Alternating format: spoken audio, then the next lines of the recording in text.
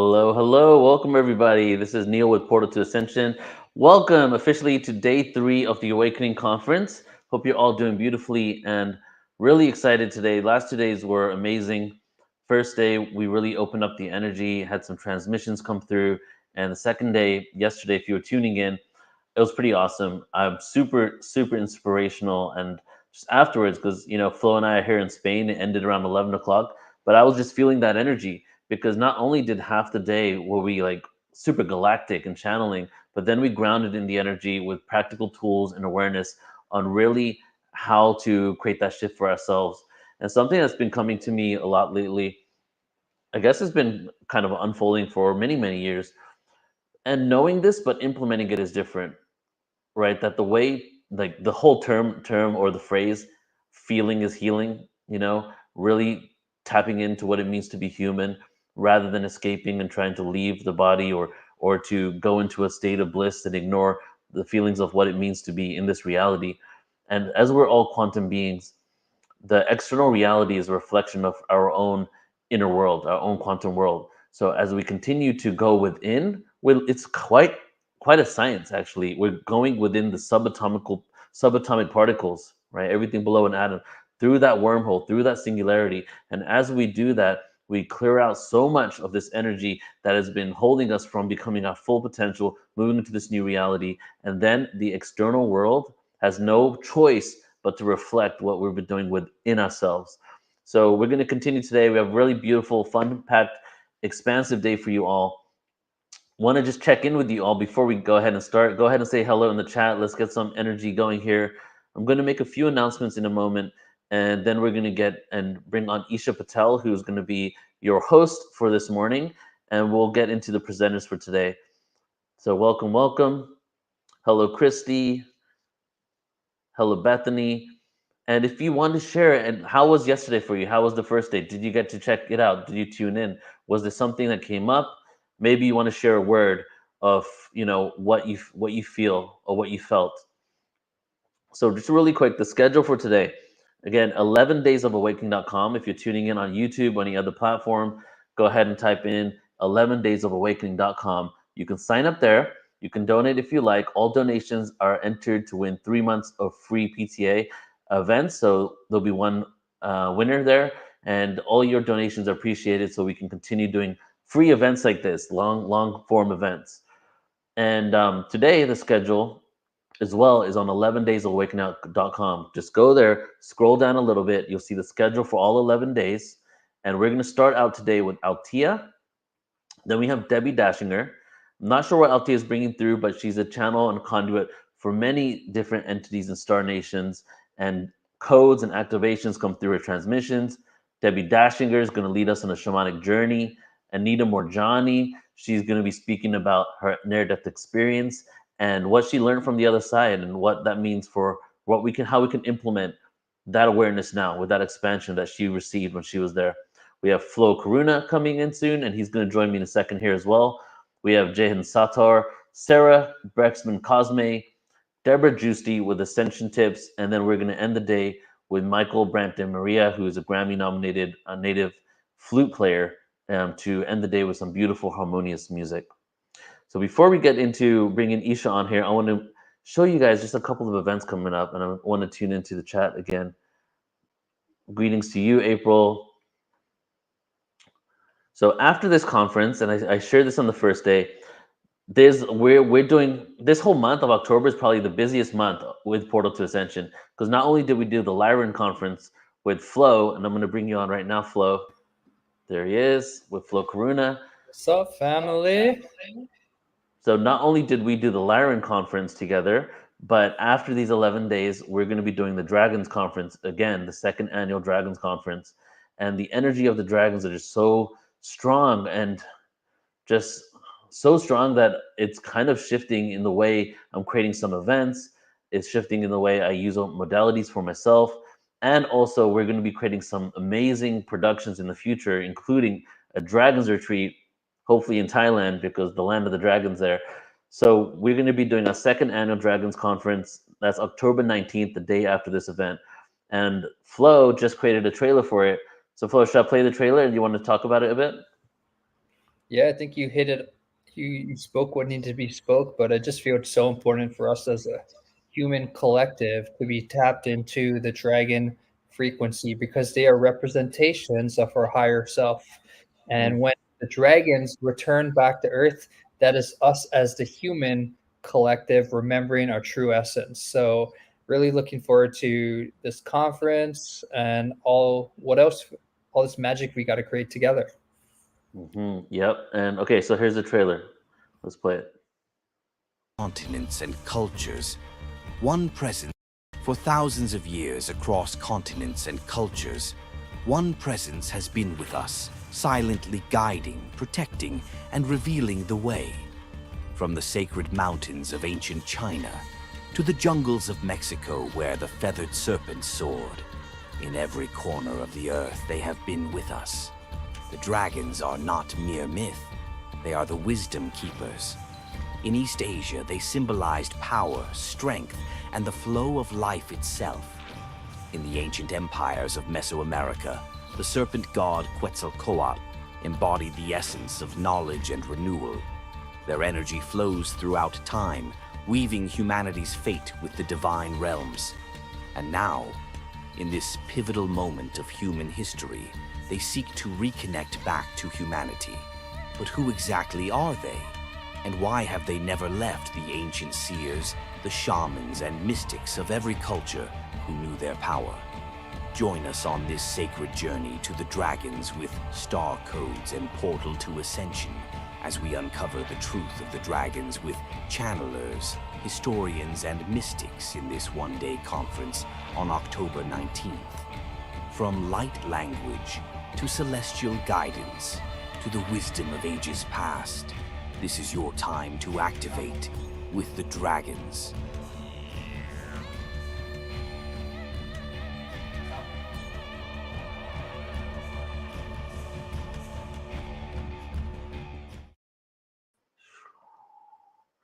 Yes. Such a beautiful trailer, brother. And I feel the energy for sure.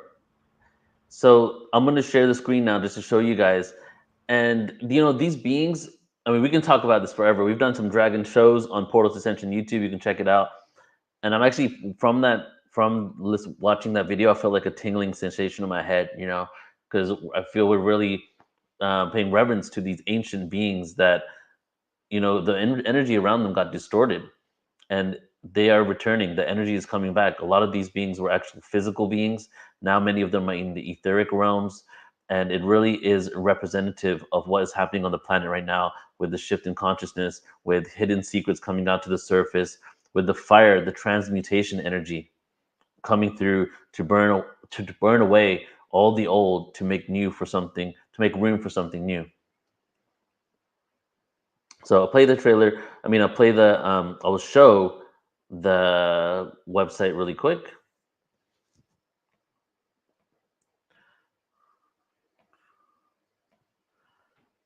Flo, you want to jump in here and talk about some of the speakers?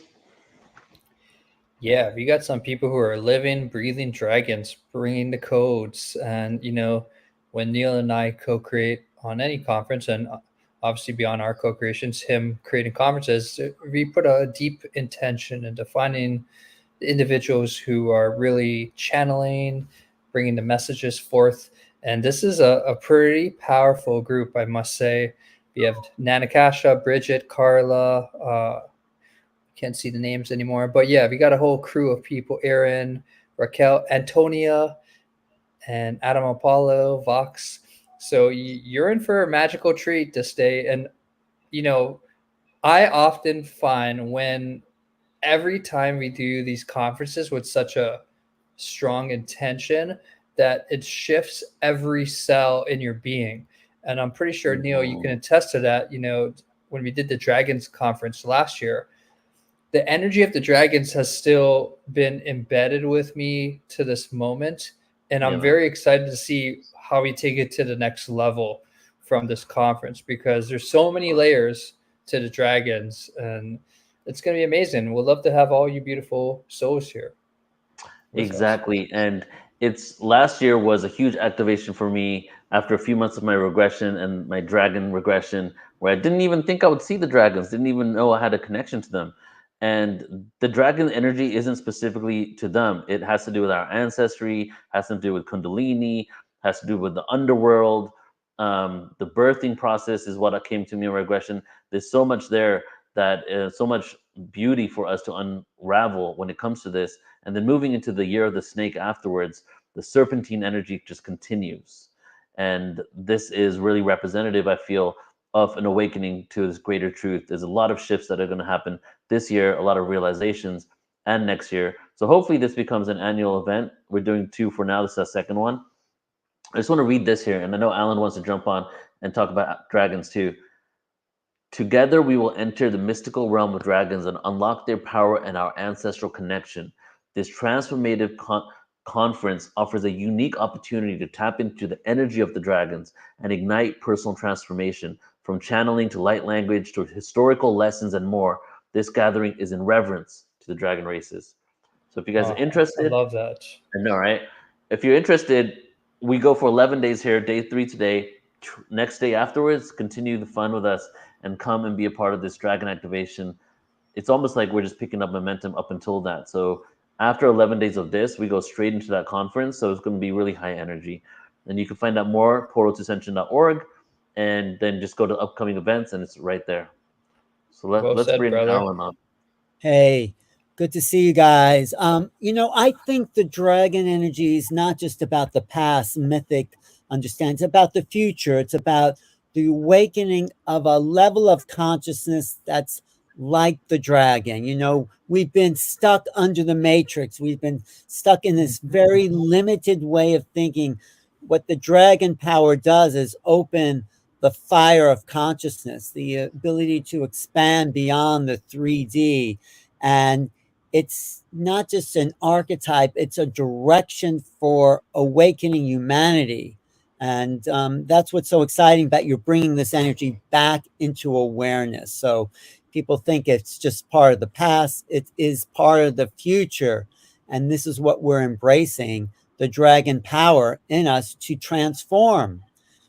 So that's why Yes. I'm happy. Yeah.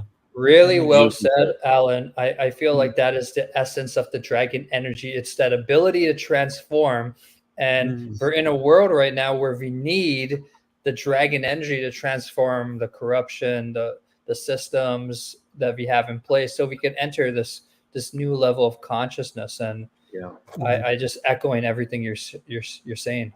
Well, I think the new level is all the channeling that's happening. For me, it's really the connection to the infinite, to a dimensional reality that we've had inside our own brains, but we've shut down the right brain awareness. So we got lost in this logical, rational 3D world, what Ken Wilber calls flatland. We got lost in the flatland. We didn't see the magic that's all around us. But now we are.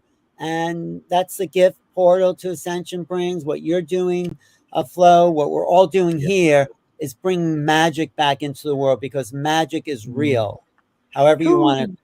I Yeah. love that. And so this month, as you both know, is a busy month because we had the Lyran conference, we have this 11 days, we had the Dragons conference, and then after that, we have the Crystal Skulls conference. So I want to take Yes. just 2 minutes here. I want to give it to you, Alan, if you wanted to share about that, and I'll go ahead and show the Well, website. I was always freaked out about crystal skulls. Why are these people wearing skulls around? What does that mean? Until I met one. And then I put my forehead up to this crystal skull. I think it was the Mitchell Hedges, and it was a huge download. I mean, they're in the shape of skulls because skull is the holder of consciousness. And when you connect with one of these skulls, there is a transmission. So I think it comes through online as well, when we're going to have all these skulls there, probably the most famous in the world, Mitchell Hedges.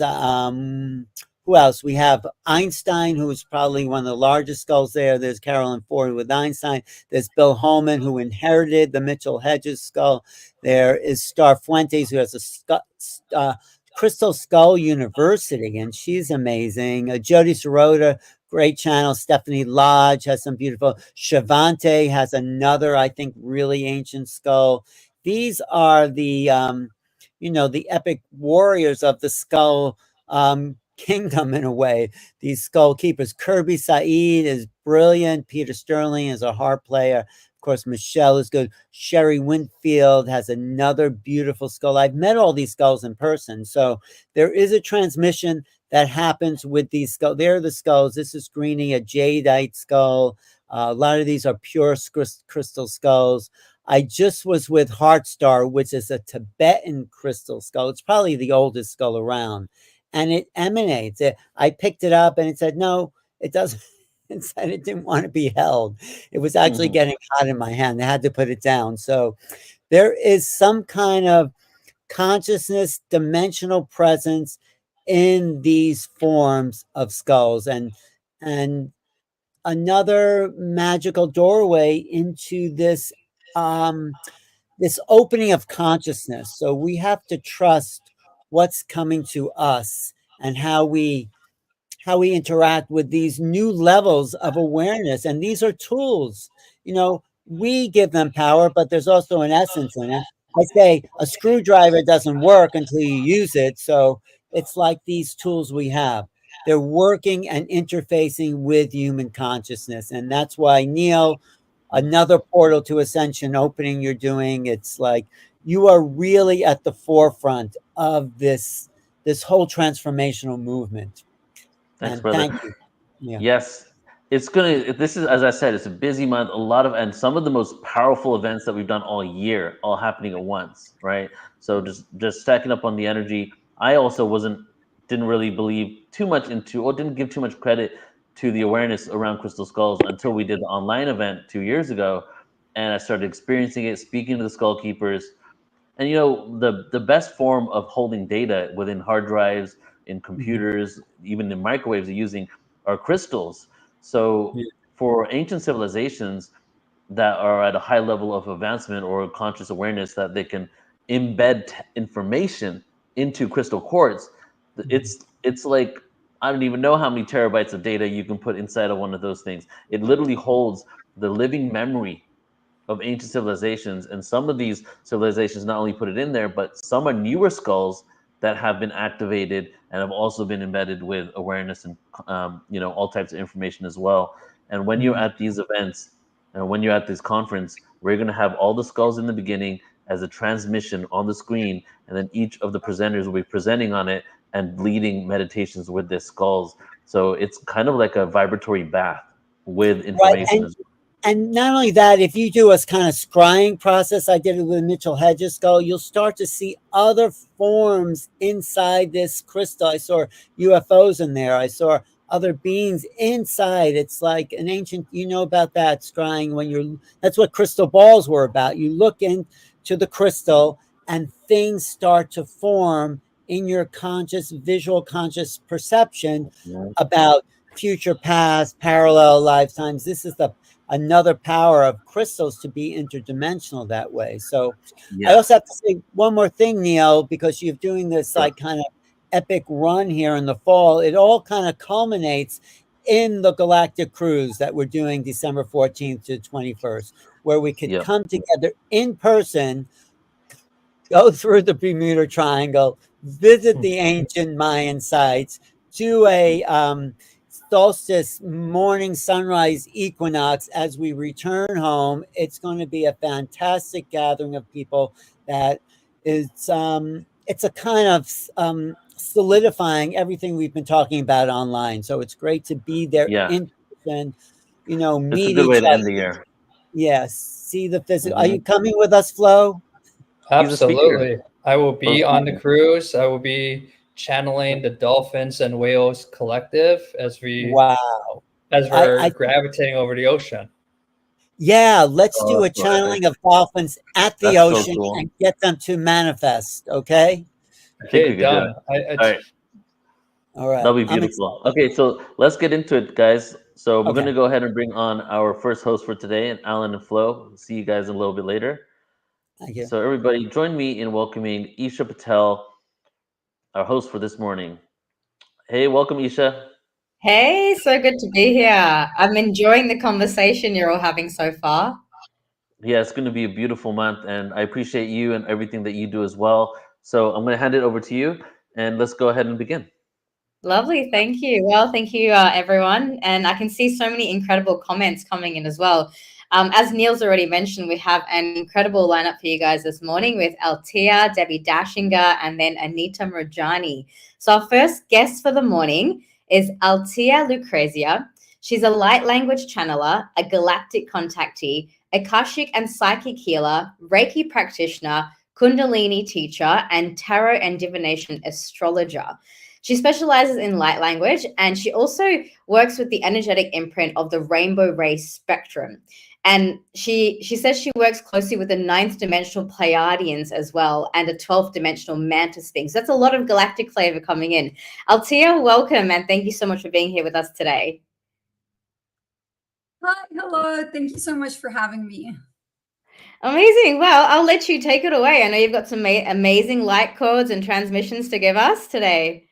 Thank you. I just want to ask something. I usually like to give a little bit of time for Q&A at the end, but I can't see the chat or the people commenting. Is there any way that I'm going to be able to see that so that I can answer questions, perhaps? I can probably. Well, let me jump in. Althea, maybe you just need to change your and click on the link, the button that says comments. You should be able to see everybody's chat. Oh yes, sorry. Yeah, sorry. Right. Yeah, it was just on the side, so I couldn't see it. Thank you, Neil. Yeah, we could easily do Q&As. All right, I'll let you take it away, Althea. Yeah, perfect. Thank you. Okay. So, hi guys, welcome. What a beautiful conversation to follow through from after, Neil and Alan and Flo. I was actually part of the Lion Conference. I also spoke up there on the 5th. It was about a week ago, just under a week ago, and it was really, really powerful. And what an incredible lineup coming up for the dragons and all these beautiful events. It almost feels like our systems need to expand exponentially to keep on holding all these activations that have been coming through. And I just briefly want to, I wasn't going to talk about this, but since they mentioned it, I just want to share this information that came through quite strongly during the Lion Conference about this beautiful connection between the lions and the dragons, and how this ancient embodied wisdom that we need to integrate and learn to apply to our future is coming through even more within every single year, within every single day, really. So my personal experience with dragons is I actually see them. I see them in the 3D and I see them in the astral space as well. And I will explain a little bit today also about your third dimensional density vision, your psychic vision, your astral vision, and your vision through the quantum realm, because that's something that came through, because there's a lot of third eye activations that are coming through on a collective level for everyone. So they just said to me, give a little bit of an explanation on what's going on with that. So this is what I'm going to do today. I'm going to give a little bit of an energetic upgrade. I'm going to speak a little bit about the frequencies and energies that have been coming through and that will come through. And then I will be doing a light language transmission, and I'm always happy to take any questions from you guys. I love interacting with the audience. I love taking questions. So thank you everyone for being here. Yeah, so with regards to the dragons, I see them as quite interesting. I'll see them within their own dimensional density overlapped into the 3D. So what does this mean? This means I'll see like a solid outline, but then I'll have to focus and consciously activate my vision to be able to see through the matrix construct, and then I will see the actual dragon being itself. And let me tell you guys, they are so beautiful. They come in all different shapes and sizes. Some have wings, some, like I work with one who's like, the best way I can describe it is a mixture between like a phoenix and a dragon with fire. I'm a fire sign. I work a lot with fire. So that's one of like my main ones. And I say he because it has a more of a masculine imprinting energy. He actually comes through my third eye. So when I have to do some work on someone's system, and this very beautiful dragon comes through, he will actually anchor within this reality construct and come through my third eye. So he just he kind of comes out and like flies out, sort of thing.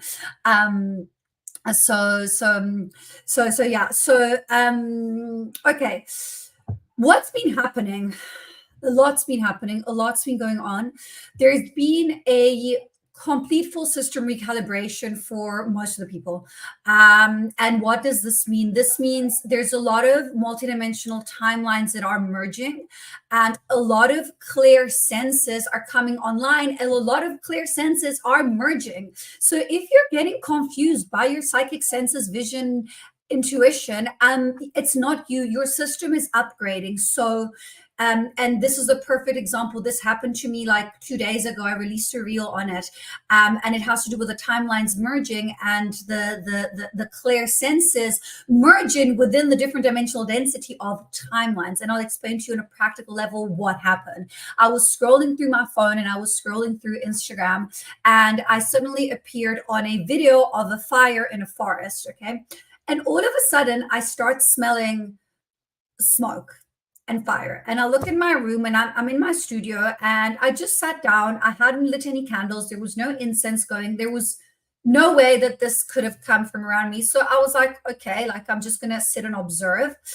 Then I scroll down to the next story, and the next story is someone making a mold plaster of someone's teeth, like at the dentist. And if any of you have ever had braces or had this process done at the dentist, there's a very distinct like smell and taste and consistency that mold they put on your mouth has. Okay. I started tasting that in my mouth. So this was probably either like tuning cyclean or reactivating perhaps a memory that I had as well, because I'd had braces put on when I was younger. And so I had that kind of like happen to me. And so I was like, okay, like there's no logical reason for me to be feeling that. And then I scroll back up and I go back to the fire, and again I start smelling the fire, and this dissipates and goes away. So then when I tuned in, I was just explained that because of the timelines merging and the vibrational frequency of the planet rising on a collective level, more of this is going to happen. And not just to me, like to everyone. And it's so funny because I then released a reel saying it, like my reels are done literally on the day, like the information that comes through like needs to go out, so I'll just release it when it happens. I had, I don't know, like over 100 comments of people saying that they've been experiencing something very similar in the past week or so, or at other points in their life. So that was very interesting. And then I also asked, okay, like I wanted to go a little bit deeper into this concept. I'm like, why is this happening right now? So what's happening is a lot of people's systems are being fully recalibrated. What does this mean? It means that for some of you, your whole chakra system is actually going to be replaced with a higher version, a higher vibrational frequency version that is more aligned to where your energy field and physical body is right now. So you might be feeling really disoriented for like a short amount of time, or you might be going through very intense ascension symptoms. Like I'm seeing a whole bunch of clients that are going through like all of a sudden they have anxiety, or they're having like weird allergic reactions, or they're ending up, going to the hospital because they feel like something's happening, but then they do all their tests and they're actually like, no, like you're fine, So these things are not being able to be explained from like a more westernized medical perspective. However, from an energetic perspective, if you can see, this is what's going on. And a lot of people's systems have been more slanted to the right. And this is what Alan mentioned and was saying before, that there's been a lot of processing with the logical mind, a lot of people being like, not fully being able to step into the surrender, into the releasing attachment to expectation, people, situation, into the full trust, into healing the core wound of abandonment from source consciousness, because it all comes back to the root chakra. So the systems have been more slanted to the right, and I'm talking about the chakra system and the column of energy field within a lot of beings right now. So with this raise of collective vibrational baseline frequency, the system is being clocked and anchored back into how it's supposed to be. Now, this isn't necessarily the case for everyone, but I'm seeing it in a lot of people. So this is a very big energetic shift that's been happening right now. I have not seen something like this and to this level ever in my career. Like it really feels like it's such a huge pivotal point for the ascension and awakening of humanity, because there's so much is going on, on a physical level, on an energetic level. So this is one of the things that I've noticed. So really, really interesting. In my own experience, generally what happens with these things is me and other energy workers who are holding a collective responsibility and are in this line of work and are, expanding and sharing the knowledge and speaking publicly, we will go through these things before the collective in order to be able to be grounded, embodied, and present, so we can hold space when the collective and the majority of people is going through this. And this isn't necessarily like, yes, it can be the people here, but also the people that are not consciously aware that they are going through this. They're going through it anyway, even if they're not necessarily aware of it. Like, it's still happening within the system. It's like, you don't have to believe something for it to be, kind of like, I don't like using the word truth, because truth can be kind of like subjective, but, for it to be in a timeline that is anchored in from a lot of people, that is what truth is. It's these timelines where a lot of people are anchored in, so it makes it in a sense more real, because more of us, with our manifestation and co-creation and our energy fields and our infinite light system and perfect machinery upgrade that we have, we are working into creating this reality. So that timeline becomes a timeline that is more real and is more, in truth. So with me, what happened to me, actually, this was in 2020. I had my whole, actually 2019, my whole system was removed, and I had a different system put in that was necessary for me to navigate my pregnancy in a way to be able to carry through the soul that had to come through me.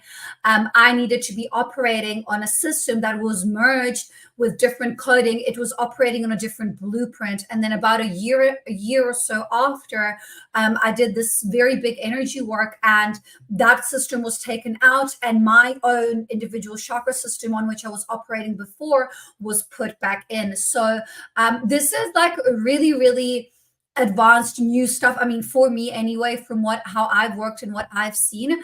It's also understanding that it isn't like this for everyone, but understanding that the channel and the energy field is also multidimensional within itself. So something else that happened to me that I went through last year that quite a few people will be going through as well is, and I spoke about this at the Conscious Life Expo last year. By the way, I will be there this year as well. So if you are in New York or LA in January and February, I will be that side and taking one-on-ones. So contact me if you would like one-on-one activation, because I know that most of you are there.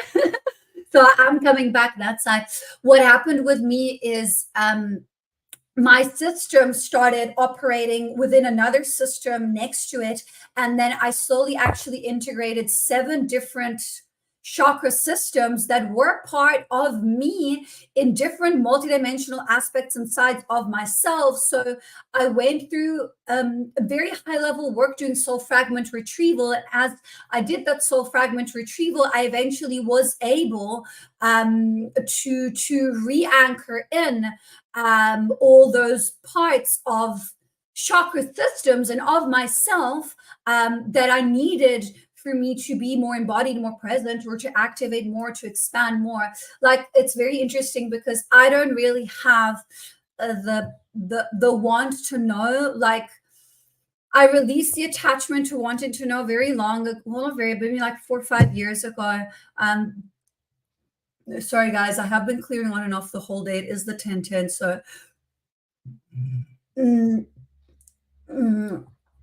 okay.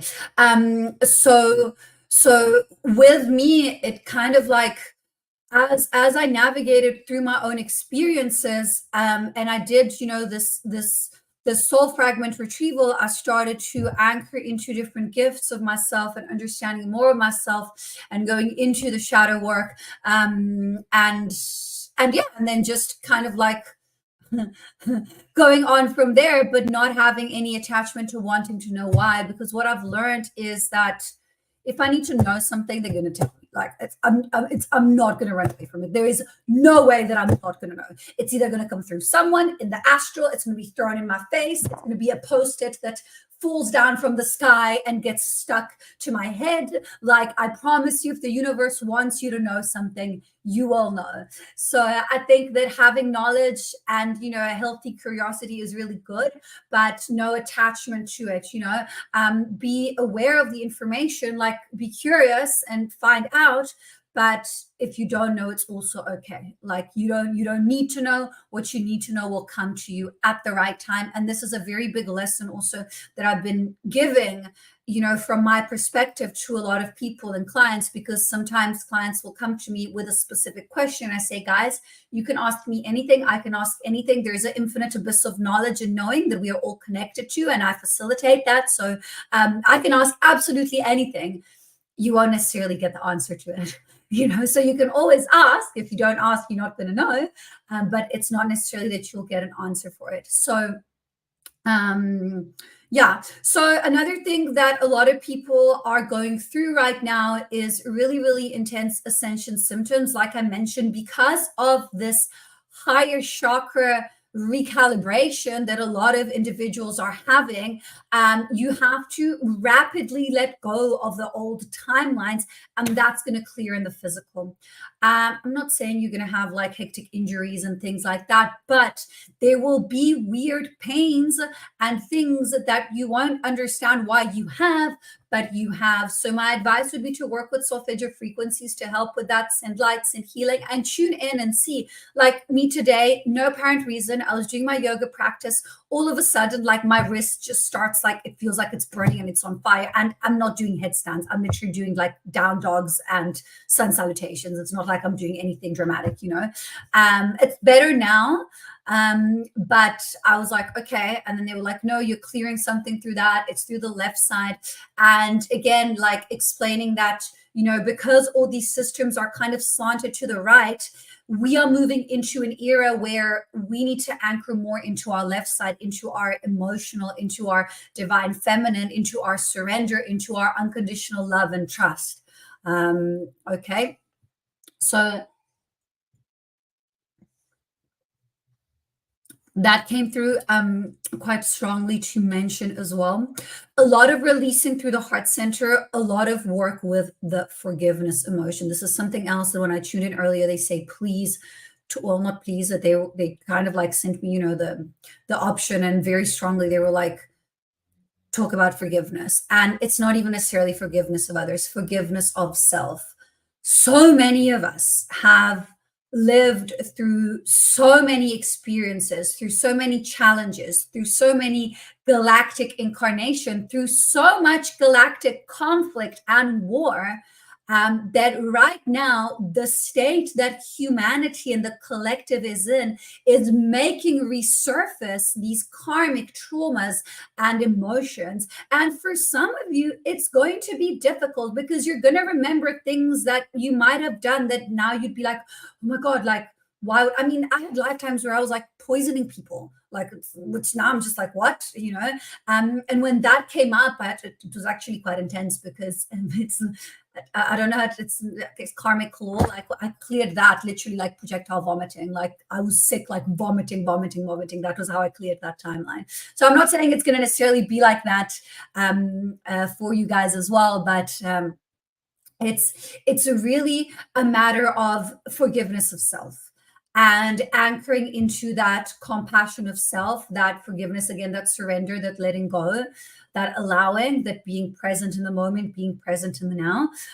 So now on a practical level, you know, how do you clear your timelines? How do you facilitate this process? How do you make it easier on your system, on your energy field, on your experience, on your family, on your partners, on your sons, your daughters, your parents, on your life in general? Because, you know, this is what we are here for, you know, me and all these beautiful people that are here talking. We want to give you information, but I give so much importance to the practical. Like we're living here, we're in the 3D, we're in the now. Yes, it's beautiful. The dragons, the lion, the Pleiadians, the Arcturians, the Andromedans, the mantis beings, the blue avians, you know, the societies, all of them, they're all beautiful and amazing. But we are here now. We chose to be here now. We chose to master the experience of the here, of the now, of the moment. So what tools can I give you to help you within this process, within this experience? So how do you clear your timelines? How do you do this work? First thing you can ask before going to sleep in the astral space. When you dream, you have no limitation of time. All the timelines are happening at the same time. So you can clear timelines instantly, okay? And sometimes it happens that you get sent the scenery from when you were in high school, or from, I don't know, something your mother said to you when you were 7 years old, or whatever, by you reliving that, you're observing it and you're clearing it within the astral space, okay? So that's a very powerful way. You can set the intention before going to sleep.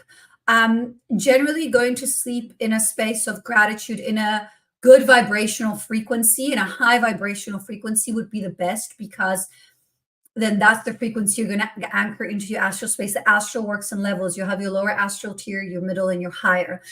What's going on in the lower can't reach what's in the middle, which can't reach what's in the higher. So if you get in the astral space and you get psychically attacked, the best way to get out of it is just think of love, or send compassion, or send healing to whatever is happening within the situation. And you're going to raise your vibrational frequency to a higher plane within the astral dimensional density. And whatever is here can't come there, because the frequency is static down here of whatever experience that is.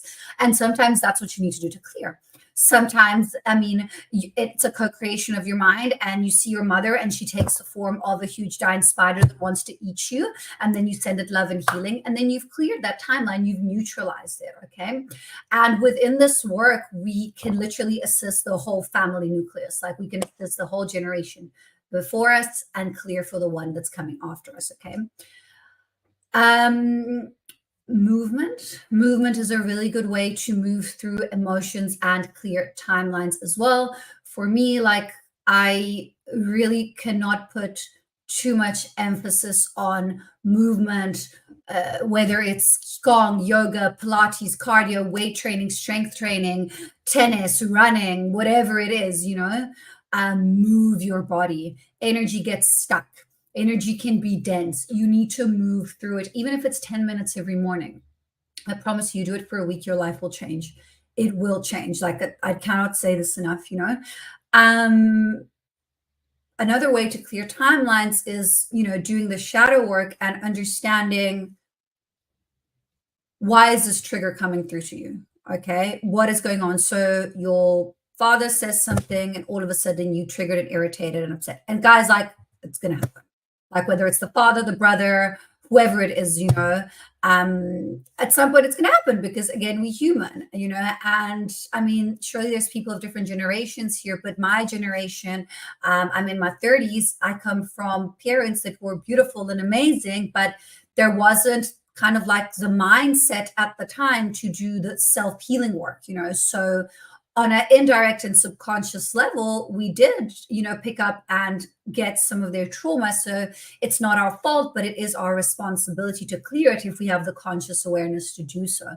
So seeing the trigger and then stopping and being like, okay, why is this triggering me? What is it bringing up? And I promise you guys, if you tune in and you quiet and you're focused and present enough, you will actually see the timeline, whether it's in this lifetime or in a previous lifetime with a family member.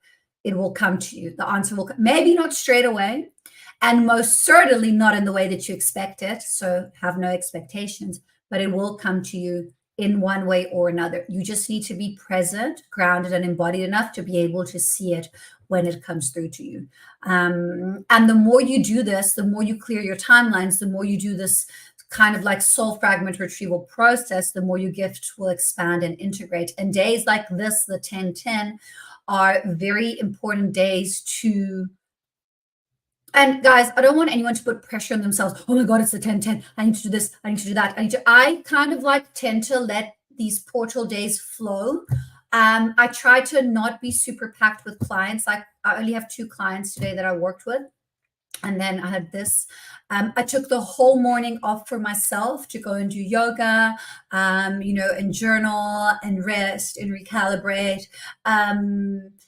Because for me, like that is real kind of like wealth and abundance, being able to have the time to do that. And when it's like this 10-10, 11-11, 12-12 or whatnot, even if I try to fill my day up, my guides will actually like open it. They'll be like, no, you need, and I try to stay in this space of contentment and happiness and unconditional love without spiritually bypassing anything. If things come up, I will observe and release them.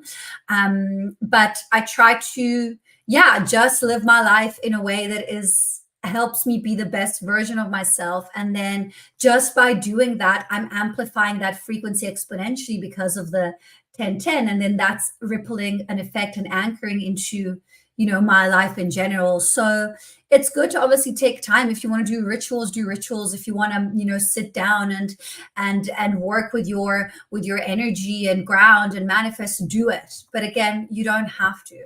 It's sometimes a lot simpler than what we think. It's really just about being and being present. Okay, I want to quickly touch on, I've got a little bit of time left. I will do a transmission. I want to quickly touch on the memory construct upgrade. That's also what's been happening. This has been going on for about 2 years now, but it's really like happening a lot now. So what's happening is a lot of people's memories are actually upgrading within their 5D memory. What does this mean? This means that this is kind of like how I see it and understand it. You're not holding your thoughts and your memory within your head anymore. It's almost held within like a energetic cloud, kind of like around you sort of thing. And what does this mean? This means that you might feel like you can't remember what you had yesterday for dinner, or like you're like forgetting things, or like you're getting confused, and it's just your recalibration. Because as your energetic system upgrades and you start downloading more and more information, you start getting these downloads of like galactic lifetimes and previous lifetimes and Lemuria and Atlantis and the Lyran Wars, and all these beautiful things. You're going to need, it's almost like you're going to need more space to hold the data, if it makes sense. So the memory upgrades within a 5D construct. And what happens is the DNA activates and things start to click, and you start to have the cognitive understanding of what it is that you're downloading, but you're not holding it within your physical. It's not being held within your like physical memory brain. It's being held within a fifth dimensional density memory brain, which is beyond time and space. Okay, so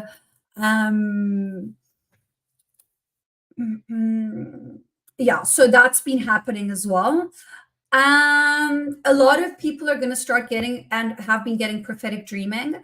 Again, guys, prophetic dreaming isn't down to the T. So it's not like, oh, you dream of a red car, someone's going to gift you a red car tomorrow. No, it's more like, so for me, I've had prophetic dreaming since I was a young child. I will actually pick up the frequency of death. So I will dream most of the time of something or someone that I know passing away. And that's just how my cognitive understanding processes it within the co-creation of my dream reality. But it's almost never the person that I see, it's someone else. So I'll give you an example. Like a few months ago, I dreamt of my grandfather passing away, who, bless him, is still alive at 97.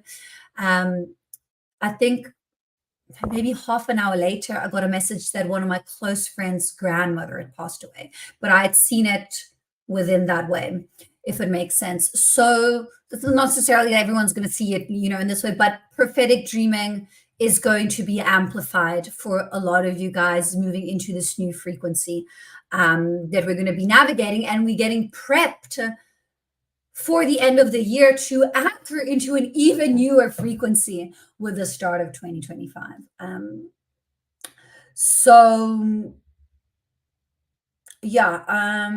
There's a lot of like ley lines and things that are being activated. There's one or two. Okay, I'm going to mention this because this is worth mentioning. There's a massive purge of the divine feminine energy of lack of self-worth, self-love, and self-trust. So there's going to be a re-embodiment of the worthiness of the divine feminine. This was also a big theme that I saw that's clearing and coming in. So you're going to move through these emotions of not feeling good enough, not feeling valued, not feeling seen, and a situation might trigger you.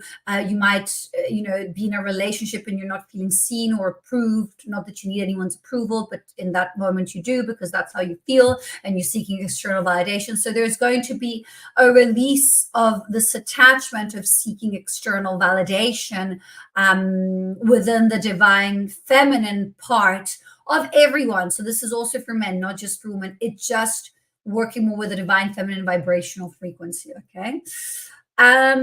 So I briefly, before I go into a light language transmission and clearing, and I'm very happy to take questions if you guys have, I want to quickly mention what I have coming up on my own platform. I've got an event coming up on the 11/11 where we will be working with dragon energy. You can find the link on my website. I don't know if someone can maybe message it in the comments, or I'll just write it just now there as well. So I've got that coming up. My Costa Rica retreat, but yeah, that's sold out, but I'll probably do one next year again.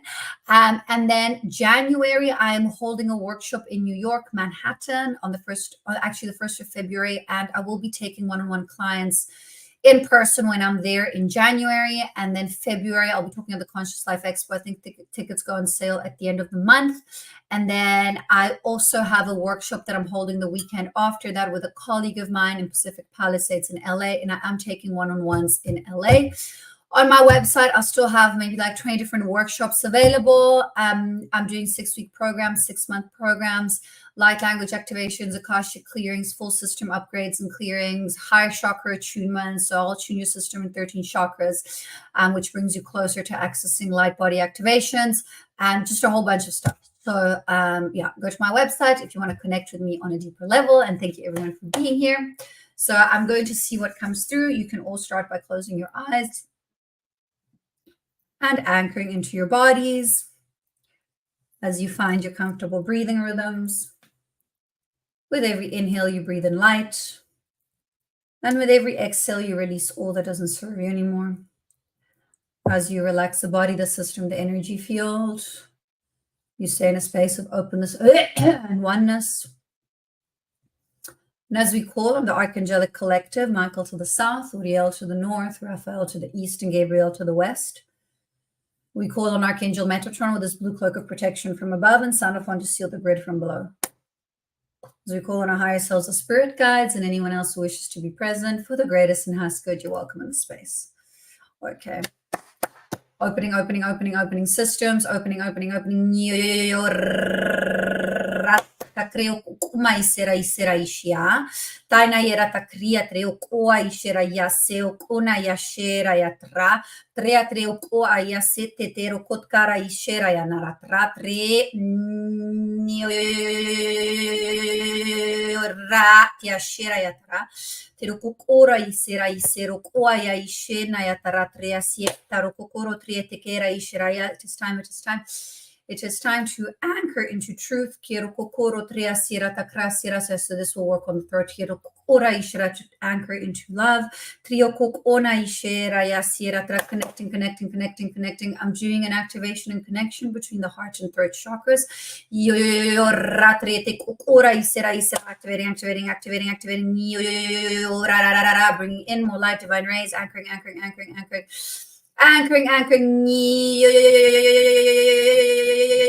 Expanding. Trusting yourselves.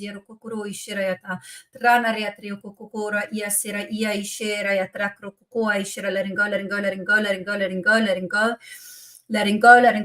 Old programs, paradigms, structures, clean, releasing, opening, releasing, opening, releasing, opening, releasing, opening, clean, releasing, letting go, opening, expanding, activating, calling in divine rays, anchoring, rainbow rays, blue rays, green rays, violet rays, anchoring, angelic rays, yotoku, narashira,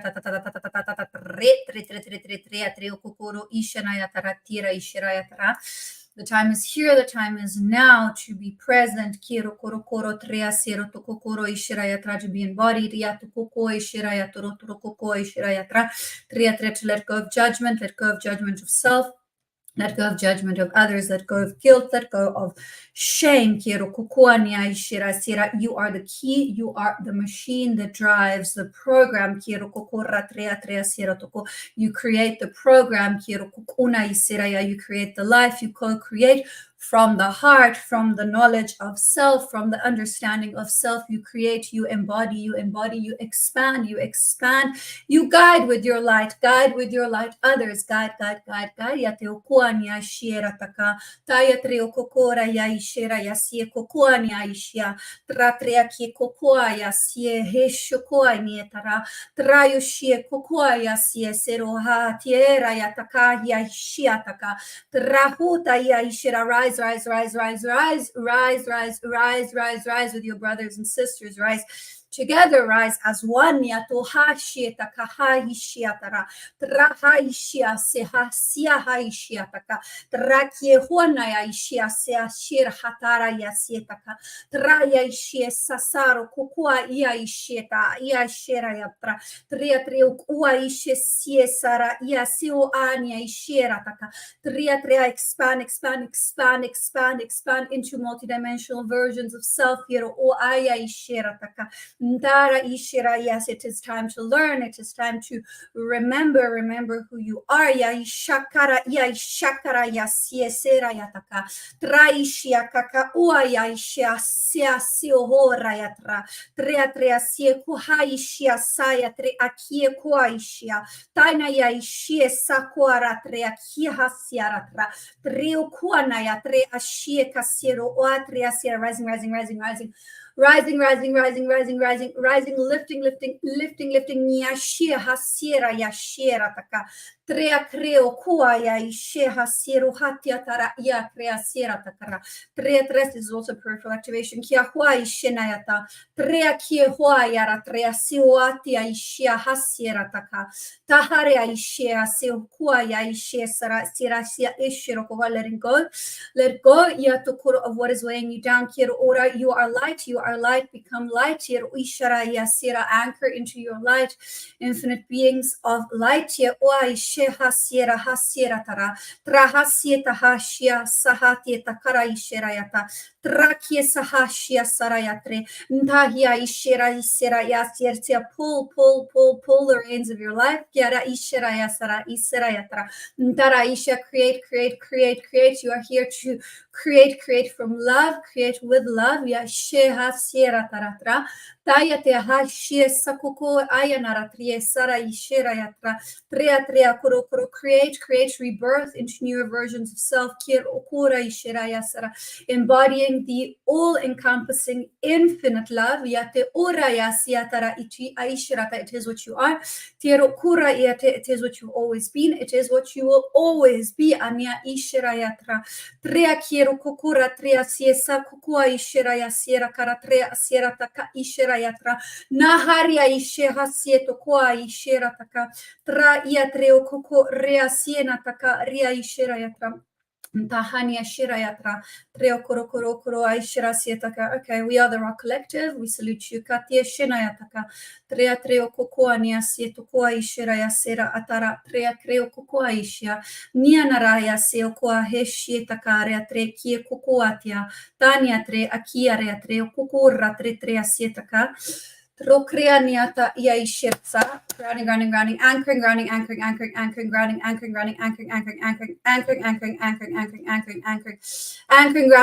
closing, sealing, closing, sealing, closing, sealing, closing, sealing, closing, closing, sealing, closing, sealing, closing, sealing, closing, sealing, closing, closing, sealing, closing, sealing, closing, closing, sealing, closing, sealing, closing, sealing, closing, anchoring.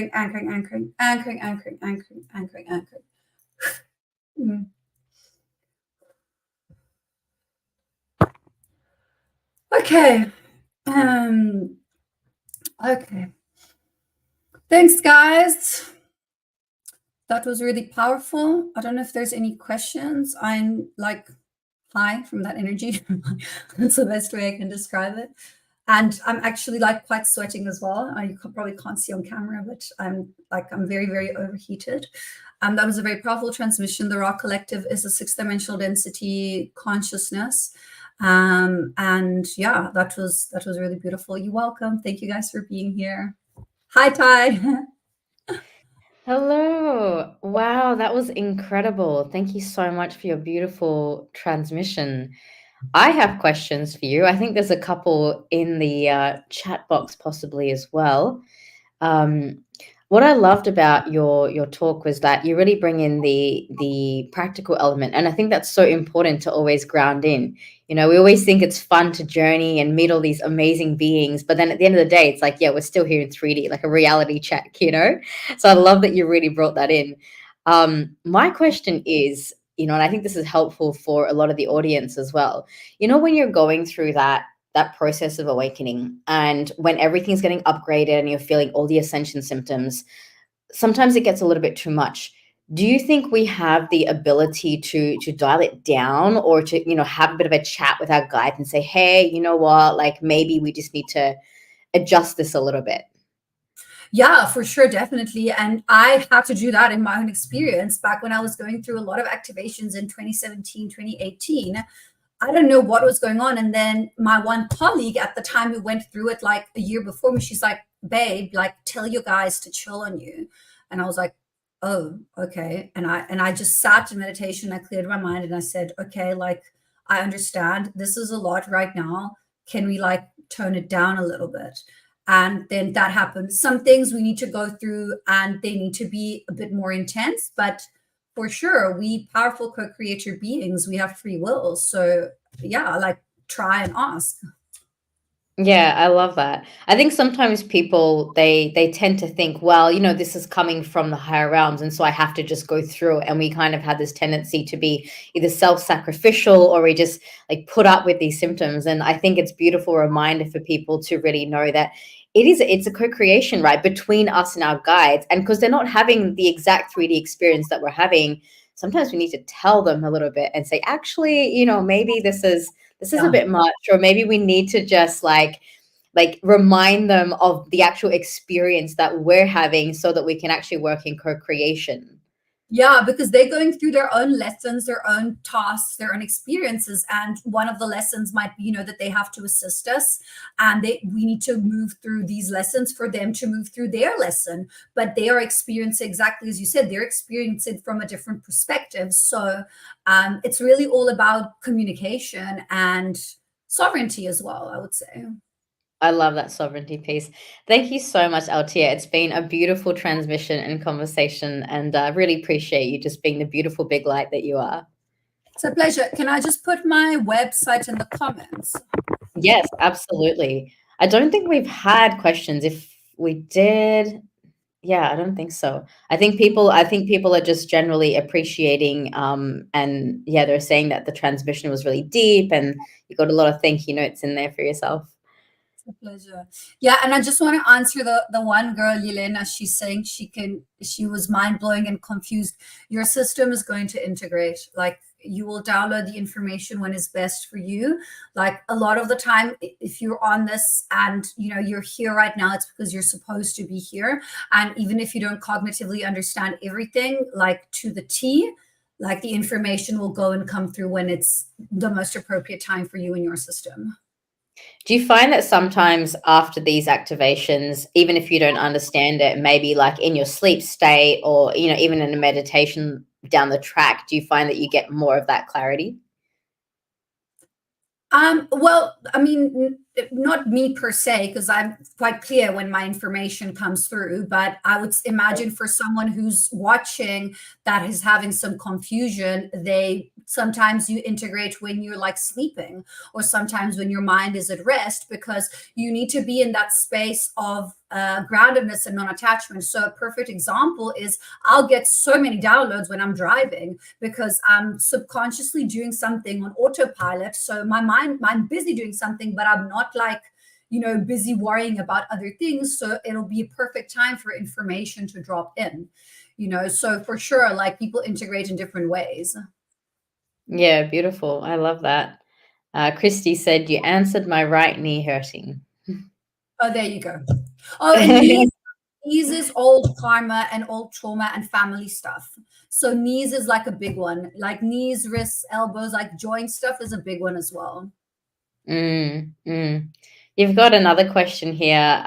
Christina's saying, I'm curious about light language. Do we all have it in us, and when did it start for you? Do you want to give a little bit of your backstory? Yeah, that's a long question to answer, but I'm going to try and keep it. So we all have a channel, and it's just called light language now because it's got different galactic energetic imprintings to it in its frequency. However, I mean, if you look like thousands of years ago, they were speaking in tongues. That would be like a more earthly based sort of channeled language. My advice to anyone who would like to anchor into light language is first work on learning how to channel. And I also have actually a masterclass on that. Once you've mastered that, then it's really quite simple to anchor into light language. We all have an energy field. We all have a chakra system. Light language is an expression of the soul. Again, like some people have done this in more lifetimes, so it'll be easier for them. Some people just channel written code and they don't necessarily speak the light language. So everyone's experience is different, but for sure, we all have a channel. We all can access, our psychic gifts, and we all can channel information. Beautiful. Thank you so much. And anyone who is curious, she's got a website there. You can learn more about her story there. So thank you, Althea. And we've got our next guest lined up, ready to go.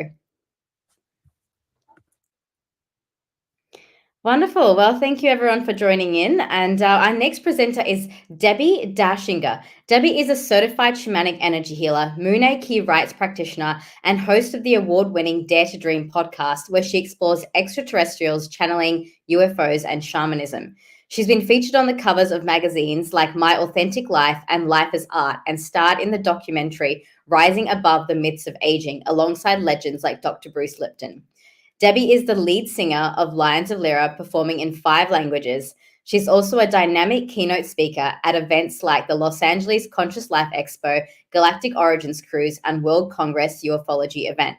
With over 2,000 media appearances, including several appearances on Gaia TV's Beyond Belief with George Newry, iHeartRadio, and Coast to Coast Radio. Debbie has written several international best-selling books, plus she's been honored with the Podcaster Icon of Influence, the Broadcasting Industry Lifetime Achievement Award, and successful achievements from Voices of Women Within. So get ready to explore the ancient connection between shamans and extraterrestrials. Plus, Debbie will lead you through a powerful group activation using shamanism. So give a warm welcome to our presenter, Debbie Dashinger. Oh, we can't hear you, Debbie. Can you just unmute yourself? Yep, I can. Thank you so much. Yeah, I'm a good student. I know to keep quiet in the background, but then I have to remember to not be quiet and let the voice sing out. So thanks for all you're doing this morning to keep it going. Hi, everybody, and I'm so excited to be here with you. And I'm ready to get going. To start with, yesterday on my show on Dare to Dream, I was interviewing a woman who channels a 350,000 collective of angels and extraterrestrials and multidimensional beings. And because I'm so passionate about my subject, it is definitely my mission and it's part of my vision for the world. So my mission is absolutely to be my piece of the puzzle, to help humanity to ascend, to create and course correct our timeline for the earth and for all of us, because I believe in my heart, as someone who's originally Elohim and has a lot of water sign in her that makes me deeply loving and home-based and loyal and connecting. But I also have a lot of fire in my chart. So I'm here to do the work. So my work really is about helping us in the path in my smaller, big way. And my vision is very much the same. So everything I do, whether it's speaking, whether it's shamanic groups or privates, whether it's my podcast, whether it's I'm emceeing something, whether it's that I'm singing and channeling while I sing, this is why I'm here. And the way I came into my mission was a grand surprise for me, was incredibly unexpected. Not the path I thought that I was on, because the things I do and I'm still doing are very much, I'm a book writing coach. I do some PR publicity work, getting people booked on podcasts, and I take books to bestsellers. So media visibility has been my wheelhouse, and I love it because I attract spiritual messengers. So I work with people like me, right? We're a tribe. But I had a very unexpected experience 5 years ago. And I will preface this by saying that in this beautiful interview with this woman who channels this 350,000 collective of beings, very benevolent beings, I was asking passionately about what I'm doing. And, is there something I'm missing? Is there something I need to add or tweak or share? Or is there information you can give me? I'm always hungry for the information, because I have found the deeper I've gotten into the extraterrestrial world, the deeper I've gotten into the shamanic world, the more there is. It's more and always more. And that's something I love about this. It's not a one and done. It's not static. I don't get to learn and then go, well, that was interesting. And then there's nothing more. No, this is ever expansive. It is like source. It is like us. There's always more in the most delicious way. And I was asking this group of beings on behalf of myself, what else? Because I love to add the what else and know the what else. And the angelic realm laughed and said, you are doing it all. You are being it all. You're saying yes with discernment to all of it. But there's one thing we want you to do, and we want you to have fun. We want you to start having fun, not take it all so seriously. And so I thought, what a beautiful message, certainly for myself, because actually I love to have fun. And I like to break out. I like to be spontaneous. And I love to laugh, love to laugh. And I have to say that I could do a lot more of it. So it's true, when you're doing as much as I'm doing and being interviewed as much, there is a sense of mission and purpose, and that's beautiful. But then there is a space and a place that I'm feeling into today of just letting it all go, just letting it fall where it needs to fall.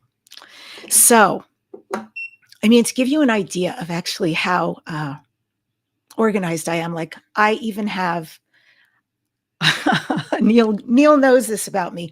I have this incredible thing that I carry around because it helps me know that I'm on time. So I do want to do a presentation, and halfway through the presentation, I am going to do a shamanic healing journey for all of you. So I would ask you, stay for this and join me on this quantum experience that I'm excited to take you through. Because what I was alluding to earlier, 5 years ago, I got a download. I was working with plant consciousness, and the divine came through, even though tons of things were happening concurrently, and healings and sacred geometry. And suddenly there's this beautiful, beautiful presence who says to me, Debbie, you're a healer, you're a shaman, you're a priestess. And I had zero context for that mantra. None, not for any of it. And so I did what I do best as an open-minded skeptic, and I argued, I debated. But she's loving and all-encompassing, and it didn't deter her. So since I was working with plants 4 nights in a row, she came back 4 nights in a row and said the same thing over and over. And each time she came, she showed me a different piece about myself. I was also instructed at the end of this to go up to the shaman. There were several shamans leading this experience, and I mean shamans. And she said, you need to ask them for a healing and for a blessing on your path because you are a shaman. And I'm like, that's so embarrassing. I've never done what they've done. So after 20 minutes of going back and forth and arguing, I was just tired and said, okay, I'll do it, thinking they might turn me down, but all the shamans said yes. And I received a beautiful one from a male shaman and a gorgeous one for my path from a female shaman. And I came back from that country and I was completely confused. A friend gave me and gifted me with some past life regressions. And in those past life regressions, I saw very distinctly many lifetimes I've had. Male, Native American, also Mayan priestess, not from this world. Blew my mind, open-minded skeptic who said, about ETs and all that. And all of a sudden, dear God, no, not only is it real, but I have been that myself. And that's just one incarnation. So thus began my path deeply and passionately and in full surrender and curiosity and love for this information into extraterrestrials and also into shamanism. I'm now very, very, very certified because I've worked with some extraordinary Peruvian Inca Q'ero people, men and women, and I've been very, very blessed with who I work with. So I'm going to start the screen share, and let's see.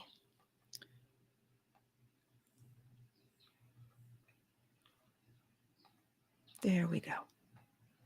And I think I'll make this full screen. Okay. So yes, I'm Debbie Dashiger. I have been doing my quick, Debbie. What's so up? You are not showing the full screen. You need to click entire screen instead of the window.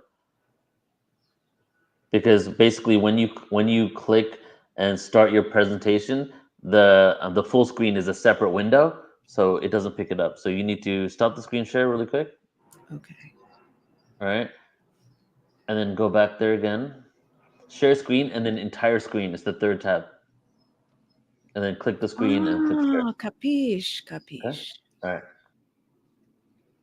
And then I have to find which one it is.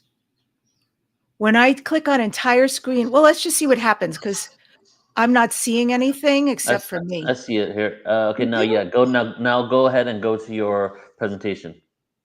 Okay. I'm a Zoom baby, people. So this is new. And you see it now? We got it. Yes, perfect. Let's do it. Okay. Thank you so much, Neil. I really appreciate that. So yes, this is going to be an encounter with extraterrestrials, alien shamans, and the race to open contact. And we are indeed right now in a space and place where contact is more real than ever before. And I want to be so clear when I say that and acknowledge, I know that many of you out there have had UFO experiences like me, extraterrestrial experiences like me, and we're all in the knowledge that this has been going on, this connection, relationship with extraterrestrials since the beginning of time. But I'm not referring to that. I'm speaking specifically about when open, undeniable, forget about disclosure, forget about governments, way past that is going to happen.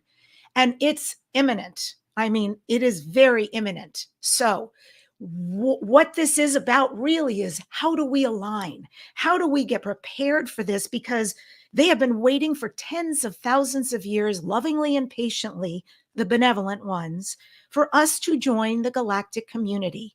It's time. At least 80 to 90 years ago, Edgar Cayce, the great American clairvoyant who lived from 1877 to 1945, made a prediction about the time we are in now. He knew that the veils were finally going to be removed and that we would be in a time where we would get to know the people of the universe in a very open way. Debbie, so if you can you click slideshow and make it full screen? Start the slideshow. There you go. Okay, perfect. Okay.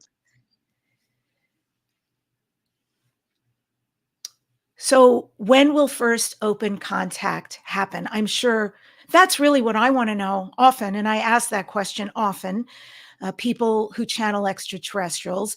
And I will tell you that I was very fortunate to be part of a project. I get these downloads and then I have to fulfill them because I'm curious. And so I was doing this project and I brought together 6 of the most extraordinary people who channel extraterrestrials and asked them all, when is it going to happen? Who is it going to happen with? What needs to happen for it to happen? And it was amazing. None of them knew the other one was doing it.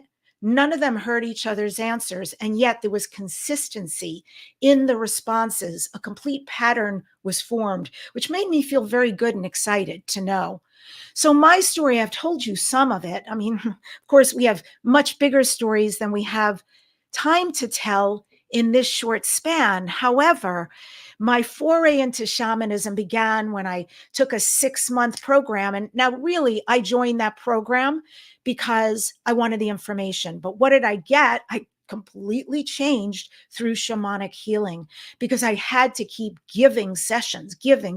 And I'm watching these people change. I had to receive from fellow students, and I'm changing massively. Trauma's being released, my entire system being rewired. Now, in the meantime, as I told you, I see myself past life, Mayan priestess, and oh, this is real. I was a leader of a people, and I'm not from this galaxy. So I'm getting very interested about UFOs and this whole world. And I feel they've been very kind and gentle to me. I've only had really good experiences, very loving experiences, and like fantastical experiences. The picture to the right where you see this big, beautiful, creamy white was a time when I was with Lisa Royal Holt out in some sacred land in Arizona. And it was one of my first experiences. We had a break and I was just trying to occupy myself. And when I like to occupy myself, I do creative things. So I was using my cell phone, no flashlight on, no light on for the pictures. And I was trying to take a picture of a tree and look up from the tree through to the stars because it was actually quite beautiful. And every time I took the picture, I thought my finger was getting in the way. And so I have many of these photos actually in different sizes because I suddenly realized that's not my finger. And so I stopped, and you'll see at the very bottom, now that's an angelic orb. But what is above it was so huge, was taking over the entire tree and the sky. So I've since read up on it, and that is said that that is often a spacecraft. Very beautiful. And then off to the other side, this was a time we were in the Joshua Tree, and we were doing CE5 work. We were there till 2 a.m. in the dark, and we had a beautiful time. We wanted so much for something to come and make contact, and it didn't. So 2 a.m., we got in the truck for the very long ride home. And while we were on the freeway, somewhere between the 60 and the 10 freeway, bam! Right in front of us was a spacecraft. I freaked out, woke up the 2 girls in the back. My partner saw it, hearing me cry out about what was happening.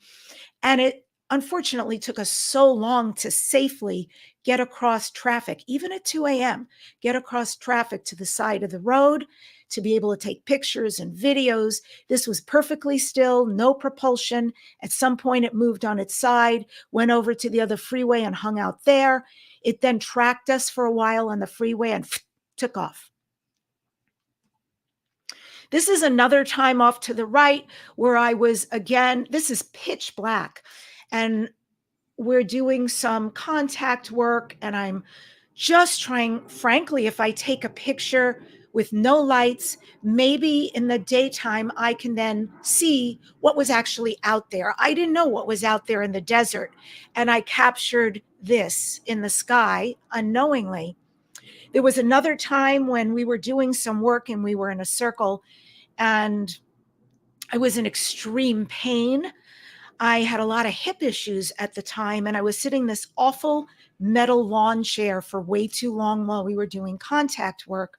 And at one point I made a prayer and I said, "Dear God, help me, please help me, because I'm in so much discomfort. I just wanted the CE5, the contact work to end so I could get up without disrupting." And all of a sudden, the woman who was channeling starts speaking to somebody that nobody can see, asking them what they're doing here and asking them questions about themselves. Then she gets quiet.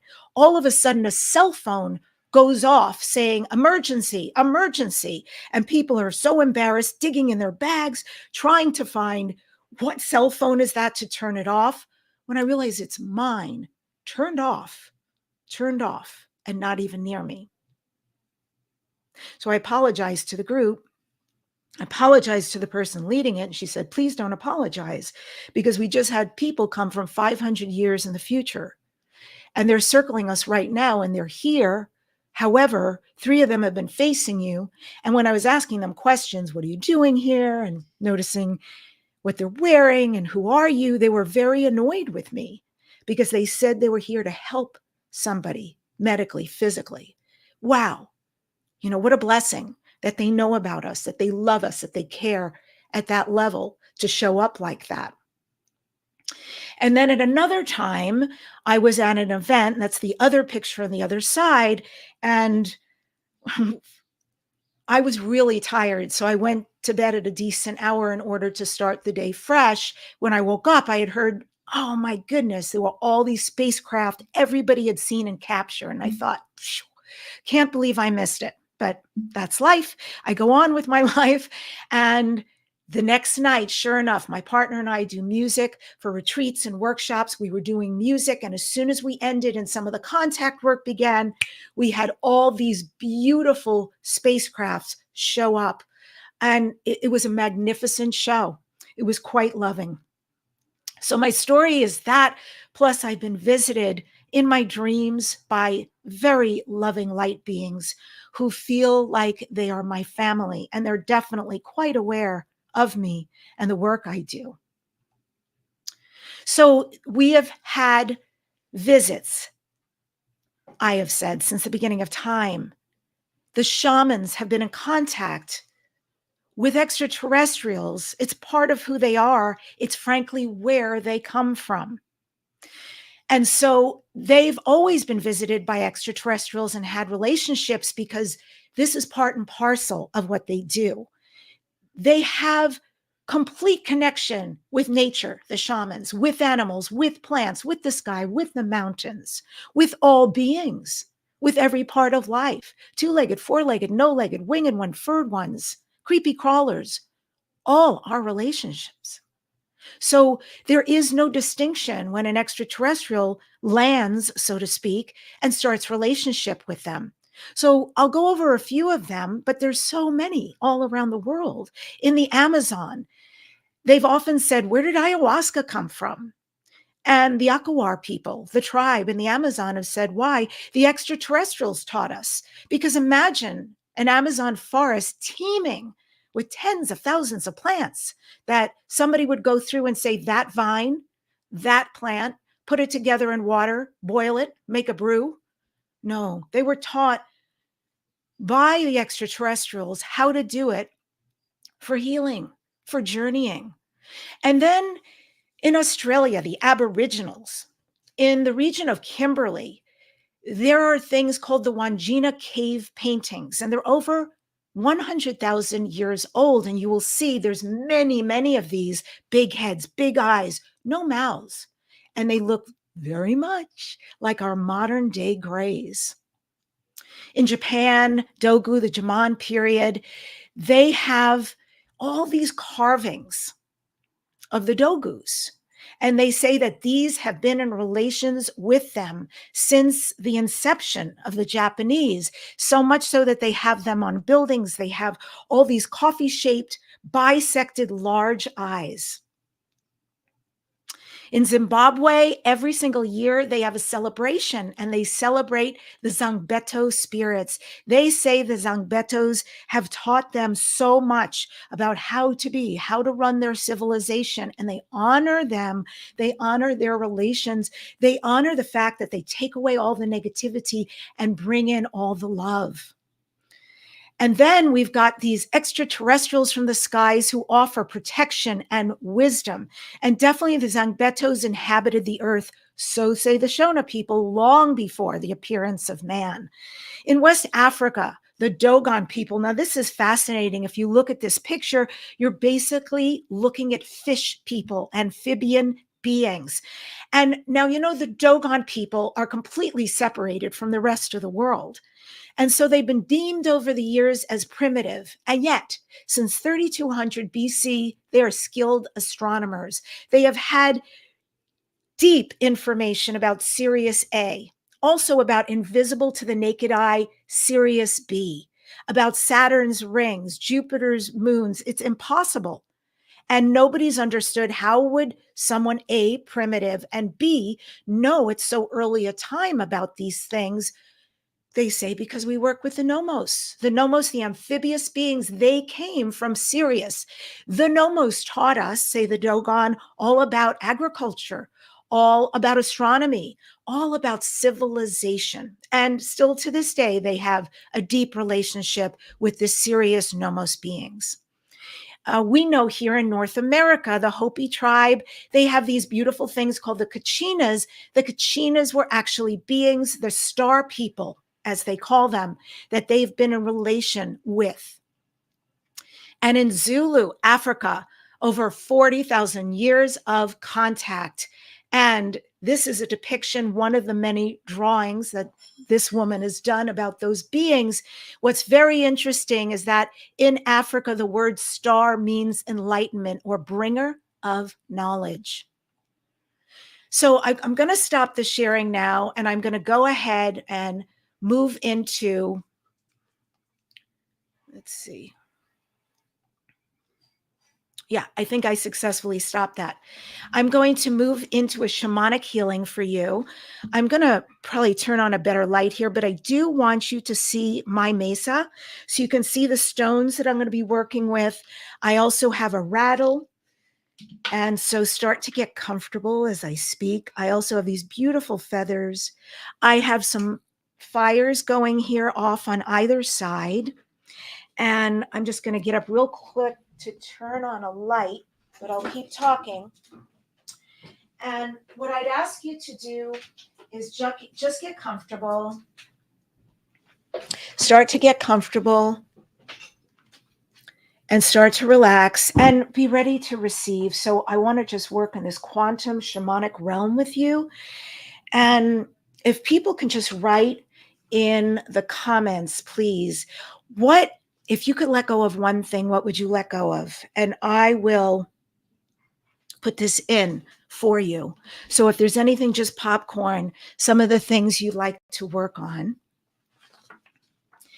And I'm going to ask you to please just start breathing. Let me stop that. Perfect. Close your eyes. Thank you, indecisiveness. Done. And take a deep breath. And I'm going to open sacred space over myself, my Viracocha. Past hurts, thank you. And then I'm going to open Viracocha over you. Thank you, coherence. Letting go of fear and disbelief, ADHD. Thank you.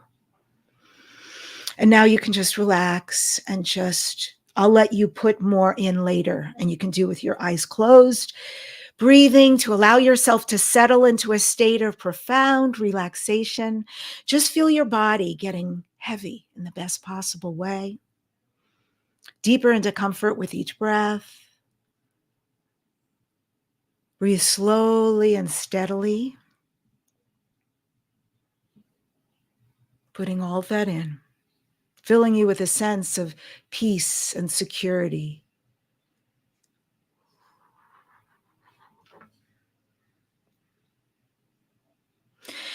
And feel the freedom in your body as you exhale, releasing anything that no longer serves you. And allow yourself to drop deeper into this moment, into the stillness, because there is nowhere to go and there is nothing to do. Deeper and deeper, more and more relaxed, knowing you're in the right place at the right time. Okay. And there is a golden light that surrounds you, gently dissolving any negative imprints or programming within your energy field. The stone we'll be working with today has just revealed itself to me that you've all on a soul level chosen. Feel old patterns fade away like mist dissipating in the morning sun. With each breath, you're going to feel yourself getting lighter, freer. And now invite in gratitude for the matrix. Yes, I said gratitude. Imagine that. Gratitude for what was. Acknowledge the matrix system that has been part of our collective experience. And as it fades, offer gratitude for the lessons that are provided. Because gratitude acts as a key, unlocking final doors that have held old energies in place. And beloveds, the time has come for humanity to awaken to a greater truth, because we're here by divine alignment. We're clearing all imprints and programming, and we're programming and releasing everything that has kept us bound to outdated paradigms. The matrix system that once held us is dissolving. Release it now, release it from your field. And as we release it, we open ourselves to the flow of the new, the powerful, the healing energies beyond anything we ever dreamed before. Your third chakra is going to get some love. I'm placing this kuya there. It's beautiful.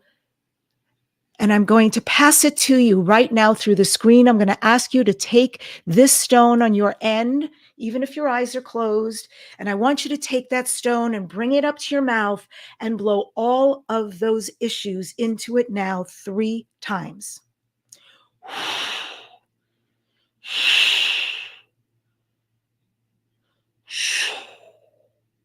And now blow anything that you're unaware of that's getting in the way, known or unknown. Blow that into the kuya as well. Thank you. And now I'm going to ask you to pass it back to me through the screen. And I'm going to take that kuya and I'm going to put it on your third chakra. Thank you, thank you, thank you. So feel the light within you. It is powerful. It is dissolving, and collectively we are going to let go of chaos and confusion in the world. This chaos has been awakening for many as the hidden truths rise to the surface to be seen, to be healed, to be integrated.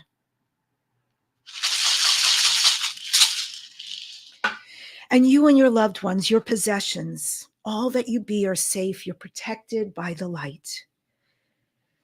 And now I want you to just breathe through the kuya. Breathe in and out, and especially out through your third chakra. And everything goes into that kuya, into the stone, released by you. Done. While I clean and clear. So the angels want to be asked. Ask for divine guidance. The shamans want to be asked. So listen, receive, and ask. What is it you want? What is it you need to do what you came here to do?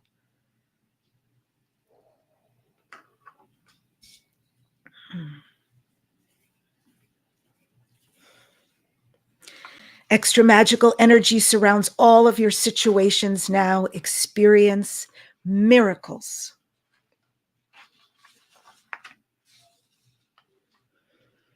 Divine magic indicates there's a spiritual gateway that is open for you, and right now and going forward, your ability to manifest is heightened. We're in the Great Awakening.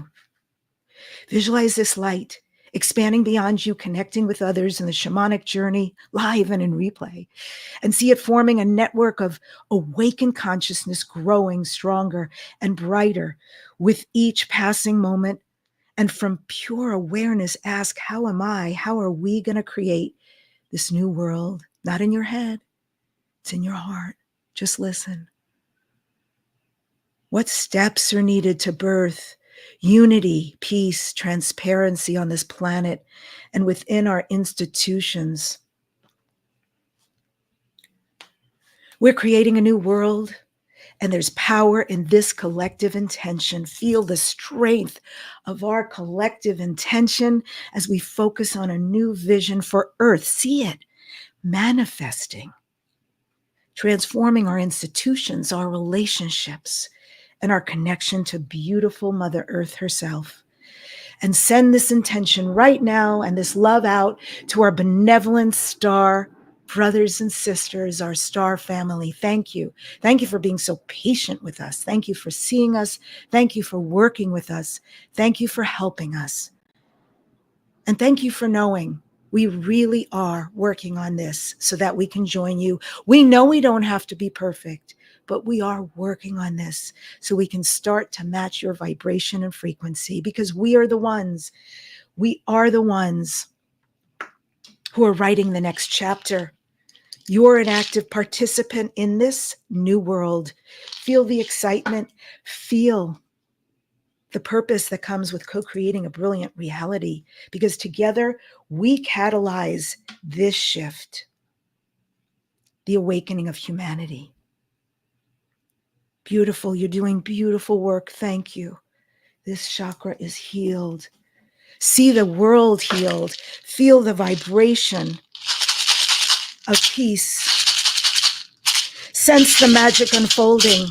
We are not separate from this creation. We are the intellects, yes, but we are the architects of this new world. And in the space, you are free.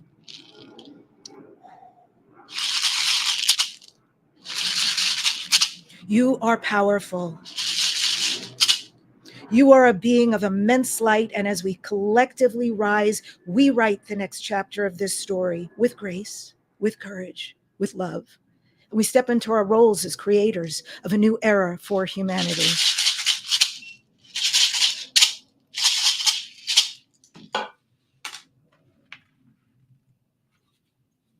And now, feeling Mother Earth below you and connecting your heartbeat with hers, you can start to come back into your body fully, new purpose, new vision, taking a deep breath, allowing these energies to fully integrate into your being as you slowly return to awareness, carrying a knowledge. You're a powerful creator. You're an integral part of the grand and great awakening we all agreed to come here to be. The time is now. You're ready. You've always been ready. It's why you're here now. So shine your light. Do your spirit work. Walk your truth. Sing your song. We love you. We see you. We care about you. And it is time for you to trust you. And so it is. Aho. And so I believe I have at least a few minutes here. And thank you for loving this. And we love you too. It was an honor and a pleasure.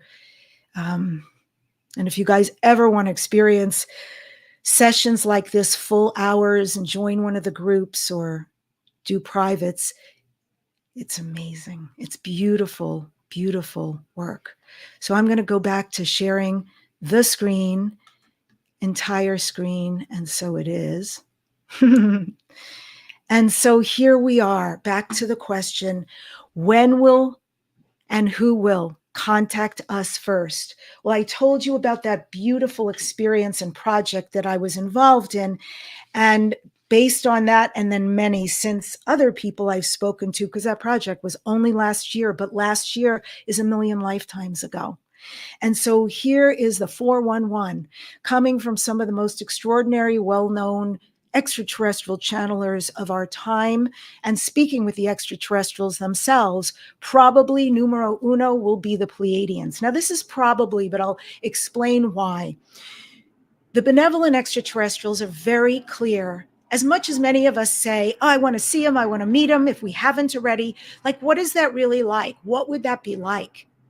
I'm sure on some level, very strange, living in this 3D body and experience. So they want to ensure that we're not freaked out and that it is a slow, beautiful process, and that we start with extraterrestrials who look the most like us.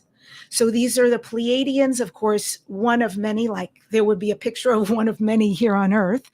They are advanced They have advanced technology and spiritual wisdom. And although they're 541 light years away and they do navigate Earth and other worlds, it's not always by spacecraft. But I think many of us know that today, that often it is through energy that they have the ability to manifest in different places. They have been in contact and helping us since the beginning of time. Who else? The Yachiel. Yeah, I have a special relationship with Yachiel, and they are so beautiful and joyful, and they love us so much because we've got their DNA, right? We are connected literally as family. The Yachiel were breeded, if you will, hybridized from half human, and they live in joy. They have such affinity for us. And I recently found out that Yachiel, I always wondered, why is it pronounced like that? Because it sounds like Hebrew, the part. And so I found out that the Yachiel is based on the Hebrew word Yachel. So it means community, essentially. You could boil that down, a structure where the community can come together to shine brightly. It means community. That's why you're here. That's why we're here. Also, quite possibly, maybe third wave will be the Sasani. You know them from Bashar Sasani, and there's other Sasani who come through. Zeta humans, they are a hybrid. And just to be clear, their name is not Esasani. That's the name of their planet. Es means place, and the full word Esasani means place of living light, but the Sasani. And then thereafter, it's going to be multiple waves and incarnations of beings who less and less look like us. It probably will be through telepathy, and it will be on good grounds. It will be for the advancement of all, and definitely to invite us lovingly into the galactic community. So, part of my passion is about, well, what do we do with all of this? Where do we go with this? What happened with my healing? Well, hopefully something very beautiful happened with your healing. And it's so important to remember the simple things. We have, as a human species, completely disconnected from everything we were in the beginning, living on the land, loving the earth, knowing all the resources she so generously gives us. And we're doing terrible things to her in return for all she still constantly gives us. We have forgotten the skies and the air and the water and the mountains and the plants and the animals as though they're separate from us. We walk by trees, and when's the last time you hugged one or told a tree your story or asked the tree its story? These things are real, and shamans live in this space, and I love them for it. And I love them for reminding us, no matter what's been done to them over time, that they're still here to love and remind us. We can live in Aini, and Aini means in Quechua, right relationship. Where are you out of right relationship with another being, a situation, yourself? Find the way to go back to live in Aini, right relationship with all things. You can live in Munai, another Quechua word for love. I'm going to play this. This is my dear friend from Amsterdam, Vita Koolhof. I'm going to play this short of her speaking about shamanism and pulling some of this together with a message for us. It goes far beyond your wildest dreams, and then they become experts at doing that. This is what it looks like on our road to follow your heightened excitement in any given moment to the best of your ability. You can have a world where you live the same way. Professions that you cannot even find words for right now will emerge effortlessly from your species if you truly, deeply, and boundarylessly allow yourselves to play in alignment with your higher self and with integrity to all else that lives and that is around you. We have a choice to make and have a recognition that we are not alone in the universe, and that's going to allow all of us to make the decisions and choices we want to make for what kind of a world we really want. Well, getting in alignment with our true selves, connecting to nature, again, looking at it as a whole system of which we are a part and cannot segregate ourselves from, no matter how much we may think we can. That's an important perspective to have. We are part of a system and we need to respect. Ooh. My bad. Sorry about that. That's an important perspective to have. We are part of a system and we need to respect that system and take care of that system, and it will take care of us. What messages does the Great Mother have for us? What don't we know? Relax, everything is perfect. So when she says, relax, all is perfect, it does not mean don't do your work. It does not mean to pollute your waters. That's not what she means. She means that if all of you go into your hearts and your souls and you do what is right and what is organic in how you live and how you grow the relationship to the earth, then you will be doing all that's necessary. So therefore, we go back to what was said before about what is stopping you from seeing the balance that Mother Earth is speaking of. And it has to do, once again, with the individual wounds that are unhealed. Because when the individual wounds are unhealed, everything you see in reality around you will be a reflection of that wound. And therefore, it would be impossible to see healing, to see good, if you can't first experience it within yourself. Amen. Yes. So if you're in any situation and you don't know what to do and it's not tenable, just ask, what would love do here? And do that. And by the way, sometimes what would love do here means I extract myself with love, right? Doesn't need to be a big situation. You can say self-care is really needed right now, and self-care looks like this. So it encompasses many things. And certainly shamanic energy healing is here right now. It's profound. There are so many practices, certainly that I do. I'm sure other shamans. There are so many practices depending on where you are that you can engage in. So I thank you. I feel like the mission is to bring people aboard to do this kind of healing, to honor the earth, start reconnecting with nature, do the shadow work so that we can clean and clear, like Lisa Royal Holt said, in order to be ready for open contact, for the best life, to do what we came here to do in the best possible way, make the most of this life and have fun. I have a gift for you. It is a starseed experience, so you can learn more about yourself galactically, your galactic ancestry and lineage. There's a QR code if you want to take a picture of it. It is at my website, debbiedashinger.com/starseed. And I'll just end with, there was a Cherokee man who was telling his grandson, there are two wolves inside of me and they're fighting. And one wolf is angry and hateful and violent. And the other wolf is loving and compassionate. And the grandson is listening to him and says, well, Grandpa, which wolf is going to win?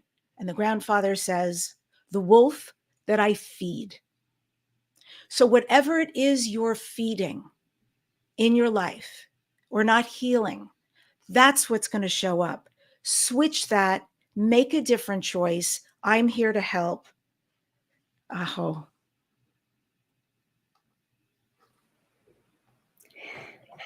Debbie, that was wonderful. Thank you so much for taking us on that beautiful journey. I know I certainly learned a lot, especially when it comes to the so many different star races that are out there and the variety of things that we can do as well. So I think you've left us all with a very powerful message to really take this idea of open contact into our hands and take those little actions every day, because that's what it's all about. Appreciate you so much. Yep, Thank you for thank being you. here. You bet. Thanks. Yes, thanks, Debbie. Good to see you. We've come a long way from our roots, haven't we? We really have, Alan. Thank you so much. I was thinking of you so affectionately this morning because I always think, wow, 17 years I've been doing this. I'm an OG, and I think there's only one that I know of more OG than me. How many years have you been doing? 20 something? Well, I started my Manhattan cable show in 95, so I can't, you do the math, that's fine. But it's almost 20 years. It's 19. So happy birthday to you too. Thank you. That's a long time. We'll have a great cruise. Thank you. I can't wait to see you in December. Yeah. Bye, Debbie. Yes, Debbie brings in a whole bunch of collective wisdom from the shamans to the channels. I think that's what we need at this new time. I'm really happy, though, about our next guest, Anita Moorjani, who is one of my favorite people talking about going to the other side, her near-death experience. And what's so fantastic about Anita is that everything she says is from her own experience. It's not necessarily from books or other teachers. She had a fantastic, unbelievable experience of really going beyond the veil and living through it and coming back to tell us there's no reason to fear, there's no reason to doubt. It's just about loving yourself into life. And she had to die to find out that, and she has a wisdom for everyone that we don't have to go that route. We can do it right here. So happy Anita's here with us today. Are you familiar with her at all, Isha? I am. I'm actually so excited to interview her today because I heard her story at Contact in the Desert, and I was the person at the back of the room bawling my eyes out when she did the meditation. So I have a very personal resonance with her work, and hence was very excited to have the honor of interviewing her today. So yeah. I always tear up when she talks because it's just her life she's sharing, which is fantastic. I have so many questions for her too. Oh, here she is. Hello. Hi, both of you. It's so lovely to meet you, Isha. And hi, Alan. Again, it's always wonderful to see you. Thank you. And thank you for the interview you did with me. Let's do it again, okay? I'd love that. Right. You ask great questions. Oh, well, say hello to Danny, and I'm going to let Isha take over, and we'll talk soon, okay? Yes, great. Thank you. Thank you. Thank you, Alan. I hope I can do half the justice I know Alan would do for our interview today. He's a beautiful, beautiful person. He is, but I'm sure you will, Isha. It's lovely to meet you. Well, I'm very excited to introduce you. I'm sure you need very little introduction, but I am just going to share a little bit of a spiel for those of you who might not be familiar with your work. So Anita Moorjani is an international speaker, best-selling author. She was born in Singapore to Indian parents, grew up in Hong Kong, and in 2006, after battling cancer for nearly 4 years, Anita had a near-death experience. She's written all of this in her book called Dying to Be Me. So Anita, I have a bajillion questions for you, of course. I have heard your story, but there probably are some people here who haven't heard your story. So maybe if you'd like to start with just a bit of a recap of what happened, and then I can go into all the questions that I have for you today. Okay, perfect. That's perfect. So a recap of what happened is that I was battling lymphoma, that's lymphatic cancer, for 4 years, where I had, by the time I was at end stage, I had tumors the size of golf balls from the base of my skull, all around my neck, under my arms, in my chest, all the way down to my abdomen. At that point, in my 4th year of dealing with it, and it had progressed and metastasized, my body stopped absorbing nutrition. So I weighed about 85 pounds. My lungs were constantly filled with fluid. I had open skin lesions. And because my body had stopped absorbing nutrition, I had no strength. My muscles started to atrophy and I could no longer walk. I was in a wheelchair. But when I would lie down, when I would lie flat, I would choke on my own fluid. And also, I had so little strength in my body that even if I was sitting up, I couldn't even hold my head up. My head would be hanging down. There wasn't even enough strength in my neck muscles to keep my head upright. So I was in really bad shape, in a lot of pain, a lot of discomfort. And then I entered what the doctors would call the final stages, where I was dying. My organs started to shut down and I went into a coma. And the doctors told my family that I was not going to come out of the coma and that I may not even make it through the night. But unbeknownst to everyone around me, my family were distraught. I was in the hospital room and my family members were there. But unbeknownst to everyone around me, I had left my body. My physical body was in the coma, but I felt like I had left my body. So I was separate from my body and I was aware of my physical body lying there on that hospital bed. But I was not in my body. I felt incredible. I felt light and free, and all the pain and the discomfort from all the past years had gone. They'd just gone. And I felt powerful, and I felt like really powerful and big. And my energy was so huge that I was aware of this body, frail body lying on the hospital bed, and it looked so small and insignificant compared to how I was now feeling. And I wanted my family to know, my family were all around my physical body, and I wanted them to know that I was fine and I felt incredible. But I wasn't able to communicate with them because I didn't have vocal cords. I didn't have a physical body. I didn't have any biology. So I wasn't able to communicate with them verbally, but I could feel everything that they were feeling. It was like I was aware of all the emotions of everybody around me, including the doctors, the nurses who were all trying to help me. And I was connected to all these different machines.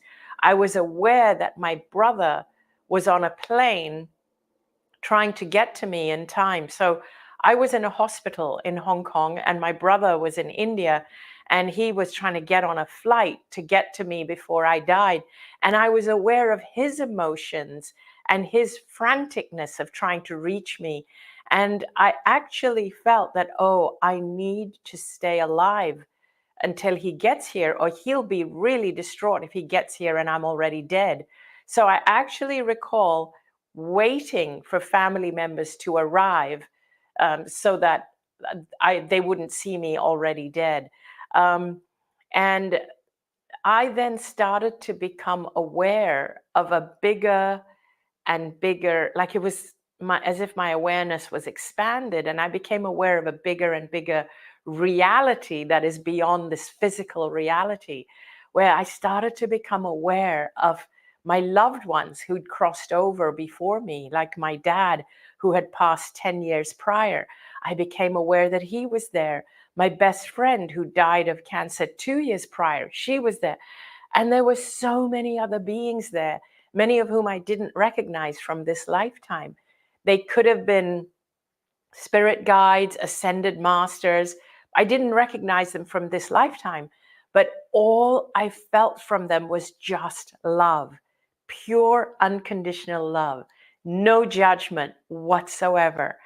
And there was a lot that happened in that experience, and so I'm going to just give you a very short version, and then we can unravel it as you ask me more questions, Isha. But I did reach a point where I was aware that I had a choice as to whether to come back into my body or to continue on the other side. And no part of me wanted to come back because I had been suffering. My family had been suffering looking after me. Who wants to come back into a sick and dying body? But then I became aware that I understood why I had got sick. I was like in this state of clarity. And I started to understand who I am and what my purpose is. And it was with that understanding that I felt my dad was saying to me, and we don't communicate in words, it's purely like thought transformation. That's more than ESP. It's literally whatever he wanted me to know, he was able to transfer to me. And my dad wanted me to know that now that I know the truth of who I really am, if I choose to go back into my body would heal very, very quickly. And I also became aware that my husband, Danny, and my purpose was linked. And if I didn't come back, he wouldn't be able to fulfill his purpose either. So with that, I made the choice to come back. And my dad said to me, or communicated to me, go back and live your life fearlessly. And I started to come out of the coma. And I'd been in the coma for about 30 hours. And I started to come out of the coma and I saw my family there. My brother had arrived. He'd got off the plane and came straight to the hospital from the airport. And within 4 days of coming out of the coma, my golf ball sized tumors started to shrink and soften and could be visibly be seen to have shrunk by 50 or 60% within 4 days. And the tubes were slowly coming out. I didn't need them anymore. Within 3 weeks, the doctors were having trouble finding any trace of cancer in my body. And within 5 weeks of having the NDE, they let me go home to live my life cancer-free. And that was in March of 2006. And here I am today doing what I do. I think I speak for a lot of people when I say we're very grateful that you made the choice to come back. And I know you've helped a lot of lives in the process of that. The one thing that really resonates for me personally after, hearing your story a couple of times and going through a lot of your materials out there, there's one bit where you mentioned that you were in that state and you had this sense of what God is, and you say that instead of it being like a being or a person or an entity, you say that it's a state of being. So tell me what that feels like. Okay, so that is something that when I speak about, in fact, interestingly, I get pushback, not from everyone. There are a lot of people who say, oh my God, I relate to that. But I do get a lot of pushback from people who still believe that God is a being outside of ourselves. I had always believed that. I had always believed that there is a God, a deity, a being outside of us who's watching us and judging us, and we have to appease that to that God and sacrifice or do things to win the favor of that God. And we fear that God and we revere that God and we give it a male gender. So when I crossed over, I was really surprised, pleasantly surprised, but our emotions are very different on that side. It's more like a relief and a recognition and oh, of course, this is what it is. It was, so the way I describe it is I say, God is not a being, but a state of being. We become that state. You realize that you are not separate from God. Our consciousness is the state of God. So when we leave this physical planet, when we cross over, although we know, everybody knows, we leave behind our physical body and our material possessions, and it's our soul or our consciousness that crosses over. But I don't think many people realize that not only do you leave behind your physical body and your physical material possessions, you also leave behind your gender, your race, your culture, your religion. You leave all of that behind, your beliefs, your trauma, your baggage. You leave all of that behind. And what crosses over is pure consciousness, pure essence, pure love. And without the limitations of your baggage and your culture and your religion and all these things, and it's just pure consciousness, pure essence, it's just pure unconditional love, you realize that that you're infinite. There's no physical restriction to who you are. You are limitless. And in that limitlessness, you realize you are connected to every other being. You know what everyone is feeling, thinking, without having to ask them. You're literally able to feel every other soul's emotions, knowledge, feeling, you're able to access it. All of us together, it's like we become God when we are without our physical bodies. We are the ones that do the judging. We are the ones that become aware we need to evolve. The way we behaved wasn't right, if that's the case. You know, I actually realized that my entire life, I had spent my life being in fear and in reverence of invisible gods and the invisible afterlife. And I lived my life to create the perfect afterlife or to create the perfect next incarnation, when I realized I'm just supposed to live a life of love and joy and passion in this life. That's why I came here, without fear of the next life. And there's no one outside of me doing the judging. It's within my own energy and my own godhood when we're there, that we kind of go, oh, I could have done this better. I should have done this differently. But we also become aware that what we do, and even the mistakes we make, and even the people we hurt, comes from the limitations of our own beliefs and our own culture and our own trauma and our own baggage. So it was an incredible experience.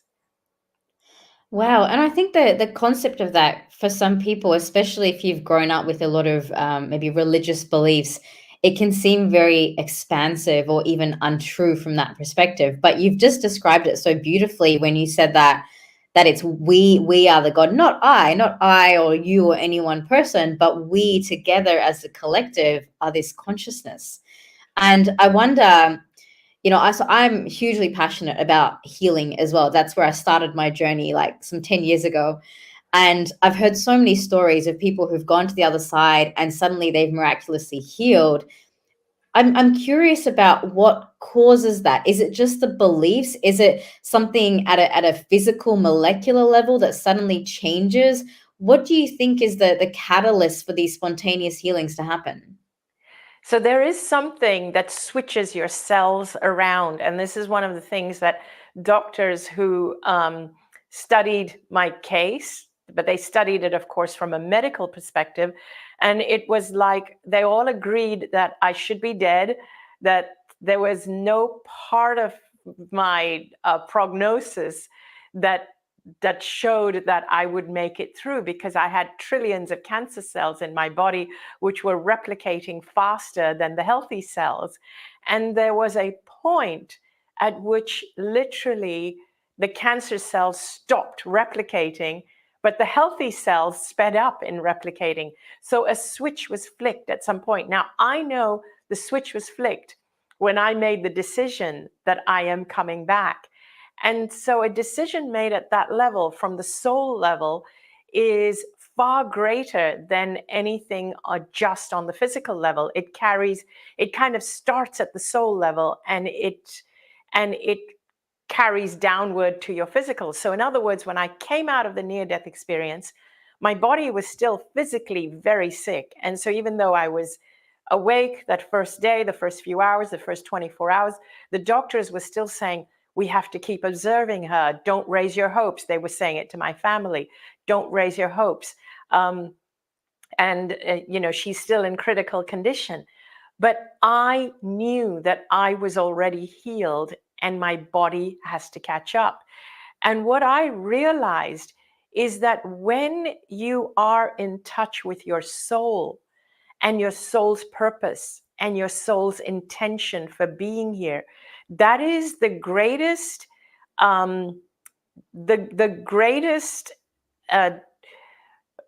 place from which to make the decision as to whether you're going to be healthy or not. So I want to be really clear on this, and I want to be sensitive to people who are going through illnesses, because even when I was really, really sick, I was so passionate about trying to heal. And yet it felt like nothing was working until I got to the near-death experience, until I got to the other side, which is why I've made it my mission to share what happened. One thing why I want to be sensitive to this is because I don't want to come across as though I'm saying I'm special and that's why I healed, because that's not true. the reason I share my story is because I think that this can be, I truly believe that this can be available to everyone. If I thought I was special, I would not actually be sharing it. I'm sharing it only because I think this is something that everybody needs to know. And this is why I want to share it in a way that can be understood by everyone, which is why I'm so passionate about it. And this is why I put out so much content about it, because people learn in different ways. So one of the things that I realized when I was on the other side was that every thought, every decision, every choice I made led me to that point of being on that hospital bed. And to simplify this, my entire life, I had made all my choices from a place of fear. And we have two choices. We have the choice of making all our decisions from a place of fear or a place of love. And when we're constantly choosing fear, we end up living a life that is based on all our fears. But when we make all our choices from a place of love, we end up living a life that is based on what our soul came here intending to do. So I put it in so many different ways. One is, are you living your life from fear or love? Another is, are you living your life from a place of negativity or positivity? But sometimes with negative and positive, that can be subjective. So the fear and the love is usually a better way of describing it.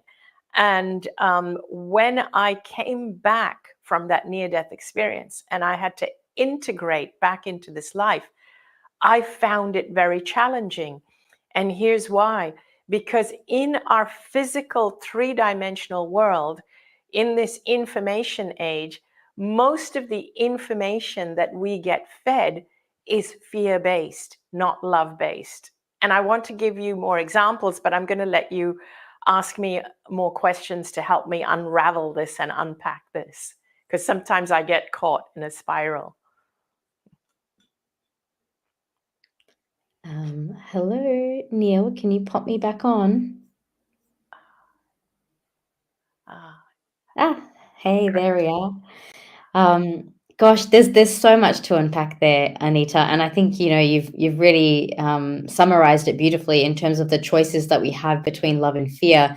The one thing that really stood out for me was going back to where you said, I had healed, but my body needed to catch up. And the first thing I thought was, well, then who's the I? Because we get so identified with the body.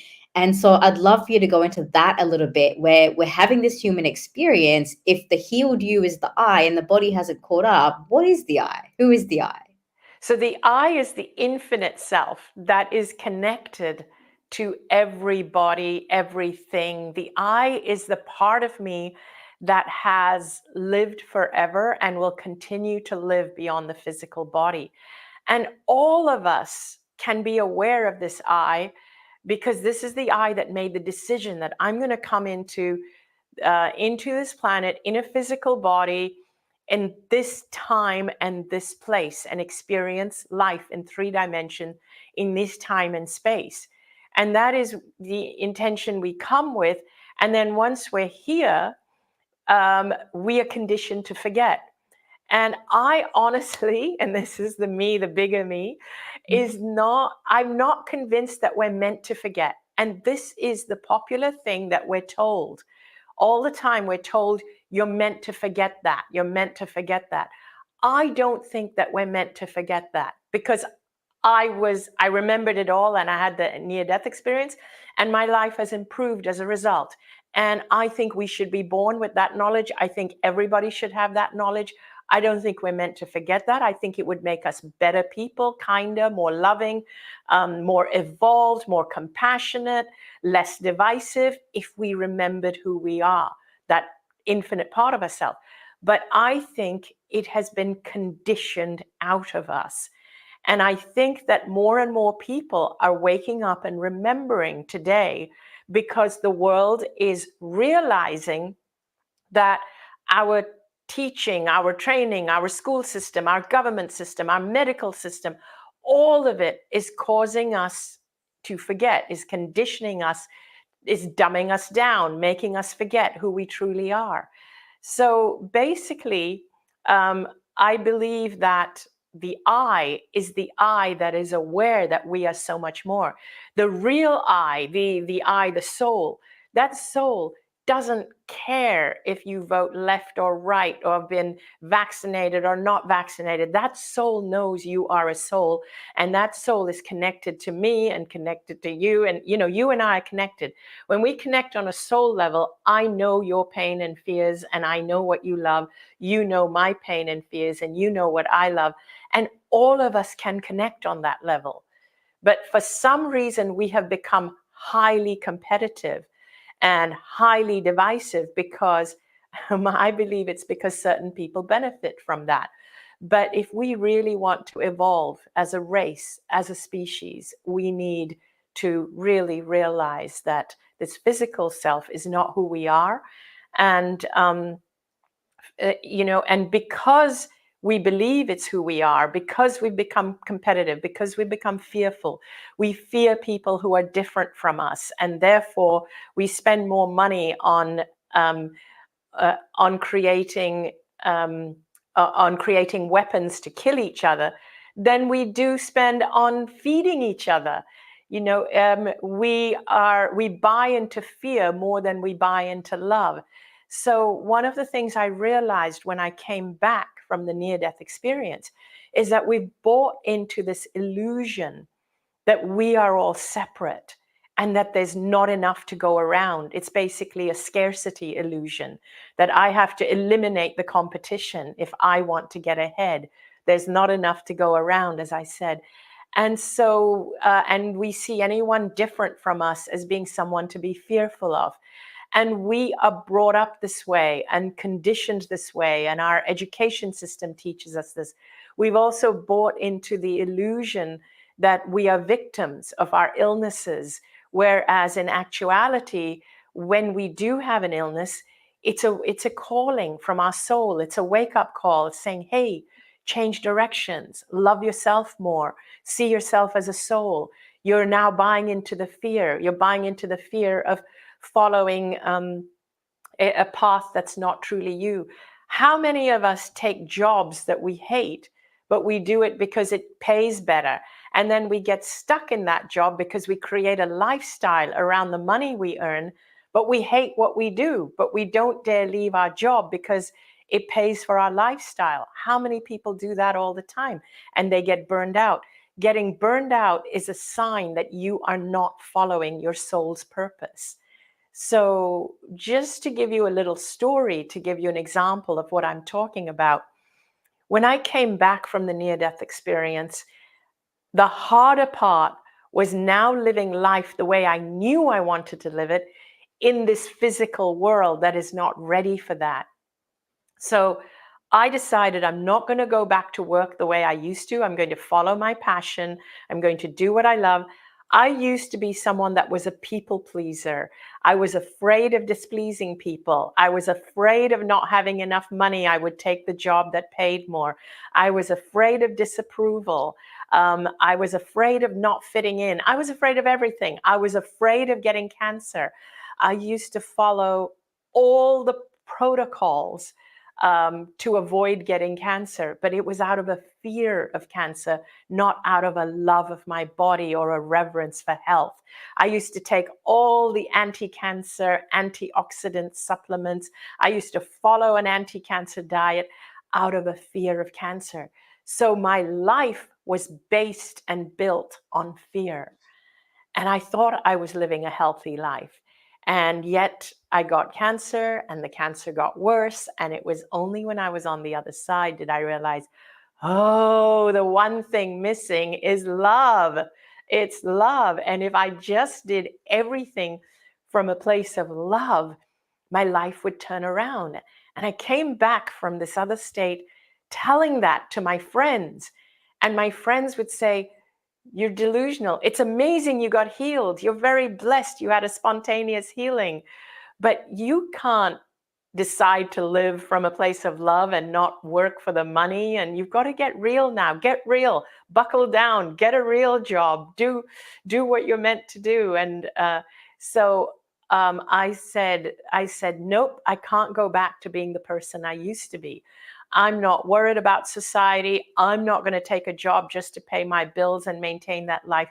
So we downsized. We moved to a much lower rental place, and we downsized everything so that we could discover, so I could discover who I am. And my husband was so supportive. And we decided to just go on our own path.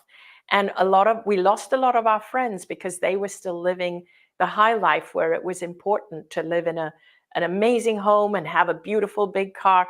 I'm not saying that I renounced material things completely, but I will get to that part in a moment. I think that we're here to even enjoy the material. However, the number one thing for me became about following my passion and doing what I love, and not just pursuing material success for the sake of it alone. I could no longer do that. And I was ready to give up everything. The number one thing was to love myself and follow my passion. And so friends said, oh, you're delusional. Look at you. You have to keep downsizing. You're not going to find a job this way. But what happened is I just kept writing and writing and writing. And I knew I just had to be fearless. And my writing somehow went viral. I posted it on a website. I didn't even put my real name. It went viral. Wayne Dyer discovered my story and invited me and told Hay House, the publishers, about me. And then he had me tour with him, and my book became a New York Times bestseller. And today I love what I do. I never expected to be an author, a speaker, never expected it. If you knew me, the person I was before, I was someone who was super shy, super introverted. I'm the last person I can think of who would be doing the work I'm doing, but here I am. I can't imagine doing anything else. And I'll admit I am rewarded materially for it, but it's so that I can keep doing what I do and do it better. My passion is not the material rewards, but I do have more than enough. My passion is in just doing what I'm doing.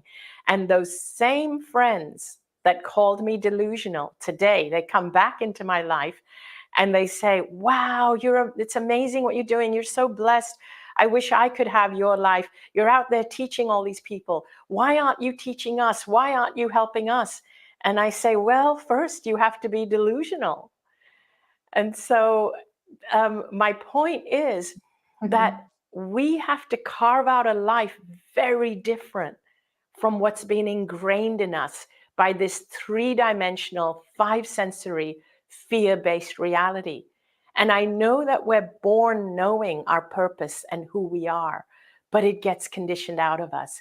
It would serve us better to go back and rediscover who we really are. Why is my soul here?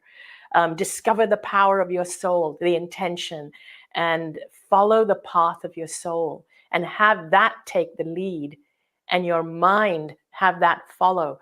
The way we live right now, I said love and fear. We're torn between love and fear. That's one way of looking at it. The other is we're torn between our mind and our heart. Our heart is the path to our soul. But we have been allowing our mind to lead for far too long. The mind is useful, absolutely useful. You need it to do the work and to pay the bills, but you need to lead with your heart. So it's so beautiful. And every time I hear your story, especially about getting picked up by Wayne Dyer, I think, wow, it's such a testament to when you follow your passion, it's like everything in the universe backs you. And yet we want to see the results before we're willing to take action. And you just said, well, you know what? I'm following my passion no matter what. And then you had all the support, all the, material abundance, everything came in to back that. But it happened because you were so convicted. And you could have, in that moment, had a choice and gone, well, I'm going to go back to my high-paying job. and then that would have been a very different lifestyle for you. So I think there's an element of courage in that, right? To say, actually, this is what I'm going to stand for. Even if I don't see the next step, I'm going to be crazy enough to see what happens, right? Yes. And here's the interesting thing, though. Your mind gets completely twisted around when you can really get into your soul. And that's what I encourage people to do. Get out in nature, connect with your soul. And what I mean by your mind getting twisted around is that we as physical beings, me as a physical being, I can see looking back now, yeah, wow, it did take courage. I can see that from the physical perspective. But from the perspective of the soul, from the near-death perspective, when I'm on that side as a soul and I'm looking back at my life and I'm thinking, wow, why would the soul come here with the intention of doing one thing like helping people and sharing a message, but yet choose to go and suffer by taking a job that they don't even like just because it gives them material things? That feels like harder work and more suffering than coming back to do what the soul intended it to do. So that's the irony in the whole thing, right? We think it's so hard to do the spiritual work, but in reality, I mean, the amount of energetic output that goes into maintaining a life that's inauthentic, that's exhausting. It's so exhausting. It's really exhausting. And what I actually want to do is I want to give your listeners a tool, which is just a tangible way of putting what happened to me to help you do that and how my values changed. So what I realized is that we are brought up to believe that our number one value, pretty much, the way the world is structured, our number one value is finance. It's money. It's like everything is measured, you know, like when you get a job, it's measured by how much are you going to earn. And our medical system puts profits before health. We call it a healthcare system, but it isn't. It's a sickness scare system because more money is made from sickness. And so even our education system, they don't pay our teachers enough. And these are people who are looking after and shaping young minds. And so our world, our political system, our governments, all of it, they put profits before lives and profits before well-being. What I realized when I was on the other side is that if I put my well-being, my soul, and well-being means everything from it's physical, emotional, mental, spiritual, it's your entire well-being. If you put that as your number one priority before money or anything, even before other people, you would serve yourself and the world and your loved ones around you very, very well. So if you made that your number one value. And so the way I view it is that number one is if you think of your energy, your life force energy, as a currency. So your life force energy is what courses through your physical body, keeping it alive.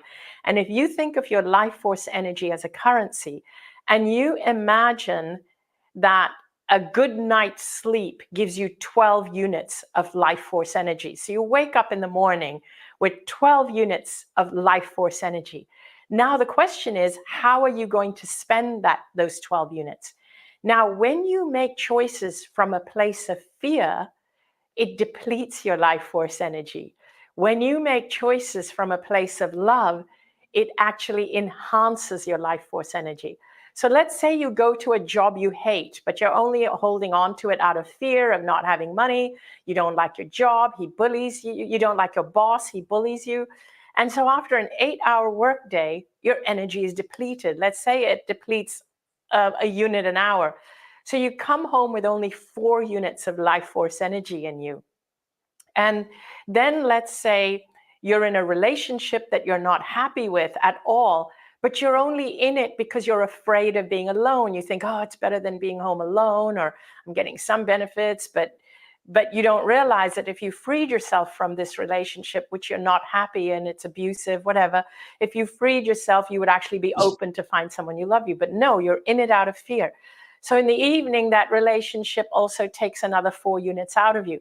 So you go to bed with 0 units of energy. Because you've had a bad day, you have a restless sleep. So you wake up, instead of 12 units of energy, you've only got 8 units of energy. Again, you go to a job you hate, you've lost all 8 units, you're at 0. So then you go back to your relationship and it depletes you even more, you're at -4. So in other words, you're in energy deficit now. Now think of the reverse. Imagine you wake up in the morning with 12 units of energy. And because you make your choices from a place of love, remember, love gives you energy equity. Fear gives you energy deficit. So you go to a job you love. You're doing, like, I love what I do now. I love traveling. I love speaking. I love the public events. And it feeds you. So instead of having 12 units of energy at the end of a workday, you've got 18. And you feel really good. And you in a relationship you love, you have plenty of energy to spread to everybody around you, to give to people, to love people with. And you have a good night's sleep and you wake up in the morning and you've now got 30 units of energy. Now, here's what happens. When you live a lifetime of energy deficit, of going down and down and down, that's when it starts to deplete your physical body. That's how you get illnesses. That's because also when you're living that life of fear and you're in an energy deficit, you're also not doing what your soul intended you to do. When you make your choices from a place of love, what it means when you follow your passion, you're actually doing what your soul intended for you to do, and you're getting energy equity. Now, that leads to healing. The more energy equity you have, the more healing energy you're getting. And this is why I say, even when you choose a doctor, a healthcare worker, choose one that gives you energy equity, not one that gives you fear of your illness or disease. Select carefully. Everything you choose needs to give you energy equity. There will be times when you will need to expend energy. There will be times where you will face loved ones who are going through trauma or crisis, but you will have the energy to give to them. The second thing, real quickly, I want to leave you with is that giving yourself energy equity is the most unselfish thing you can do. Because if you think of all of us as beings that are connected to each other, which is what I explained, we're all beings that are connected to each other, but we've been taught that we're separate. But if we realize that we are all connected, think of this earth as one organism, and every being is one cell of an organism. And like your physical body is one living organism with lots of cells, little cells. When you have more healthy cells than sick cells, you're healthy. When your healthy cells are replicating faster than your sick cells, you're healthy. But when your sick cells are replicating faster, that makes your body sick. The same way as a human race, if trying to evolve, if all of us are working on making our choices from love, loving more, expanding our energy, having more energy equity, we are expanding our energy and overlapping and entraining all the people around us. That energy is uplifting the people around us. If we are all in energy deficit, drained and depleted, we are drawing on the energy of the people around us.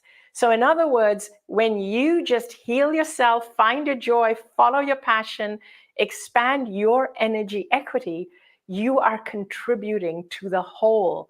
Each of us are only obligated to find our own passion and expand our own energy equity. And in that way, we can actually have a more healed, evolved, healthier whole planet. That's what I wanted to leave you with. Oh, I feel the wholesomeness in what you've just shared with us, Anita, and your message today is just so beautiful. As a sort of final message, I guess, before we let you go, You know, when I was sitting there in contact in the desert and you shared that beautiful experience, the workshop that you did, and we went in this beautiful field of light. We actually crossed into the veil, and then there was a point where you said, "Okay, it's time for you to come back now." And that was the moment where I started just crying and crying because I just didn't want to come back. It was so beautiful and so wonderful. And at the same time, you know, I wish that people would take on board your message so they don't have to have the traumatic experience of death or a near death experience, and to remember that we can go there at any time. There are plenty of tools. I know you have plenty on your website as well, Anita. They can go to your website, they can read your books. There's lots of spaces where people who want to experience this for themselves without dying or getting cancer, you can do that. And I think that's the biggest thing that I would want to share, having experienced that myself in person with you. And that memory has really stayed with me since then. So I just thank you so deeply for your work. Wow, thank you for sharing that. I really appreciate that.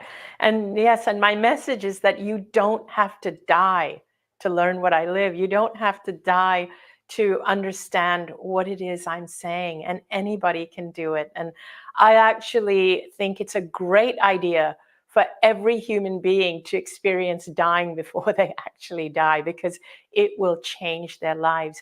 And, you know, now that you experienced the contrast and the fact that you didn't want to come back, that is a message of how, and again, not to judge you or anything, but that is a message of how far away your life is from what you want it to be, because our work is to create that here on this earth. And the fact that we are like, oh, I don't want to come back, means we haven't done a great job in creating that. And we're all in the same boat. It is so amazing on the other side. It really is. And this is why I want people to know that if you have a loved one who has crossed over, please understand that if they chose not to come, they made the more unconditionally loving choice. In other words, they believed they could help you more and love you more from that side than when they were in the physical. And you know, I felt that from my dad. I wanted to also mention that my dad was so limited by his culture and the community.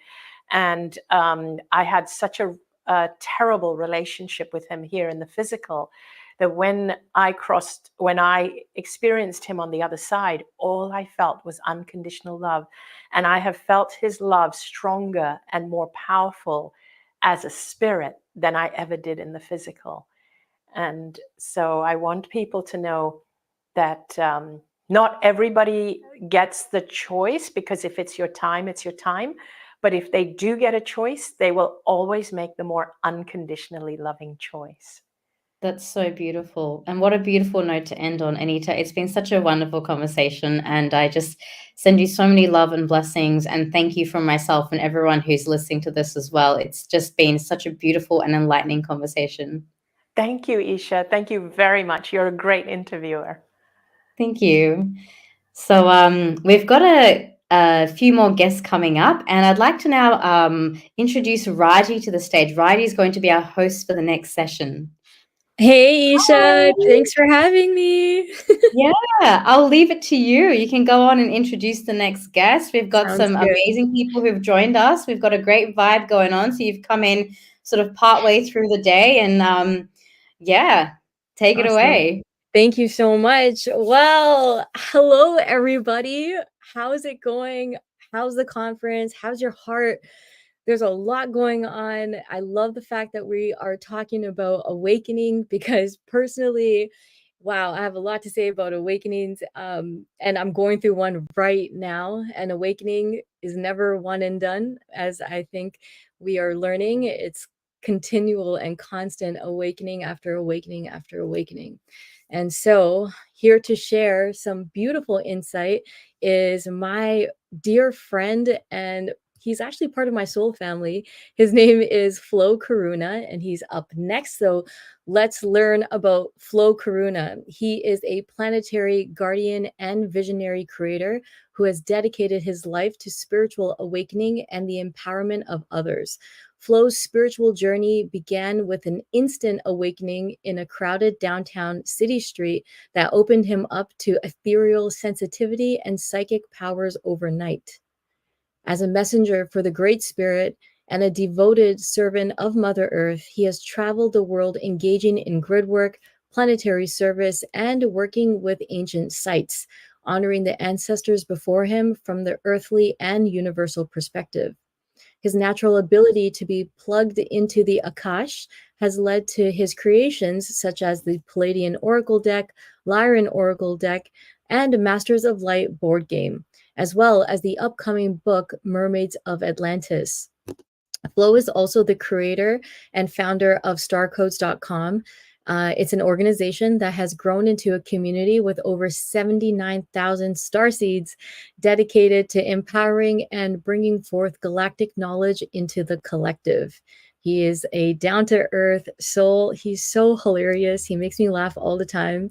And he seeks to loosen up spirituality while integrating higher dimensional codex into the earthly realms in servitude of the new earth. Flo, come on in here. Hey. Hello, dear Raji. Great to be here with you. Good to see you. I'm looking forward to hearing what you have to share with us today. I'm honored, and it's great to see you. Thank you.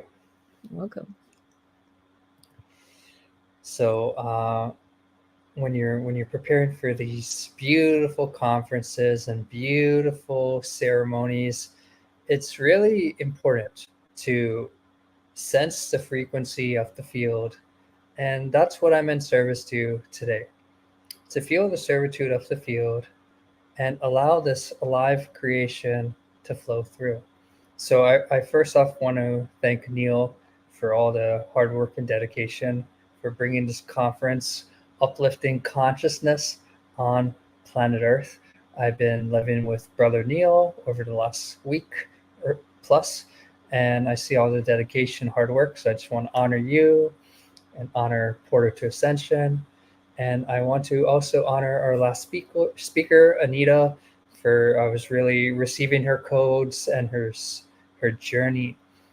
And it really, I felt it tingling through my body. And finally, I just want to thank each and every one of you for coming here. Because we live in a world where it's so easy to get caught up in the mainstream narrative. And any individual that is here has a high degree of bravery, a high degree of courage. And this courage we're referring to is not simply from the physical, it's the courage of the soul. Each and every one of you has entered this earth school. And in this earth school, it's easy to get amnesia with so many institutions, entertainment, the culture in general, seeking to like kind of turn it off. And in the midst of all that resistance, something new has emerged.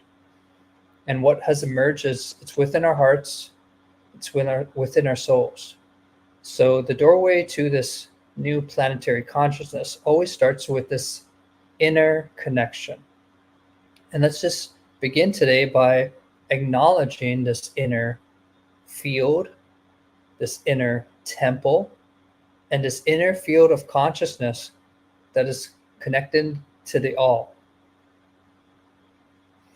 And you know, this universe, this life is very paradoxical, and it's very interesting how this connection to our internal world somehow connects us deeper to the external world. And these are the wisdom and teachings of all the awakened beings since we've been here, who have gone into themselves, who have connected with this alive intelligence and universe within and bridged it outwards. So I'm just going to invite you as we start this messaging to stay connected to your internal world and feel any emotions, frequencies, downloads while this transmission occurs. So I want to thank each and every one of you, and I want to really connect to the place you come from of the higher self.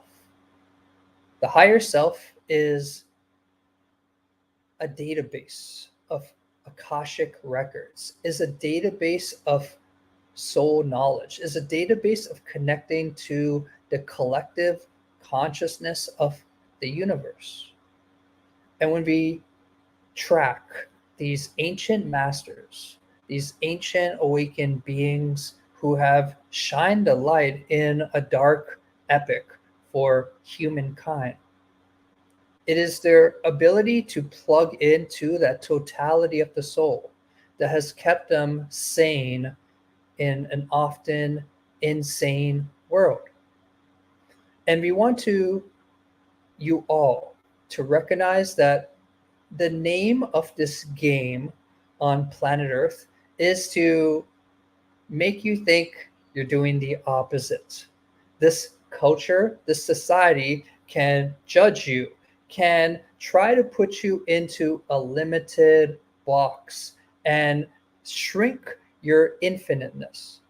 But in actuality, by you having the bravery and courage to follow your heart, to follow your truth, you tap away from that finite reality that they try to put you in, and you access the entire field of creation.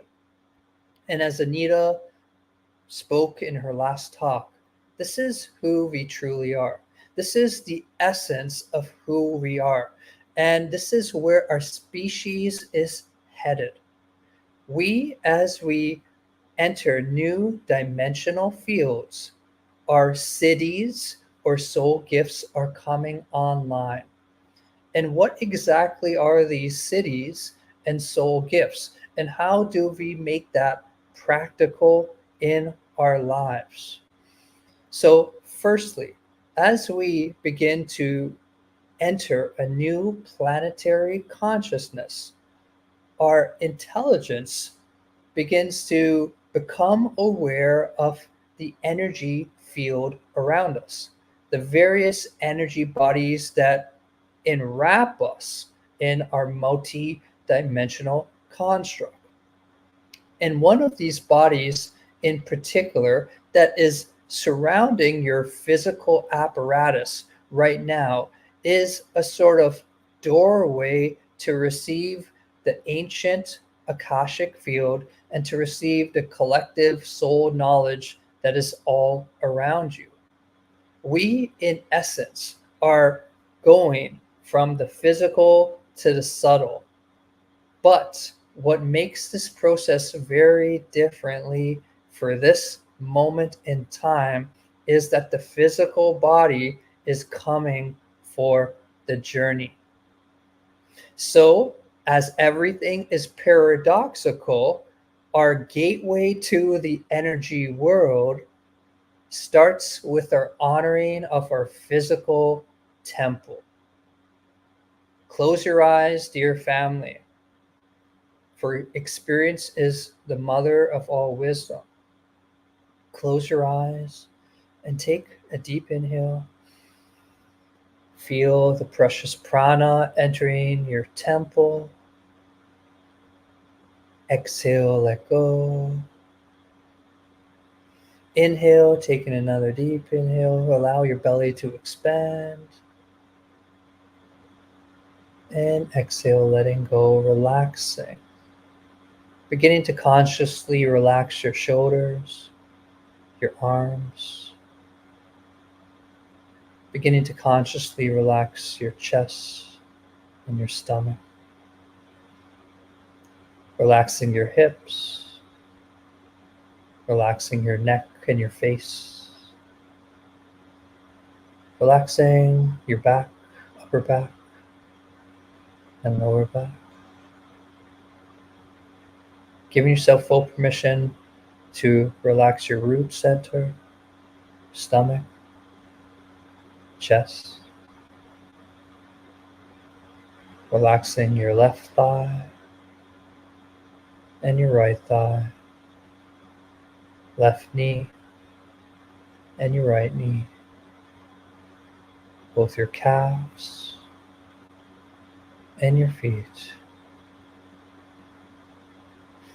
And allowing to surrender into letting go,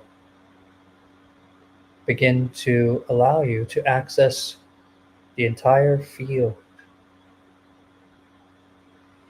And this entire field responds to our thoughts, to our projections, to our intentions, to our prayers. And we want each and every one of you to, in your own unique way, begin to communicate with this field, acknowledging it. Perhaps it's acknowledged by feeling the energy of it if you're sensitive. Perhaps it's acknowledged with a prayer or intention, or just a vocalized thought or song. But just take a moment now to acknowledge this collective field all around you that is interacting with your physical temple.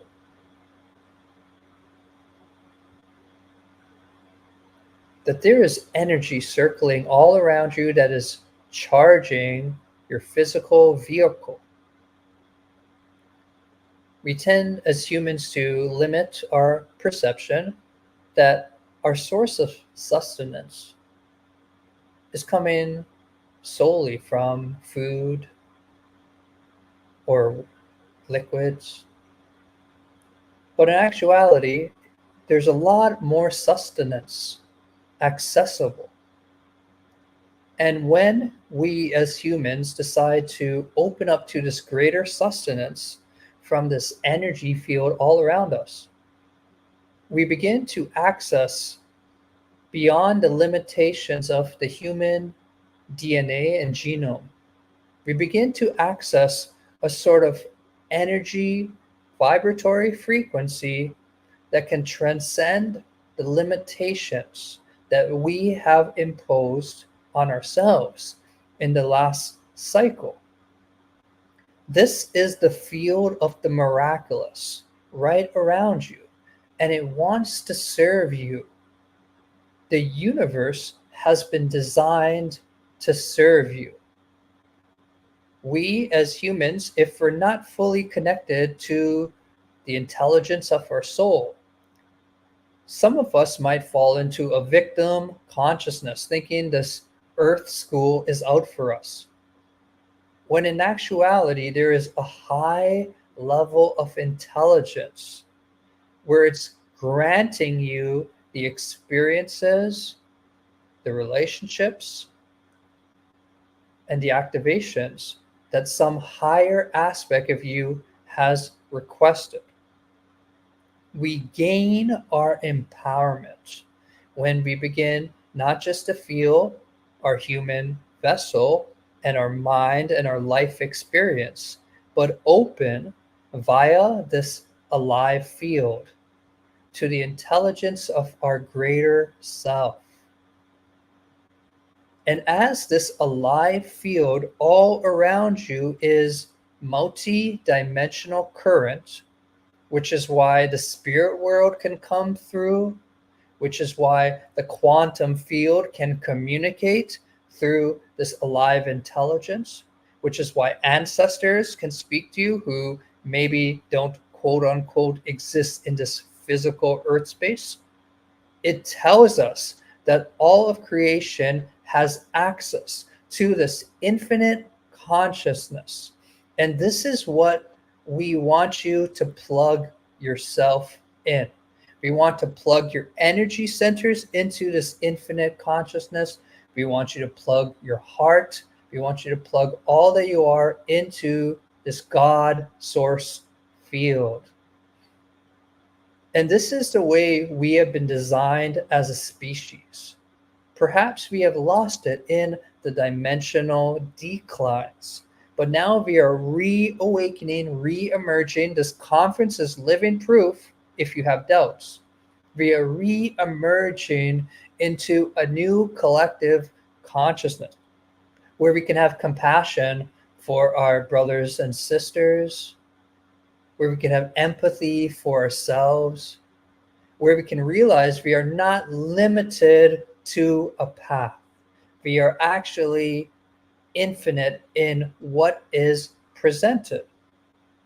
And the first thing we want to communicate to you all is, if you feel you are limited in choice, you are not operating from your higher consciousness. Just think about this reality you are in right now. Feel your hands, feel the genius of this existence. This genius that created blue skies, this genius that created a perfect environment for you to thrive, and you believe you have limited options.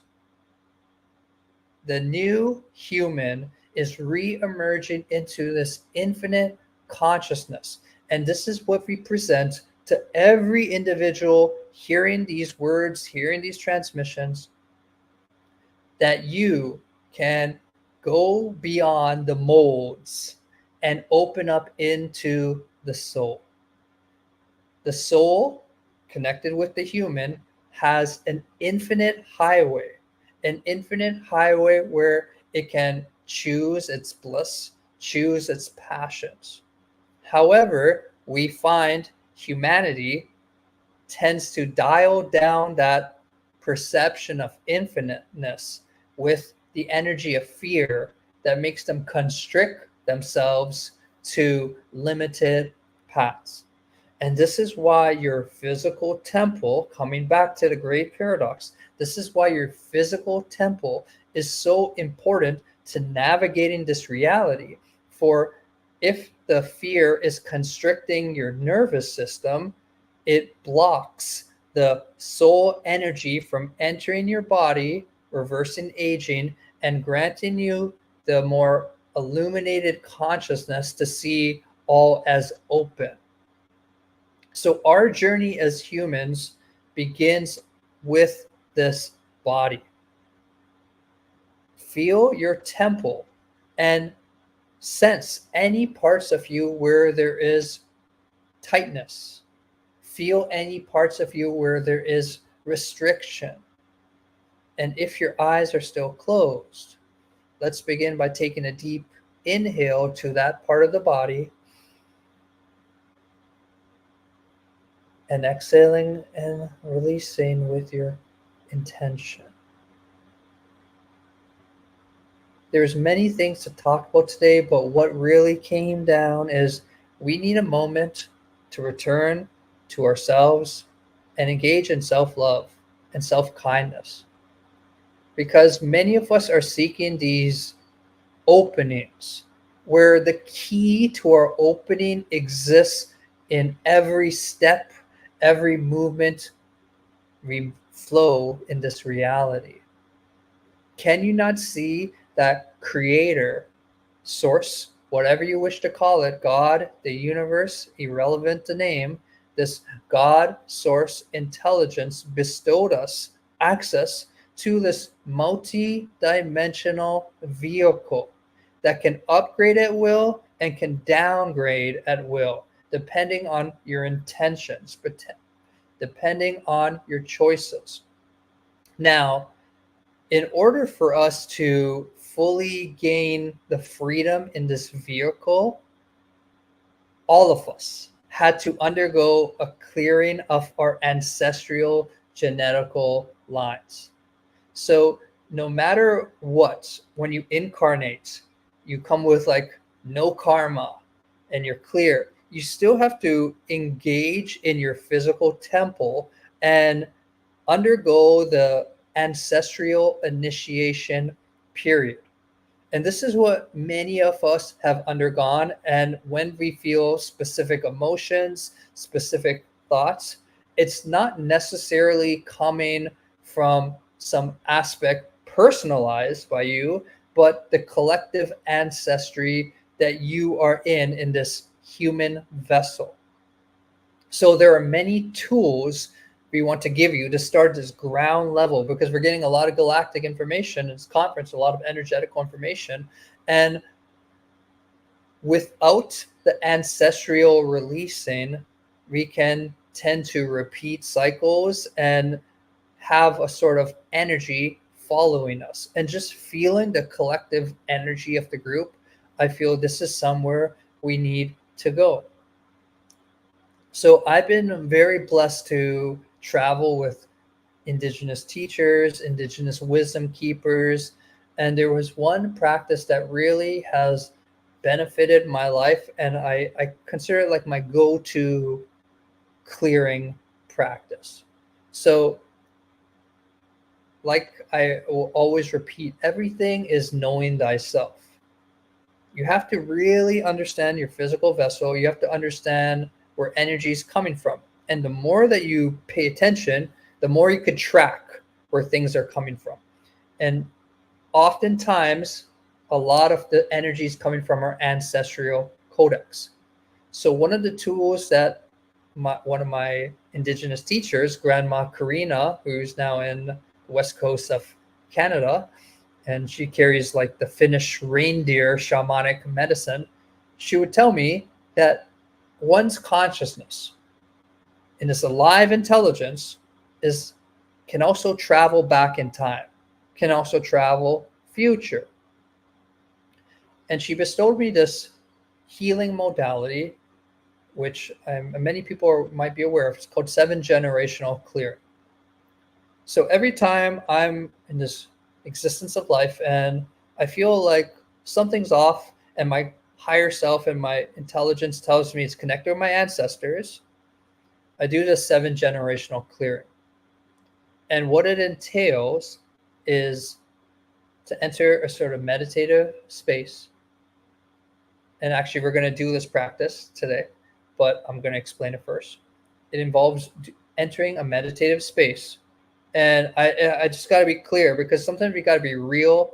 If you don't have any meditation practice, it's going to be very challenging to do anything, right? And meditation doesn't just come from that rigidness. It could come from a meditation in spending time in Mother Earth. It could come from a meditation of dancing. It's not necessarily limited to just sitting like a Buddha, but there should be some aspect in your human existence where you could like dial in to a meditative state.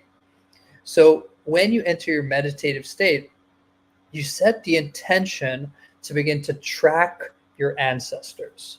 So you feel your mother's line, and I'm a being of energy, so I feel energy package. Sometimes I see visions, and I begin to go back consciously until I track the ancestor where there's trauma, and I go beyond that ancestor of trauma to my healed ancestor. I connect to the healed ancestor's current, lock into the frequency, and send it forward to all the ancestors ahead into my present day self, 7 generations into the future. And this is what we've all been engaging as a collective right now, whether we realize it or not. You know, we talk to all these sensitive souls, sensitive beings, and there's a great deal of work needed to keep your field clear. And I thought, you know, there's so much stuff we could talk about today, but I really want to just bestow this meditation and give you a tool on the path so you have a means to release your ancestors and free them. So we couldn't do any music today, so we're going to do this more in a meditative state without music and give you the gift of experience. So I'm going to show you how I do it, and we're going to do it together. So I invite you all to close your eyes once again. They're not already closed. Let's take a deep inhale. The breath can steady the mind. Exhale. So if your mind is hyperactive, there is like a hack. So if you can place your awareness on the back of your skull, the back of your brain, sorry for lack of scientific terms, the back of your brain, if you just place your attention there, you'll find that the thoughts slow down naturally. We tend to put a lot of focus into the front aspect of our mind. And little did we know, if we just simply focus on the back, our thoughts can slow. So the intention of this practice is always to connect with our ancestors.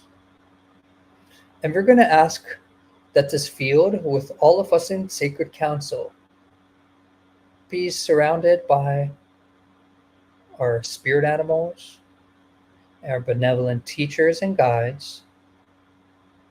And this is what you can do in your own space. It's always very important for us to call in our team. At least I find that's very beneficial, because our team is like our family in the invisible realms. And they just assist with us accessing the invisible. So inviting you all in your, either speaking out loud or internally, to call in your team. Call in your angels, call in your guides,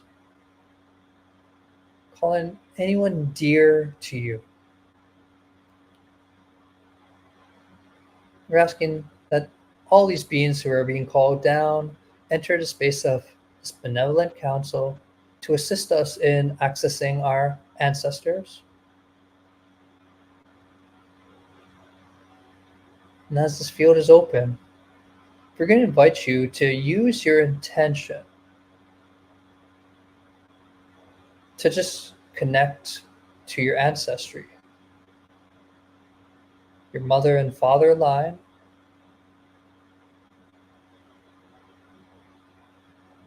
and regardless of our relationship with our parents, as Anita said, it all comes back to unconditional love. Let's just give a little gratitude for us to be alive, and give gratitude to our mother line and father line. And begin to give gratitude to our ancestors who walked before us.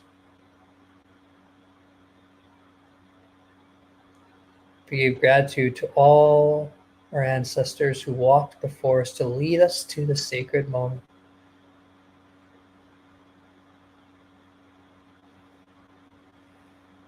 And as you feel that, there's not a specific thing we're clearing today, so I'm just going to bridge us to our ancestors in general.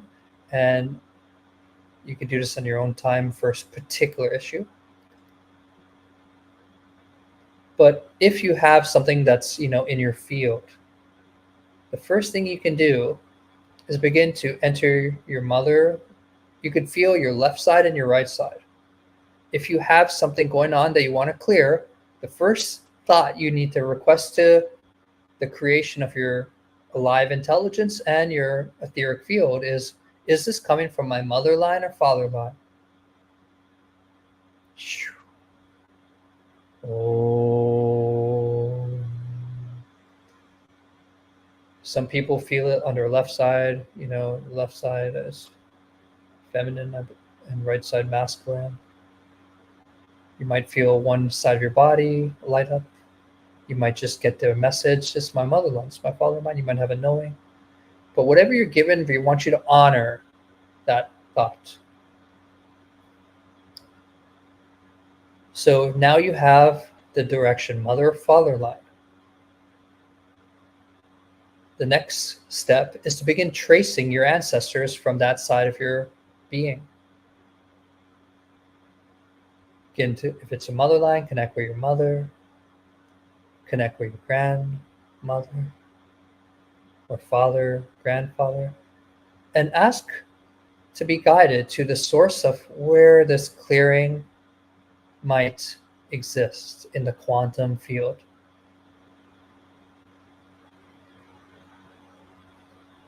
For myself, it involves tracking back. And I normally keep going back until I find one of my healed ancestors. So say, for example, you're clearing finances. You could track back, you could feel the emotions of each ancestor, and you don't need to linger in the unhealed ones, but you keep going back until you access one ancestor that is healed on that topic. So I'm going to invite you all now to go 2 generations back, 3 generations back, 4 generations back, 5 generations back. And if you are working with an issue and you do find that healed ancestor, just stay on that individual. But we just want to train you all to sensitivity. So we're just going to explore by going 6 generations back, 7 generations back. And as these 7 generations of ancestors are open behind you, we're going to ask for the light of your higher self to begin to beam down via your physical temple the energy of awakened consciousness. We're asking for the light of your higher self and soul awareness to beam down the sacred light codes into your physical vessel via your genes, DNA, and begin to send this energy back to all your ancestors, feeling light frequency waves going backwards to all of these ancestors that we have called forth. Om Anata, Om Nayanata, Om Nata Mata, clearing any limitations, blocks, clearings from these 7 generations of ancestors, and asking for this light of the higher self, soul, to begin to be infused in the past. Because we are in a quantum reality, and us to have this intention is rewiring time in the now. Shianatato mata o amanata. This is what we really want to empower in the group today. That your consciousness in the moment is interacting with the past. And by us rewiring our ancestors, we are rewiring our future, we are rewiring the collective consciousness. We are opening the field for all children to have a clear path. And the dimensional changes are naturally doing this. However, this is a long cycle. And just like spring doesn't appear right on March 21st, so too these cycles take time. And these are some of the tools we bestow to you all if you're having any limitations connecting with your ancestry, to know that you could explore the quantum field and bring the light of consciousness, bring the light of your soul to all aspects of this game, to free the limitations, to free the blockages, and to heal these past generations and heal future generations. For you came here to be a bridgeway to the past and future.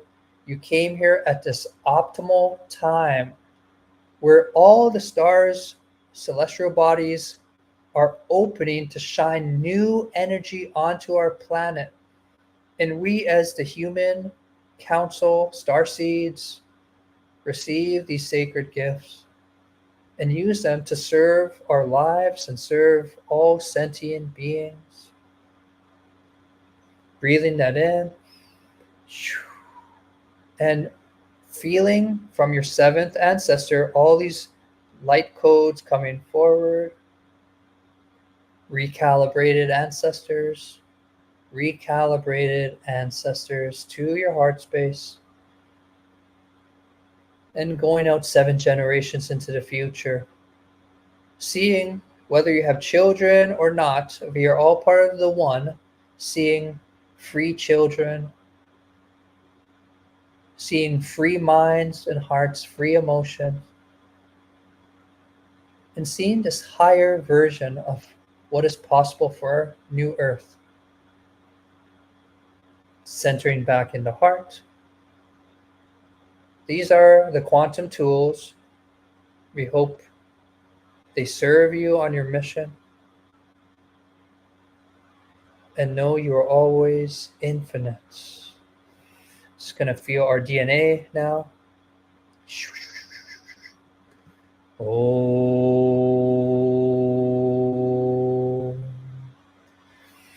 And begin to just tap our body, like patting our body, because these are anchoring the codes into our physical temple.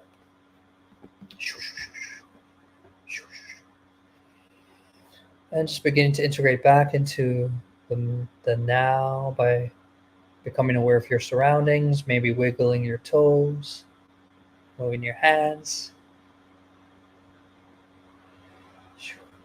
And, you know, I decided last minute to offer this because I saw some people in the chat on YouTube, you know, talking about they want new jobs or they want a new life path. And I just want you to know, to everyone listening, if that is you, you're in like a stuck situation, there is a lot of freedom working with your energy field, and there's a lot of freedom working with the quantum field. And this is the new way, freedom. I love you all. I think my time is done, so I'm gonna keep it short. Thank you. Beautiful, brother. Thank you, Flo. And for everybody out there, Flo brings in many different energies. We've done multiple conferences together. You probably heard Arcturians, Pleiadians, Lyrans, Dragons. We're doing another Dragons conference. But Flo is a conduit for multiple entities and energies, I would say, including the Yeshua frequency, right?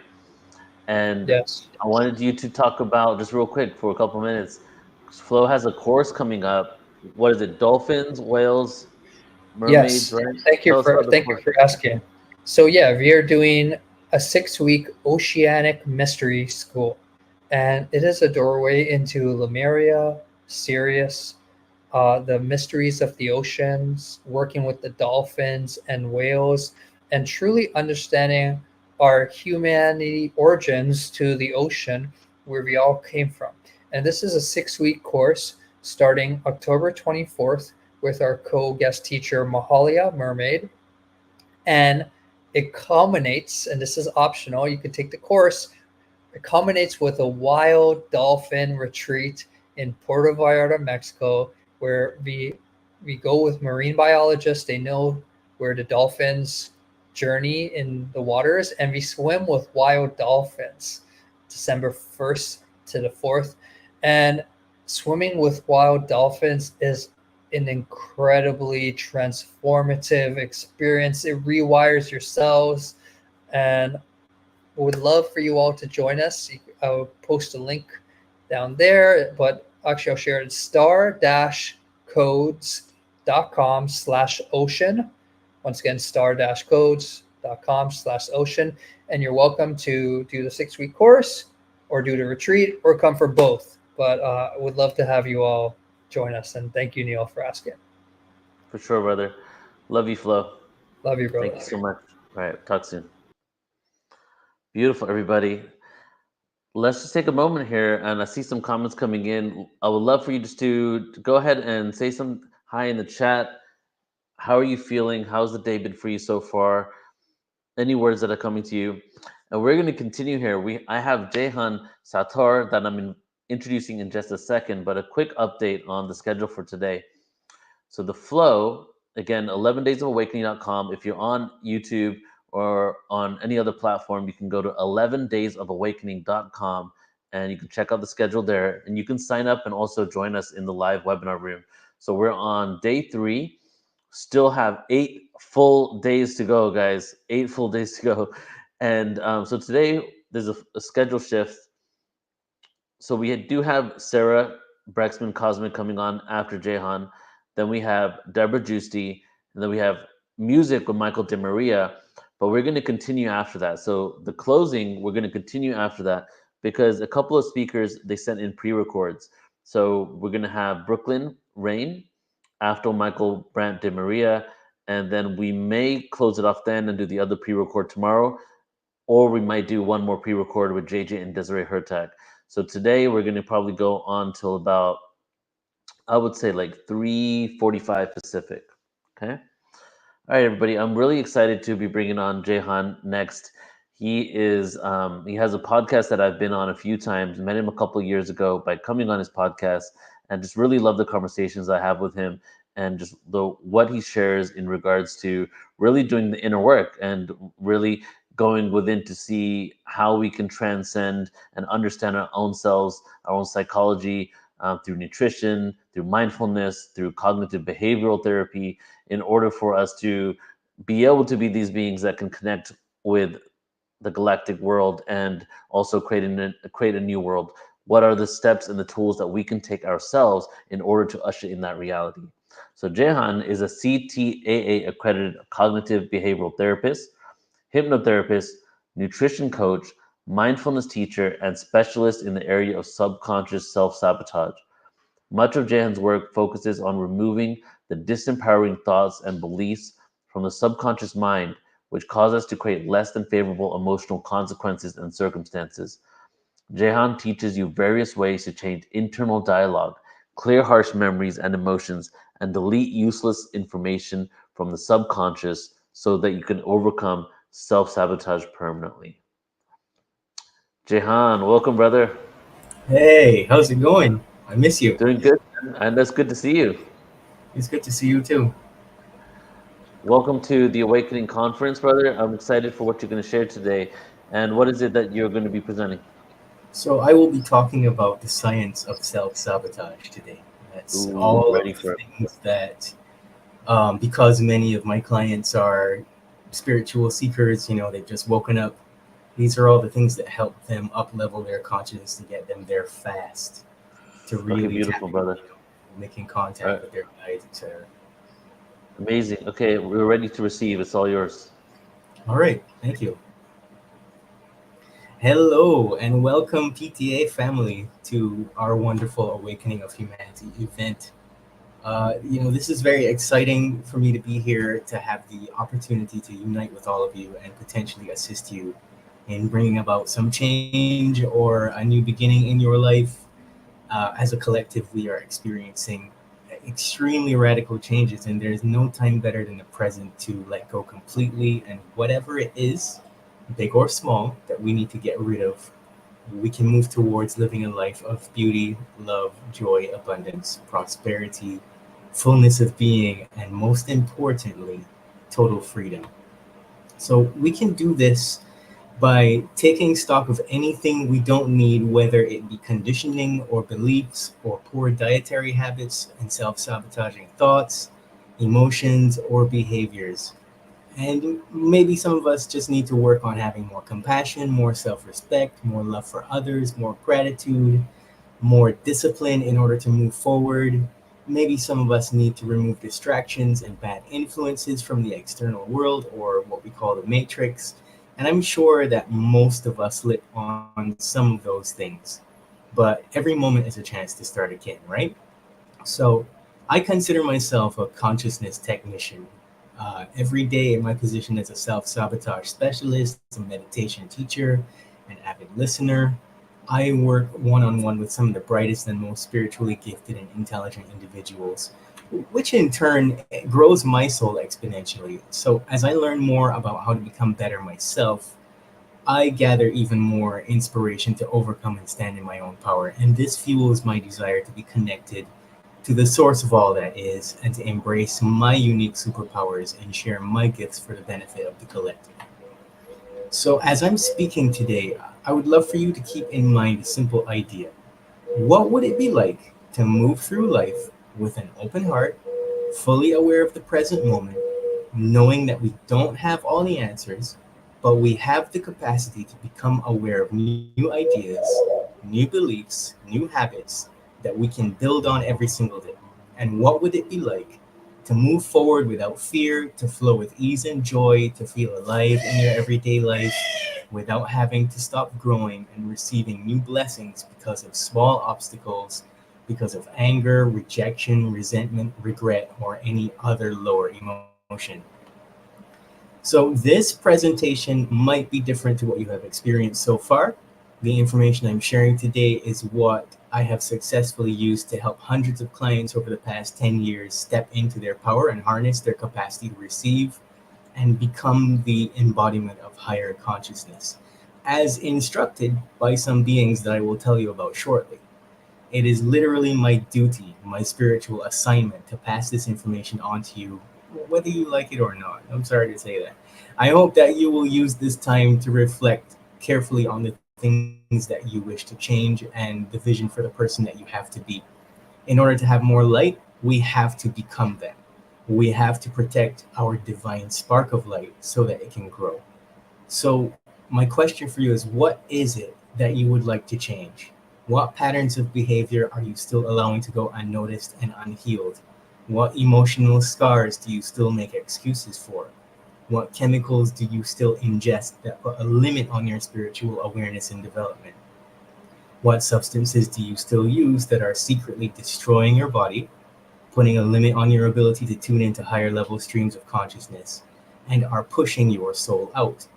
So while I'm speaking, maybe you just want to write down anything that comes to you while we speak, and you can contact me later with your questions. I'd love to hear from you. Quick disclaimer, some of what I may say, it might trigger you or you may disagree, but unfortunately the truth doesn't stop being true just because you disagree or were taught differently. It's my job to break paradigms. Okay, so let's begin. This is the science of self-sabotage. So I'm just going to click on this present button and see if it'll let me share my screen. Yes, it will.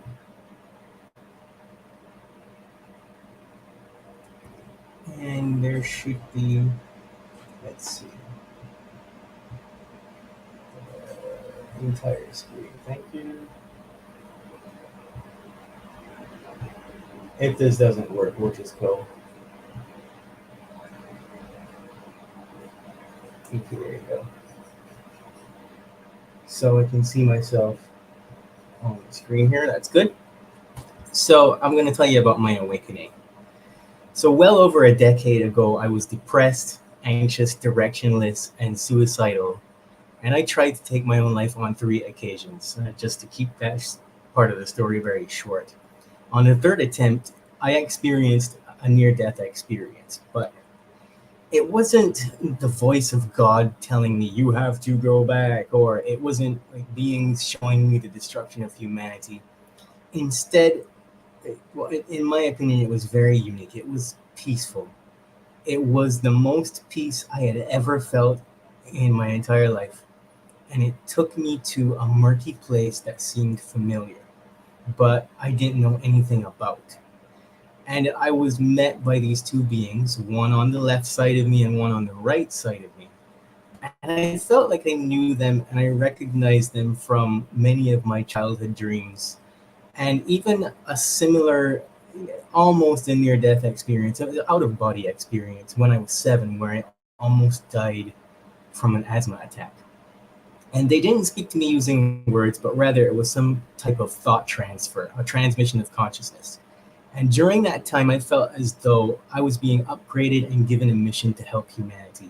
So I came back from that experience and I slept for like 2 weeks straight, in which time my body healed itself.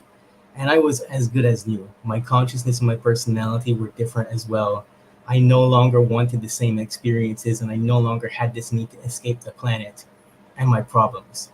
I wanted to tackle them head on and find the light, to grow my spirit, to retract myself from the constructed reality, and it sent me on a search.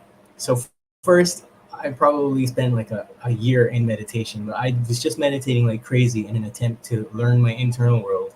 And then things would start happening in these meditations that would prompt me to look outside and see where further wounding was coming from, or what I was ingesting that was putting a cap on my spiritual fortitude, so to speak.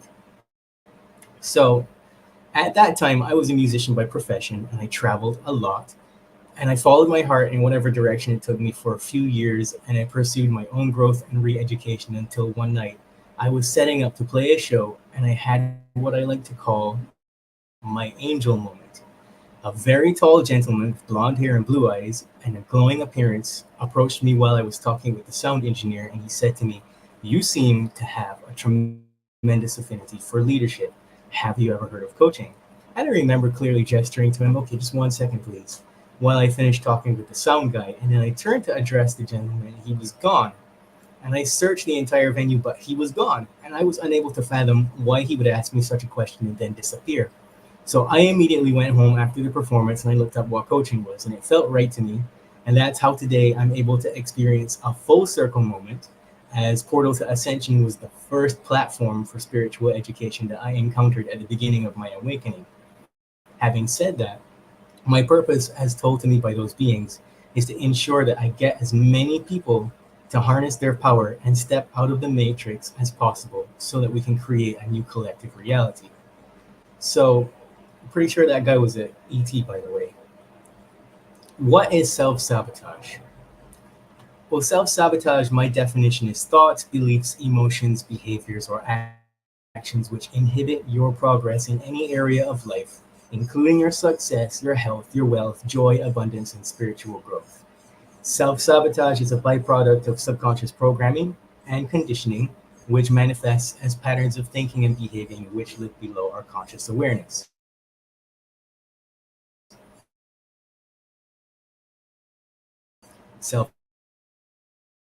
Self-sabotage has a certain set of results, which are procrastination, avoidance of intellectual maturity, spiritual bankruptcy, poor relationships, victimhood, or poor health. It is more physically, emotionally, and spiritually taxing to maintain and operate from self-sabotaging beliefs than it is to change and become free. And yet, many people will continue to undermine themselves every chance they get. And perhaps that's one of the greatest manifestations of fear which exists on this planet at the moment. Fear of change, fear of the unknown. Holding on to things we know do not serve us, make us sick, unfit, unable to think clearly, and unable to connect deeply with the divine. We define our limits with every decision that we make. Remember that. So by this point, all the research concludes that the conscious mind is creative and is responsible for free will, and yet only 1% to 5% of our daily actions are coming from conscious awareness. The rest comes from subconscious automatic processes. So this means that 95% to 99% of your daily thoughts, actions, emotions, behaviors are coming from your subconscious information. And if you have negative programs and are subjected to maladaptive environmental conditioning, then for the majority of your day, you are self-sabotaging. So don't worry about it. I mean, everyone self-sabotages, right? The subconscious mind is like a hard drive that stores information in the form of programs. And these programs are triggered by any stress on the limbic system. It could be a life event in the external world presently or previously in childhood. It could be a past life trauma, or it could be as a result of exposure to an environmental toxin, a chemical in the food, sugar, caffeine, aggressive music, or songs with heavy emotional content, or it could be what you watch, as well as simple exposure to screens. Each person has their own unique triggers and stressors. I cannot even begin to tell you how surprised I am every single new client I get with what their unique issues are, but it's always a combination of the things that I've previously listed to you. The subconscious is primarily concerned with things that keep you safe. So although it will play out programs that seem safe to it, it will completely destroy any sense of security you have through destructive actions, if it can, if that's a part of the program. It loves the familiar and it wants to keep you there, even when that comfortable place is a comfortable pain. So the subconscious holds all of the things that make you who you are, make you do, Its primary objective is to keep you alive, healthy, safe, and happy. And if something makes changes to this part of your mind, then it can cause problems or it can create good things. But you have more control over what you put in your mind and your body than you've been told. Many of us are just products of what we've been conditioned to learn, as well as the experiences in our environment. And in that way, our brain pathways are being overstimulated. This means that we're living as hostages of our negative subconscious processes, which were installed into us by repetitive content in our environment. We've been conditioned to accept destructive habits and activities as fun and normal, even though they're really bad for us and systematically weaken us and steal our health, energy, and vitality, and thinking capacity as well. The worst things for us are all designed to be fun on purpose and are even sold as healthy by fabricated scientific research studies because the goal is to lower our rate of vibration as much as possible. So now I'm going to talk about the limbic system and its pathways. I mainly see behavior as emotional responses. The limbic system has three pathways that send and receive information that is put into some kind of emotion, and it's usually negative. So the way that your pathways are interacting together will dictate your perceptions and emotions, as well as the resulting behavioral responses, which again means that we are at the whim of how we have been programmed or conditioned to respond. Substances, like sugar, for example, to make them even more addictive, which hacks our brain pathways and gives our system cravings which are hard to overwrite and hard to refuse with just our thinking. So what are these pathways and how do they work? The first pathway is the reward pathway, and that uses dopamine to communicate back and forth between the ventral tegmental area and the dopamine receptors located in the nucleus accumbens to manufacture feelings of motivation that fuel a sense of reward and accompany learning. Like when you watch an Instagram or YouTube video and you feel smart. And this is the same pathway that's being engaged. It's also how you learn what feels good, like sugar, alcohol, caffeine, porn, shopping. And this is because endogenous opioid peptides are released by these clusters of similar neurons, and this is what causes that feeling of pleasure or bliss. So the next pathway is the contentment pathway. This uses serotonin to communicate between the dorsal raphe nucleus, which is an area in the midbrain which contains neurons which manufacture serotonin, and this serotonin travels to different areas of the cerebral cortex, which give you the ability to process experiences and judge them as good or bad. How serotonin acts through this process in the various parts of your brain gives a different cognitive outcome depending on the clusters of neurons that you uniquely have built throughout your life. So the next pathway is the stress-fear memory pathway, and it's made of 4 areas: the amygdala, or the stress-fear center, which then communicates with the hypothalamus, the sympathetic nervous system, to get ready to go into fight or flight, and it tells the vagus nerve to stop working because you need to prepare for an emergency. So the hippocampus, which is your memory center, interprets memories as either good or bad. And pain from the last. The prefrontal cortex is the part of the brain which is supposed to put a limit on behaviors that put you in danger. It is also responsible for executive function and makes you generate willpower to create healthy goals and stick to them. And so these 4 areas work together to keep your behavior functioning well for you. These 3 pathways have been found to generate all human emotions, and behind every behavior is a reward. So we must focus on these pathways to understand why we execute behaviors that cause self-sabotage. Self-sabotage is like addiction to self-harm.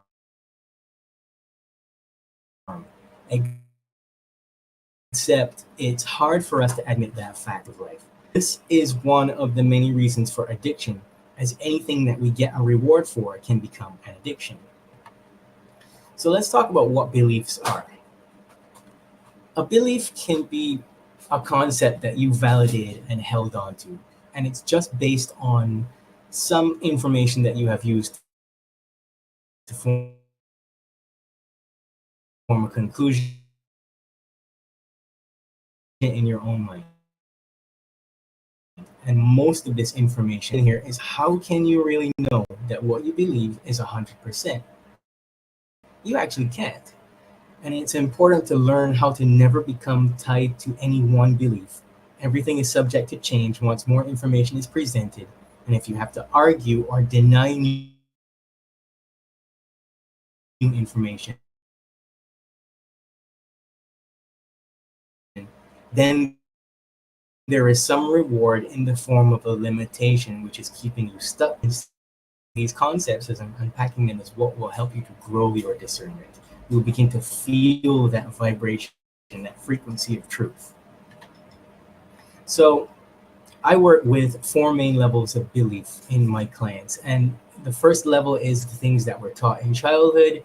It's new meanings that we assign to things in our teenage years and as adults, and it's all the societal conditioning. And these are stored in the prefrontal cortex. Trauma from the media is also stored in the prefrontal cortex, and it's stored in the hippocampus. And it's kind of like memories. The things that we see in the movies and whatever else becomes a morphogenetic field, which is instructing our DNA and our genes. The next level is past lives or collective consciousness experiences, and that information fires when we repeat experiences in places or with people from before that carry similar emotional valence. The programming of the heart is the last level, and that's where I've found things like rejection and resentment and guilt and shame run the world and understand how to exploit these levels of belief and keep us ignorant, lying to ourselves, and repeating the same experiences over and over again. That's their game. Repetitive content is coming from the external world, and it blinds your inner vision at all times. So you have to guard your consciousness because of the 3 pathways that I've just outlined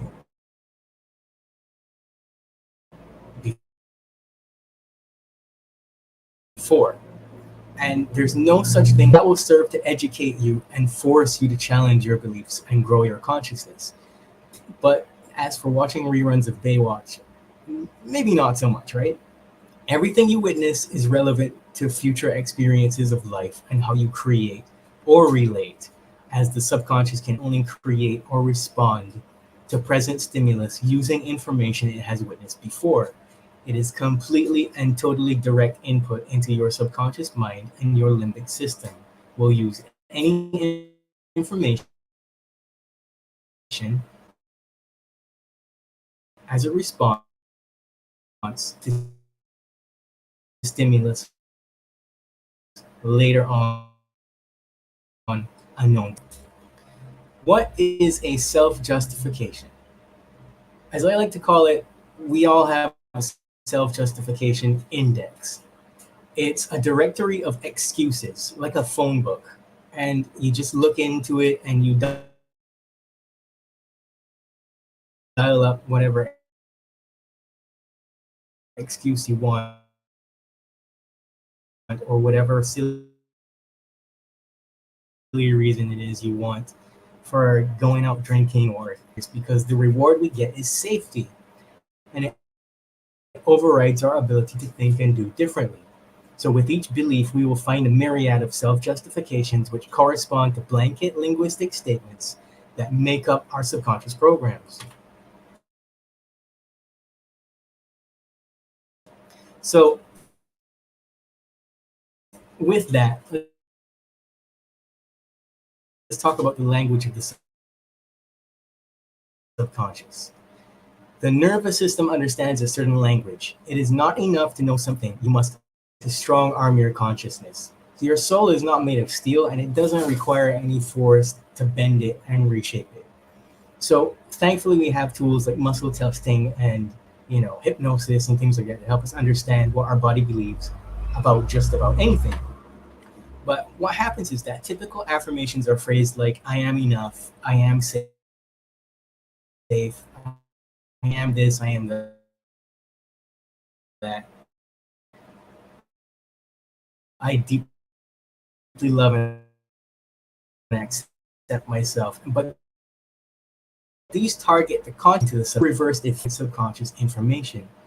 When it comes to linguistic statements that make up programs, the subconscious is not only looking for a clear yes or no, it's either something we do or we do not do. It's like Yoda, do or do not. There is no try. And there is no middle ground for the subconscious. Therefore, your programs, I am safe, like to be safe or to be enough or whatever programming statement you want to change. Examples include, I understand what it feels like to be accepted. I understand what it feels like to be worthy of God's love. I understand what it feels like to live without resentment. And in case you didn't know, when you watch anything on a screen, the prefrontal cortex deactivates, allowing information to become direct input into other areas of the brain. And I just described that process with the stress fear memory pathway. So you cannot reject information even when you disagree with it. The limbic system is a recording device. The hippocampus is like you are the person in the screen. And this is one of the most popular ways of programming that we receive. The subconscious will then organize the recorded experience into statements,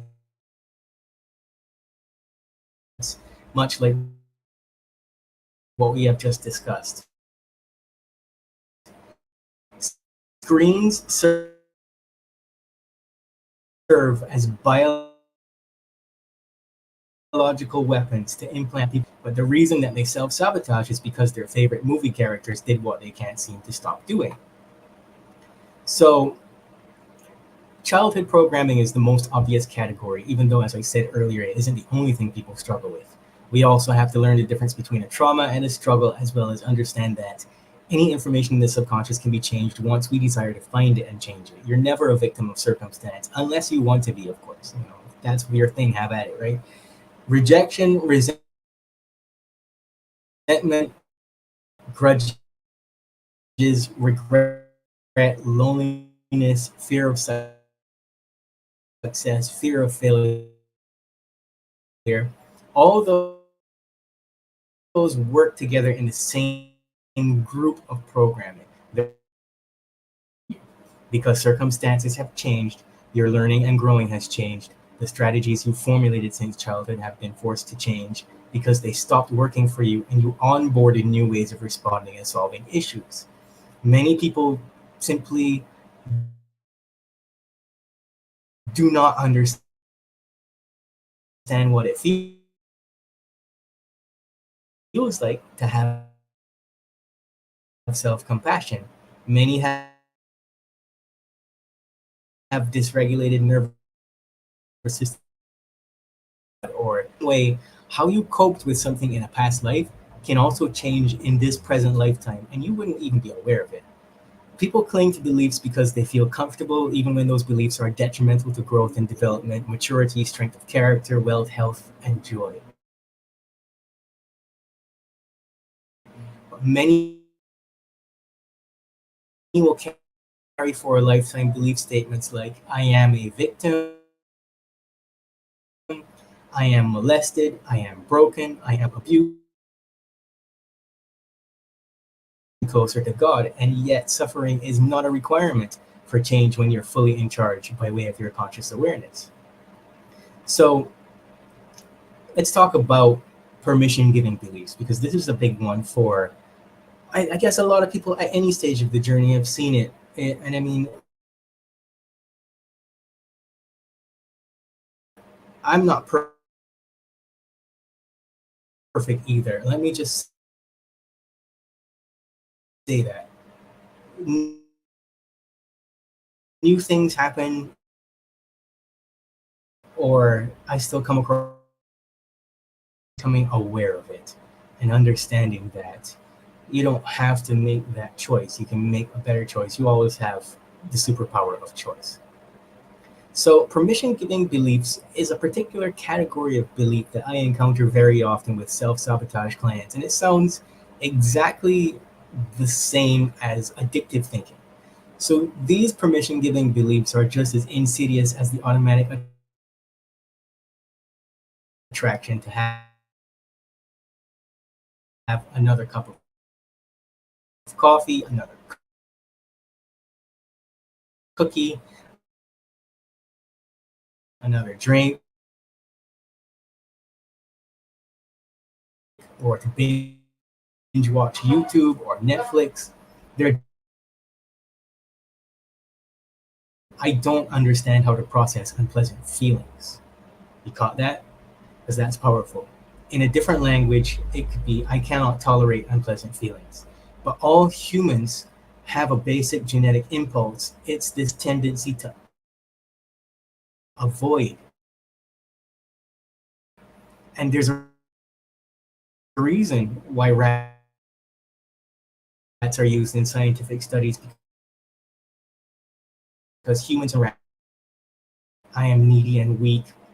And that idea set is usually sugar or alcohol or marijuana use, or worse, hard drugs, crack, cocaine, amphetamines, etc. And these beliefs are activated by anxiety or some kind of fear. So it isn't hurting anyone, so what's the problem? People use that to give themselves permission to numb themselves or indulge in something bad. Many people with this belief tend to think of themselves as rebels or non-conformists. Um, they're really just seeking to neglect the obligations and responsibilities of being a functional leader. It must not be a problem. It gives a false sense of omnipotence. They think that because their life hasn't fallen apart completely, that they're doing fine, and that the mere fact that they're still alive is enough proof to continue. And I tend to call that the hangover type of thinking, because that's how it is. Anybody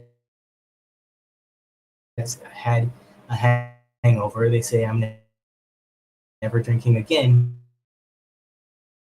But then they do it again because they feel like, okay, well, because I'm fine, it means that really true. I can't tolerate. Everyone can do whatever they want. That's another big one. If I feel like doing something, I'm free to go ahead and do it. It's my life. That's a big one. These self-sabotagers think that they're special. They think that the world is their playground and they're entitled to do whatever they want when they want, regardless of anyone else's needs and regardless of what is morally, ethically, and spiritually right and true. And that's just not cool, man. So permission giving beliefs can be any idea or automatic thought which sounds like it's just one ice cream, it's just one coffee, it's just one beer, one chocolate cake. As long as I'm careful, said before, and they've been misled by a common idea. This is where I get my belt out about this. I can drink or use drugs or eat a lot of sugar because my vibration will alchemize it. And I have to say, okay, so spiritual people don't get fat, they don't get sick, they don't get cancer and they don't get heart disease. That is ridiculous, because you're saying that no, because it sounds like a good idea to someone, or because their guru said so, they will use it forever to justify unhealthy life choices. As people who hold influence, we need to be more responsible about what we say around large groups of people, because people can and they will find the gaps in their own destructive thinking, and they will fill those gaps with as much excuses as they can. I could go on a tangent about this in this presentation, but I will save that for my next presentation in November. The point is,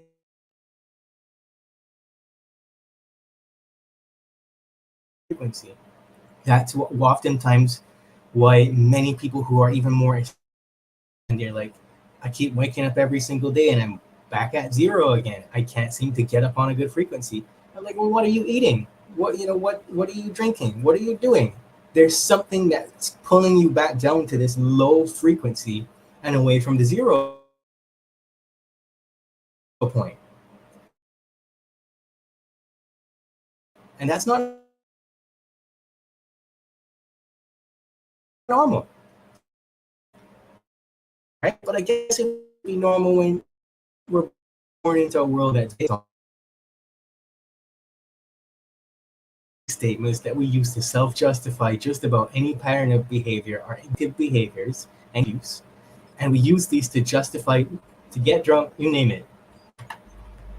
And the other thing is, like, beliefs about substance use are everyday thinking. Life without it is boring. It will increase my spiritual awareness, my productivity. The cravings made me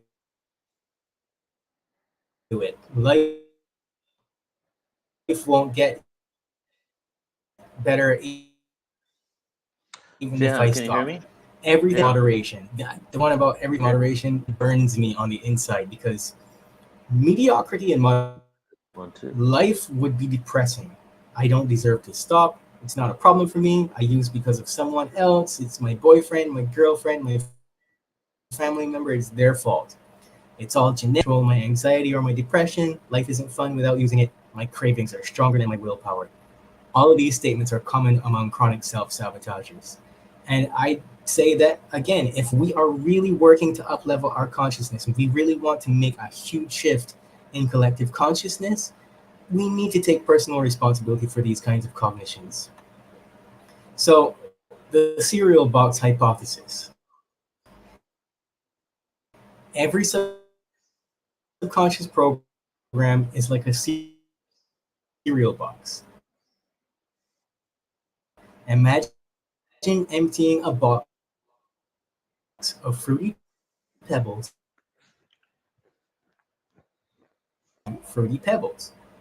and you are not going to have a thought that is not linked to that program. Every single thought that you have when that program is running is a program. So if you replace that with a program like I'm not enough, then you are going to have every thought possible that is linked to that knocking around in your head. And until you can become aware of it and question it, it's not going to begin to empty itself out. So the good news is that once you delete that program, the thoughts linked to each program will lessen over time, and you will not have that program anymore. So back to what I was saying about affirmations, is that instead of standing in front of the mirror and clapping your hands and saying, I am enough, or writing it down 25 times in the morning, or something like that, which is incredibly time consuming, it is important to work with someone who can help you to become aware of your belief systems. Because when you work with someone who's skilled at pulling these programs and replacing them, then you will never ever, so that you can really understand how you're going about your day and notice where you begin to have these little reactions and different things. Even sometimes you might think that you are formulating a much better response, but it's still the program playing and it still runs you into trouble, right? You have to be aware of what you consume and determine whether you're just inputting garbage into your mind or not. It is super important to understand that when you take a bite of that sugary, chocolatey deliciousness made with garbage, that you're putting your organs and your limbic system under stress, and it will fire more negative programming, and then you're not even going to realize it until the damage is done, because more of you is led by your subconscious than you want to admit. Now, before I wrap up, I want to talk about caffeine, because why do I highlight it so often? This is well over. Yeah, so just around maybe I realized that I couldn't push through to any other levels of consciousness. And I felt like a presence of a guide or something like that would just put its hand on his shoulder, and it was like, you have to stop drinking coffee before you meditate. And so I thought to myself, I don't want to stop doing that. How am I going to survive without my coffee, man? And I just had to be honest with myself. And I fell down the rabbit hole, and I found out that caffeine is actually a poison. And caffeine is documented as one of the chemicals which was used in mind control experiments, due to the fact that it turns off brain activity within 10 minutes of consumption. A cup of coffee goes almost all the way down to zero, which is why for many people consciousness, because now a huge cap on your channelers that altogether streams of consciousness and entities from contacting them. Otherwise, all day long they would have a message for somebody. I mean, that sounds funny, but it's the truth. And caffeine steals energy from tomorrow to function today. If you continue doing that, you will have little to no adrenal function whatsoever. So you're going to be tired and snappy, and you're not going to be able to reach that 0 point. So consumption of caffeine also causes the neurons of the brain to fire rapidly. This creates a chemical response in the pituitary gland, and the result is ACTH, adrenocorticotropic hormone. ACTH is what tells the adrenal glands to produce stress hormone, flight mode. So this means that the daily consumption of caffeine results in a whole lot of us being in emergency, cause you to run programs of survival. So if you are in fear mode and not love mode, your thinking processes and all of your behavior are getting hijacked by this very powerful force, and you do not have any conscious control over it. And as if having 100,000 thoughts a day wasn't terrible enough, just add caffeine to that in any form, and now your brain's ability to solve problems becomes affected negatively, and everything becomes a tremendous challenge. And caffeine raises your cortisol levels for at least 18 to 20 hours. So by the time you've de-stressed from the cocktail of hormones surging through your body, there's a good chance that you're already onto your next good to the last drop. That's part of waking up: cup of coffee, tea, chocolate, energy drink, or energy bar. Let's take a moment to look at this slide, though. This is your brain activity before caffeine. And you can YouTube this video, ABC News caffeine effect on the human brain. You can see what happens to that lady when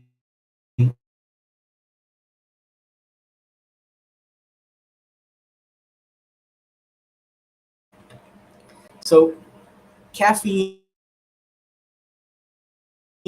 destroys mental health. Often the cause behind choosing to caffeinate in the first place, and that's not hard to believe with a coffee shop on every corner. Many people that are locked into a cycle of depression or anxiety or some other medical label are just being used and abused by the system. And they're given diagnoses based on certain. Caffeine isn't just found in coffee, tea, or whatever is the popular energy drink. Caffeine is a hidden ingredient in plenty of foods that we consume. And believe me when I say that there are too many to mention. We also know that caffeine is found in sodas all over the world. It's highly recommended that if you don't drink coffee or tea or soda, tea, that you can those items. People who suffer with anxiety tend to consume more caffeine than the general population, and symptoms of anxiety decreased by 42% after reducing caffeine. And those who removed caffeine altogether got better. Caffeine is a major factor in heart disease as well as thyroiditis and other severe conditions, and thousands of people die from those things every day. Thousands of people die from caffeine every day, especially with these energy drinks. A lot of teenagers, gym goers and stuff, they have to be rushed to the hospital because they're, having a cardiac event after just having an energy drink. This is what's going on out there. I'm not saying this to make you afraid. I'm saying this so that you can make better choices from love for yourself. So I usually just make my clients get on a program to stop caffeine if I see that it's a major issue for them, because oftentimes you can tell when a person is by screens. I'll get to that right now.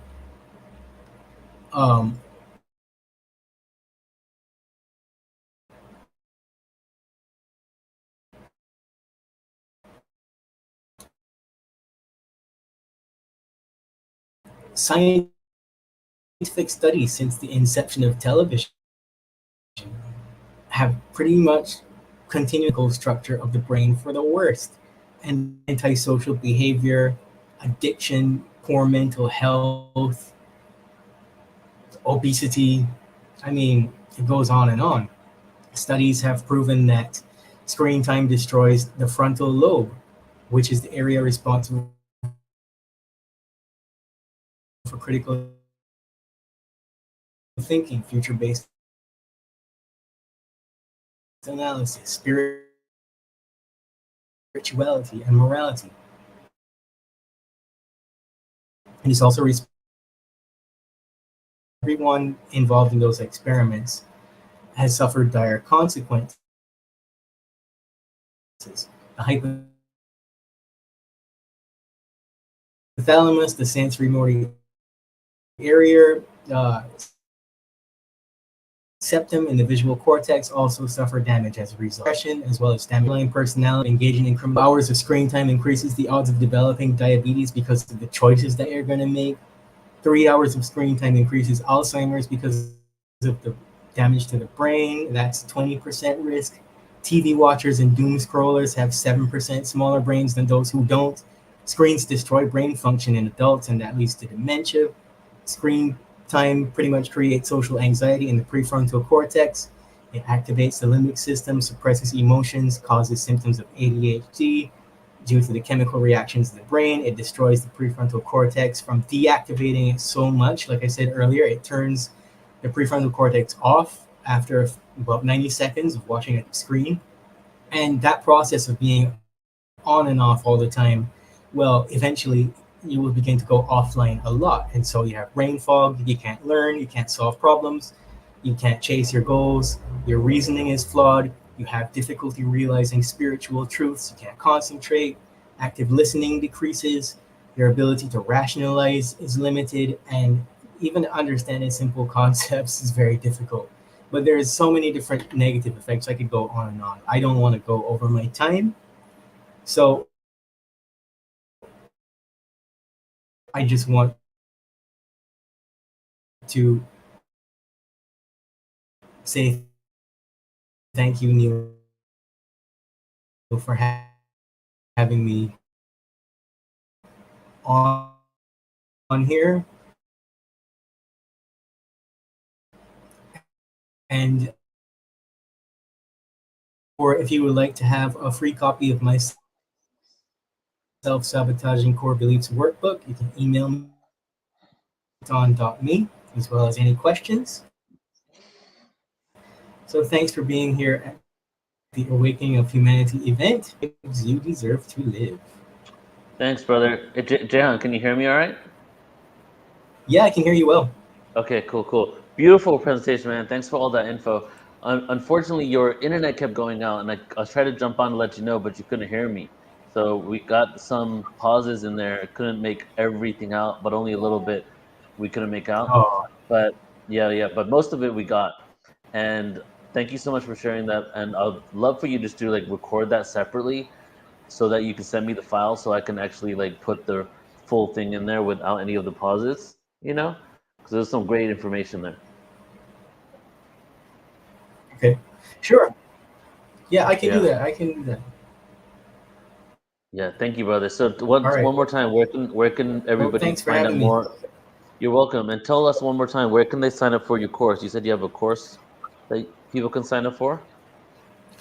It's a free gift. I will just email it to you. It's a self-sabotaging core beliefs workbook. And Beautiful. You can just get that from selfsabotageinfo@proton.me. If you have any questions, you can reach me there. And I'm on Instagram at Jehan Sattaur. That's JehanSattaur. Amazing, brother. Appreciate you, brother. We'll talk soon. All right, appreciate you too. Bye. Take care, brother. All right, everybody. So moving along, and I put Jehan's Instagram handle there in the chat, so you can check in with him there and check out his course book. I'll send it in the replay. If he sends me the link, then I'll go ahead and put it in the replay email. So let's go ahead and bring Alan on. Hey, Alan. Hey. Yeah, Neil, this has been fantastic. The scope of information is a real study in what's coming to the planet and what we know about the human body. It's an evolution.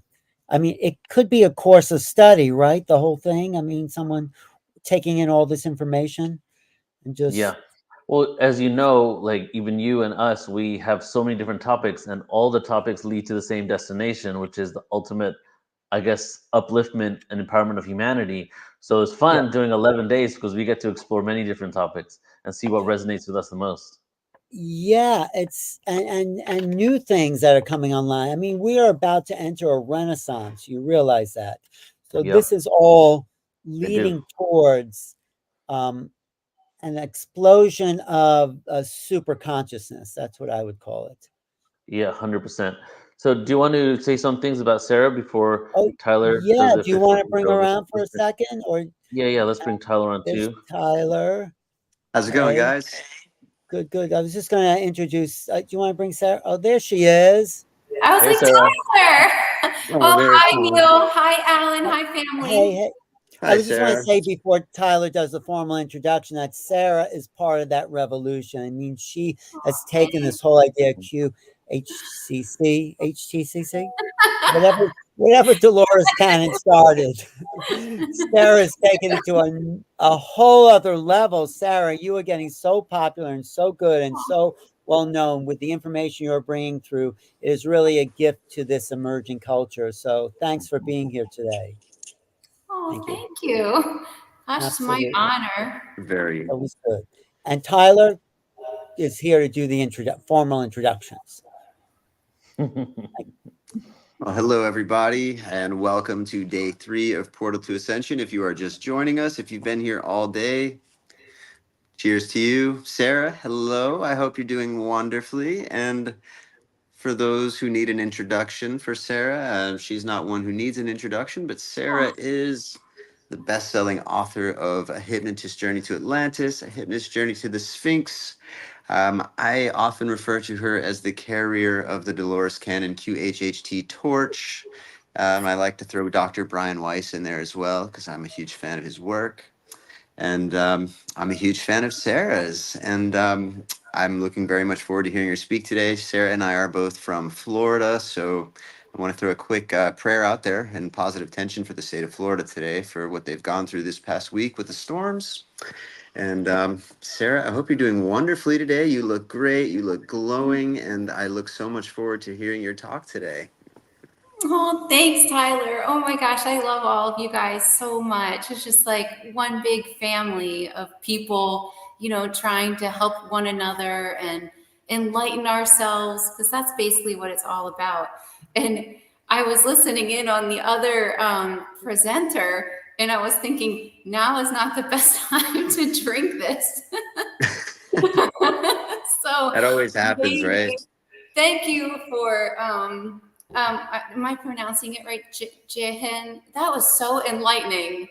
Thank you. I think I'm going to like throw my Starbucks out. Throw that Starbucks out. So I can like just get rid of my matcha addiction. I mean, it's true what he was saying, because even the higher selves of my clients will say, you know, you could really tune in better if you don't drink so much caffeine.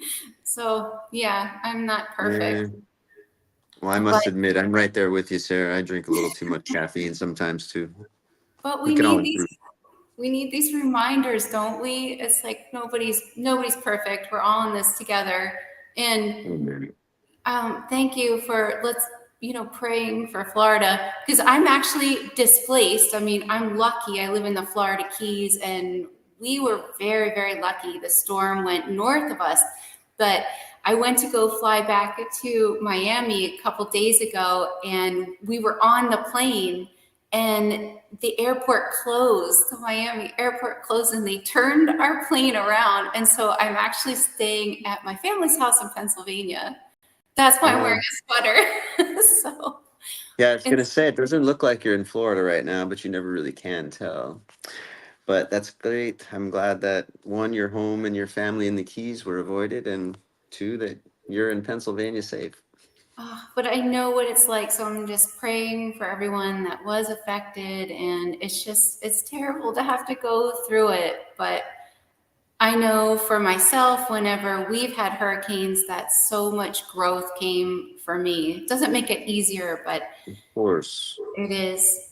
So today, what I'm going to basically present, because I do not have my slides, they're on my Florida computer, is I'm going to talk about my most recent sessions that have had a really big impact on me. So that is what I'm going to share today.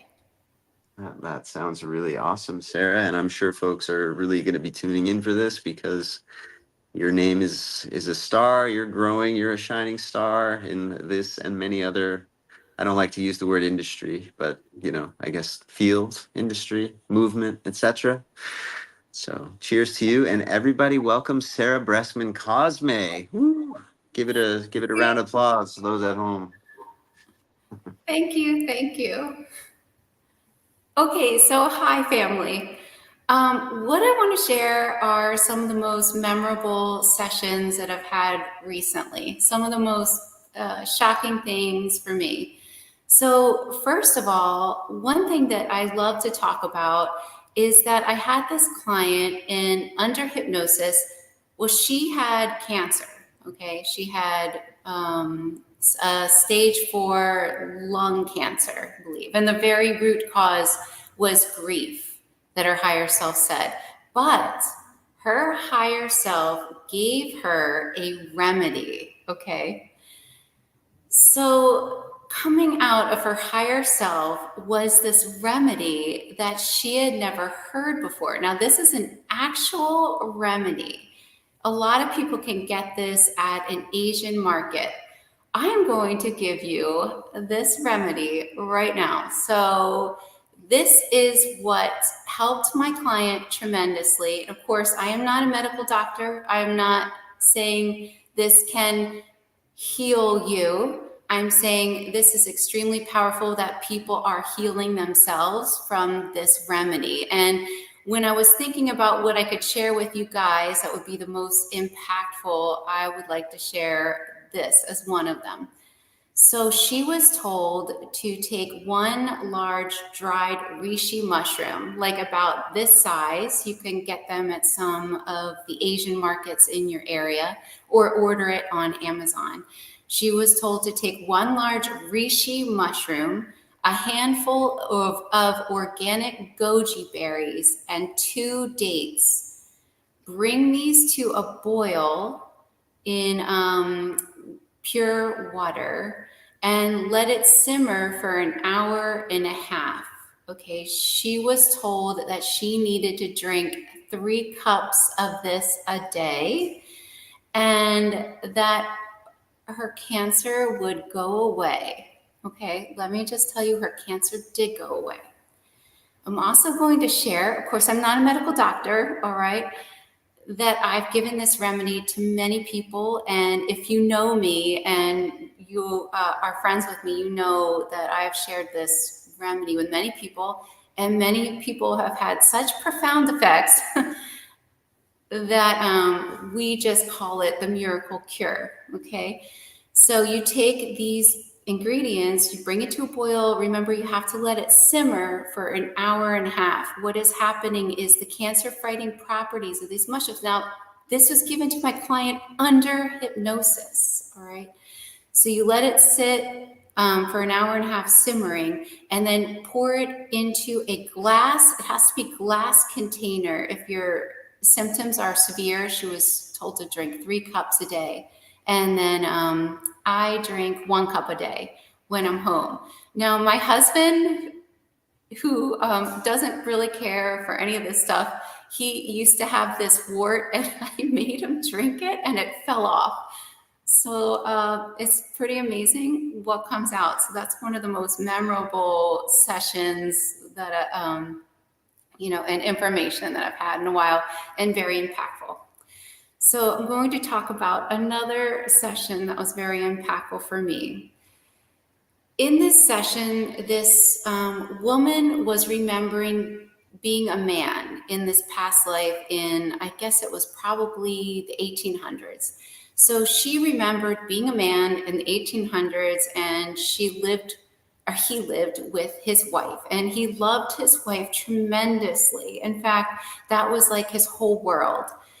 And he just really enjoyed her company and loved her so much. It was so endearing how much he loved her. Well, his wife got sick, and I think she had some sort of fever, and there was no real cure for that back then. And she passed, and it was just extremely agonizing for this man whose like whole world was his wife. He loved her so much, and he just felt so devastated that he felt as if there was nothing left to live for. In fact, after she passed, he wanted to die, and he wished for death. So he spent his days just wishing that he would get sick. A couple times he got sick, and he thought maybe this is it. Maybe he would finally be reunited with his wife. So years go by, and he finally decides he's going to get a gun and shoot himself. So he shoots himself, and he dies. And as soon as he dies, he's greeted by his wife. And he's so excited to see her, to reunite with her. And she's not excited to see him. And what was so interesting is here he was finally being reunited with her. And she tells him, look, we can't be together. We're not going to experience our next life together because you didn't fulfill your purpose.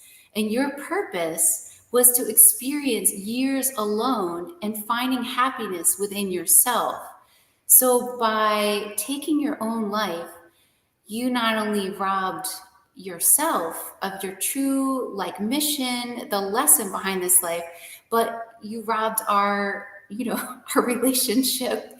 And now we have to wait until you fulfill this purpose and do this life again. It's in a sense only harder, and then we will be reunited. And so what's so interesting and what I've learned throughout all these hypnosis, subjects or these different sessions that I've done, that it seems like when you do take your own life, as hard as things get, and it feels like you just want to end it for some people, that really isn't the answer to anything, because it just seems like when you get to the in-between and you know all the answers again, that there are these lessons that you came into your life to learn. And these lessons are always the hardest thing to learn. It's the one thing that you're trying so hard to accomplish, the hardest issue you have in your life. That's why you came into this life. So sometimes these things feel so insurmountable and so hard, but chances are you've been spending a lot of time, a lot of work trying to overcome these, trying to learn these lessons. And even when you get back to the in-between, a lot of us realize that we take lessons and we take classes trying to learn and fulfill these missions in this lifetime. So that was very interesting. Okay, now I'm going to go into the most memorable extraterrestrial hypnosis sessions that I've started having recently. Okay, these are the most recent ones. What has been resurfacing through the collective unconscious of my clients are memories of this galactic war. Okay, it's really interesting. It's interesting to me, and I find it really fascinating, how people's memories collectively start to resurface at a certain period of times, okay?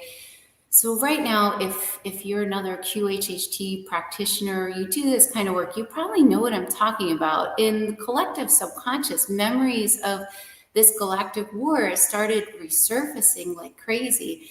And people are remembering interesting lifetimes, like about remembering like living basically in the Vega star system, the Lyran star system, and they started to realize that there's so much more to our galactic history than we've ever been told. And what's really fascinating is that this kind of information seems to be showing up in our physical bodies as clues. So people are starting to show different clues as to what influence, galactic influence, is actually being projected through them, which is really quite fascinating.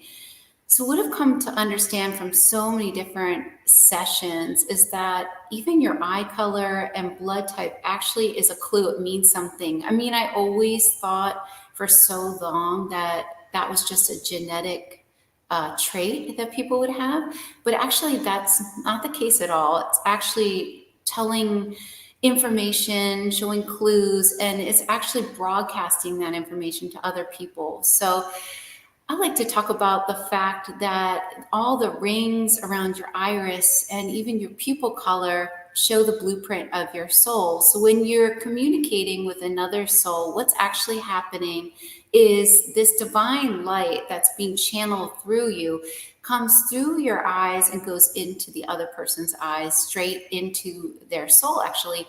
And the other person's soul is reading the blueprint of your soul. And through the blueprint of your eyes is actually transmitting a lot of information. So there's something to be said about being activated from other people. You can just have a conversation with someone, look into their eyes, and feel as if something's happening on a deeper level. Maybe you're remembering that person in a way, or maybe you're actually being triggered by the blueprint of their soul, because it seems like a lot of people are starting to trigger each other's memories just by being in the proximity of one another. So what I've started to understand is that if you are broadcasting, when I say broadcasting, I mean your eye color might actually change, and people do experience eye colors changing. If your eyes are broadcasting the color blue, usually what that is, according to my clients and the higher selves, is that you're broadcasting ancient information from a totally different star system. And these people are usually broadcasting information from one of the water planets. Now, they seem to be very, very old souls and carry through their unconscious really ancient memories of other star systems where there were a lot of like beautiful sea life. And even just looking into somebody's eyes who has blue eyes can transmit some of this ancient knowledge from these other galactic places. Now, I'm sure many of you have heard about like people coming to this galactic plane as a volunteer. Well, there's so many volunteers that are here just sharing information from other places, from other star systems, and that helps tremendously to raise the consciousness. So a lot of people with blue eyes would be almost like projecting information from one of these water planets in general. If you have like a crown around your pupil, and in general, this would be on like somebody with lighter eyes, so a little crown around their pupil, it's usually a telltale sign that you're broadcasting and projecting information from the Pleiadian star system. Now, what's interesting about these star systems is they're almost like other versions of yourself. So you yourself are multi-dimensional. You are not just your physical body. It really appears that we are living on multiple dimensions all at once. But the most important life that you're experiencing is the one that you're fully focused in right now. But if you have a little crown around your pupil, it's usually a telltale sign. And I started learning this even back when I was working on my Atlantis material, because that was being shared even then. So it's a clue that you're projecting Pleiadian information in general. And if you were to use that clue or any of these clues, what you would do is to sit quietly with yourself and try to tune in to this information, and it could really greatly benefit you in your life. If you have any gold in your iris at all, like golden yellow, that's usually a telltale sign that you're projecting information from Andromeda. But what's amazing about that is a lot of people with any yellow or gold in their eyes, that you could actually tune into different mathematical equations, because it seems like the Andromedans are really helping people on this earth plane that have a little gold in their eyes actually develop and assimilate some of these mathematical equations and different abilities like that. Many people with a little bit of gold in their eyes also remember that when they are sleeping, they are sometimes taken away on ships and they are doing a lot of work in the galactic plane.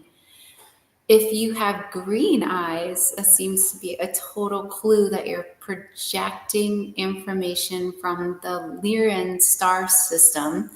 And it's almost like a higher plane of information. So it's coming down through the top of your head, out through your eyes, projecting this information.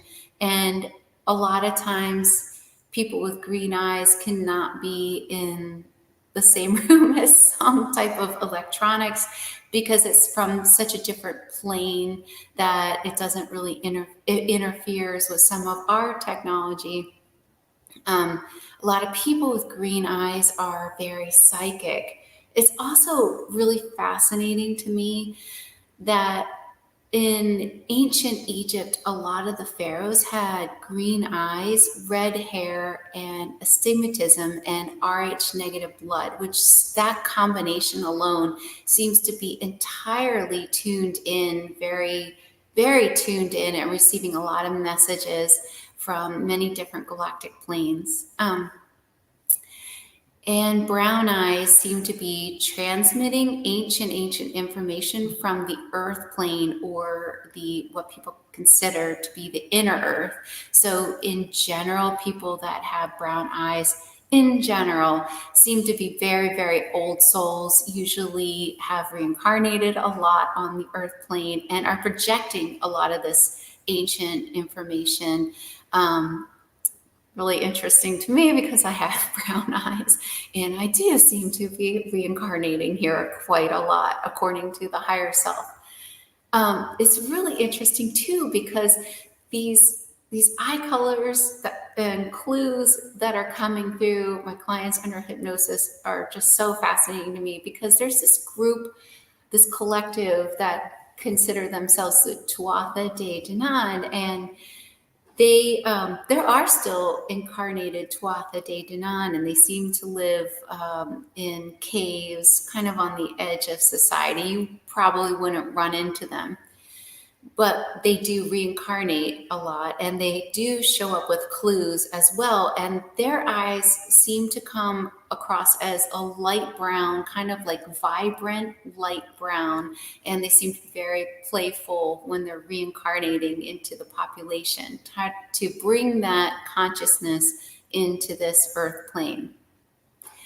So the whole blood type thing is really interesting to me, because what it appears is that different blood types are also clues, and you can actually activate your particular blood type by going to a certain place on the earth, actually, because certain places on the earth hold certain ley lines which actually activate your particular blood type, or even your soul DNA. So it's just very general. I mean, these are the types of things that I hear in these sessions when my clients are deep under hypnosis and I'm speaking to the collective subconscious. So if you have the A blood type, in general, you're carrying a lot of Norse information. And if you were to go to a place like Glastonbury, you could really activate that particular type of blood type. If you can drink from the chalice well, there's a really interesting mineral in the chalice well that actually does something to people with the A blood type, which is really super fascinating. So a lot of people with the A blood type are also reincarnated druids. And there's a clue that people do carry forth in their current lifetime simply as a clue, and that is anemia. And so a lot of times these clues they serve a function, and that is to bring you to search inwards for the answer, as all the other clues that we have on our bodies whenever we get an issue like a physical illness or something like that, that is to lead us inwards to find the answer. But anemia is one of those clues for the most part in general. And so people with anemia, it is usually serving the clue to remind you that you could be a reincarnated fairy or a druid. And the reason why these fairies, or from anyone from the fairy realm, couldn't handle iron was because during the Iron Age, the suffering of the earth during the Iron Age greatly affected this realm in particular, like the druids and the fairies, because we're all so connected to the earth. The earth itself is almost just like us. So it's a reflection of us in a sense, but we are so much more connected to the earth than our society really leads us to believe. But the fairy realm was way more connected to the earth because they still had these memories and still understood this. And when iron was being extracted from the earth in the way that it was, it in turn affected the fairy kingdom as well as the druids. So many people reincarnating from this time now show up with that clue, and it could simply be a clue. What my clients are being told to do is to go to a place like Glastonbury to activate this DNA, to drink out of the chalice well, but also to find themselves a really good source of raw honey and to start ingesting or working with this raw honey. So what's interesting is that to work with a plant, you don't necessarily have to ingest it. The plant has a very strong consciousness. And when you yourself are recognizing the strong consciousness of a plant, that or a substance that is a natural substance, that in turn enables the consciousness of this substance to start working with you. So my clients are being told all the time to start developing a relationship with their natural surroundings, which I'll get into in a second, because I want to talk more about the other blood types and activating of those. So if you have AB blood type, that's a really interesting blood type, because it seems to be a very direct line to particular types of extraterrestrials. And also people with AB blood type seem to be very balanced in their ability to activate not only the Norse information and the Druid information and fairy information, but the B blood type, which is very tied to Lemuria and to some of these South Pacific ancient lifetimes and abilities that are flowing through that blood type. So keep in mind that through your whole genetic lineage, of course, we always talk about the traumas that come through our genetic lineage, that you are the leading ancestor. And one of the reasons you are here is to heal your genetic line. But don't forget, you have abilities flowing through your genetic line that have been very suppressed for thousands and thousands of years. So in general, people with the B blood type carry forth a lot of ancient information from Lemuria. So if you have the B blood type, you might want to go to even any place like Hawaii, any place in the South Pacific. Just feeling the air, getting in that area can be enough to really activate this blood type. One way to activate the blood types, according to the different blood types that you have, is to actually place your hands on some of the megalithic structures.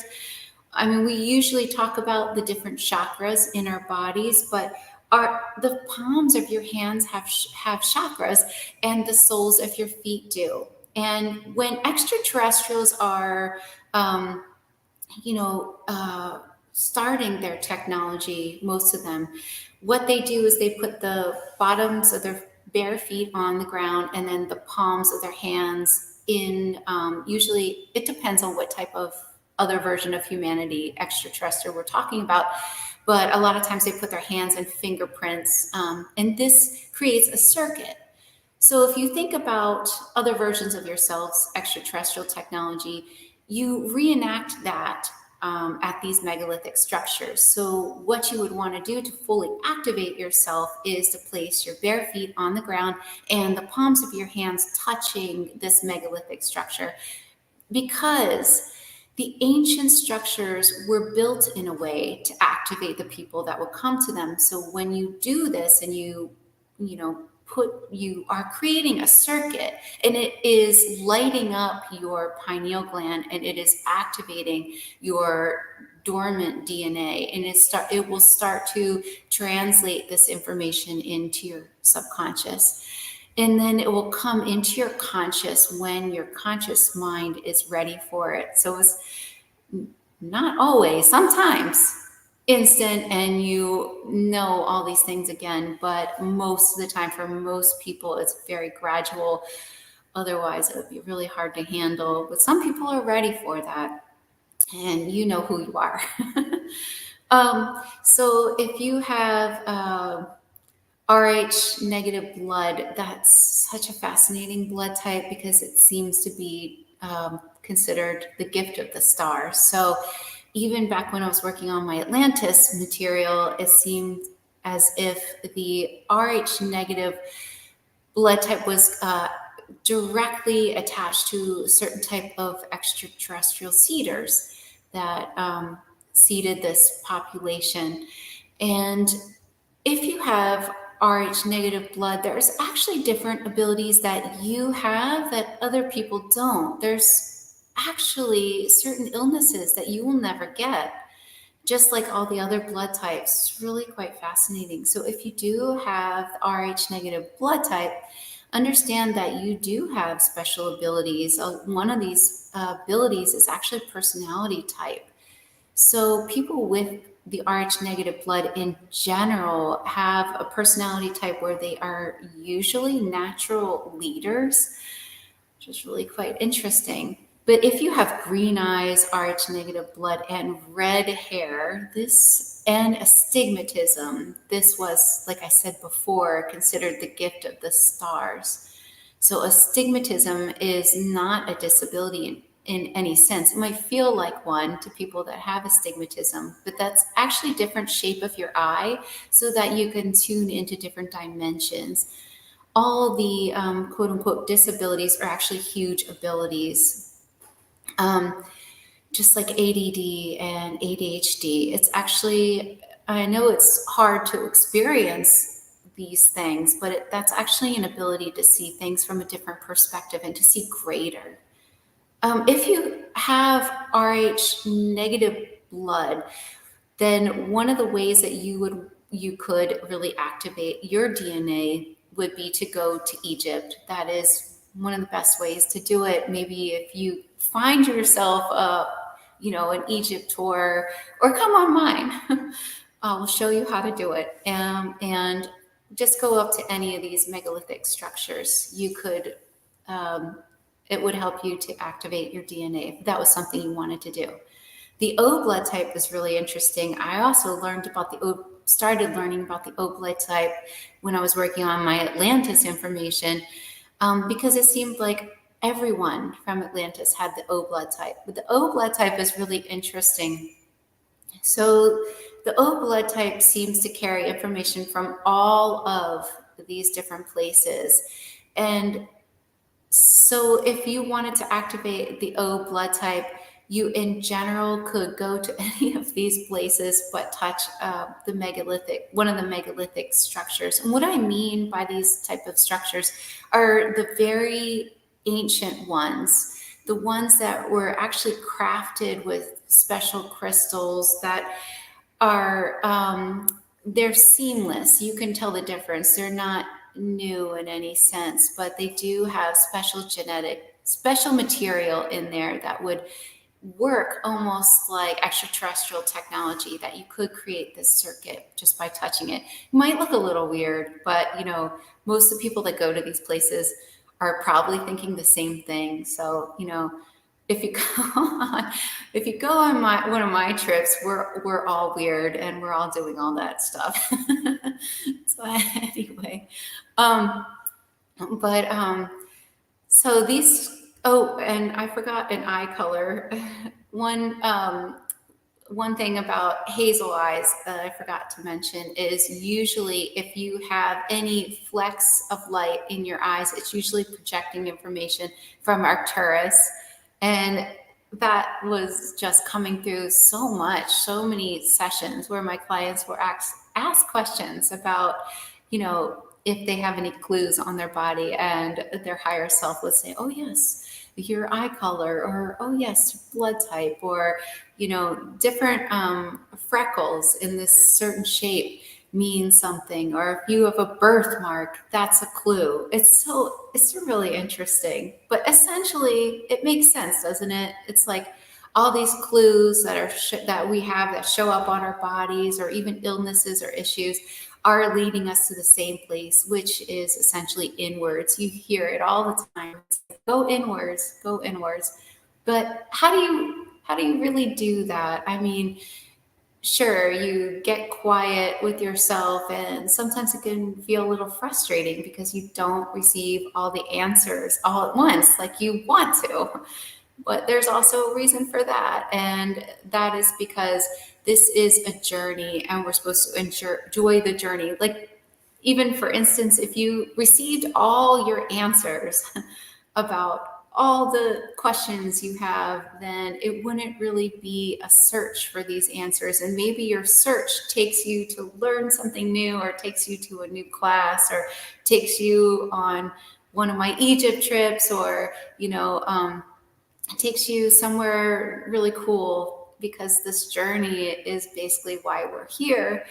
Because when you pass and you go to the in-between, all these things again. And what's really interesting is, not everybody is on the spiritual journey. I mean, of course, all you guys like watching these presenters, you guys are, and you probably ask the same questions that I do, because we are all in this together. But I always wondered, why do other people why are they not interested in the stuff that I'm interested in? I mean, I want to know all the secrets of the universe, and I want to like enlighten myself.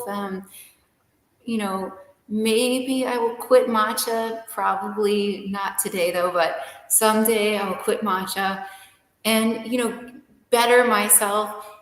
But not everybody wants to do these things. And so I asked the higher self, how come everyone's not into this stuff? It's really fun. I mean, it's fun to see these synchronicities. It's fun to be led to these different people or learn something new.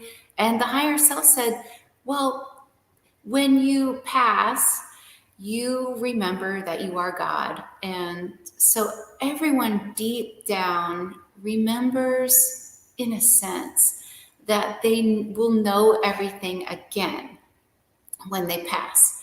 So if you think about that, and the higher self said, so if you think about that, when you get back to the in-between, you know everything again. You have the answers to everything again. Well, some people didn't come here to learn and remember all the answers. Some people came here to experience that separation from God.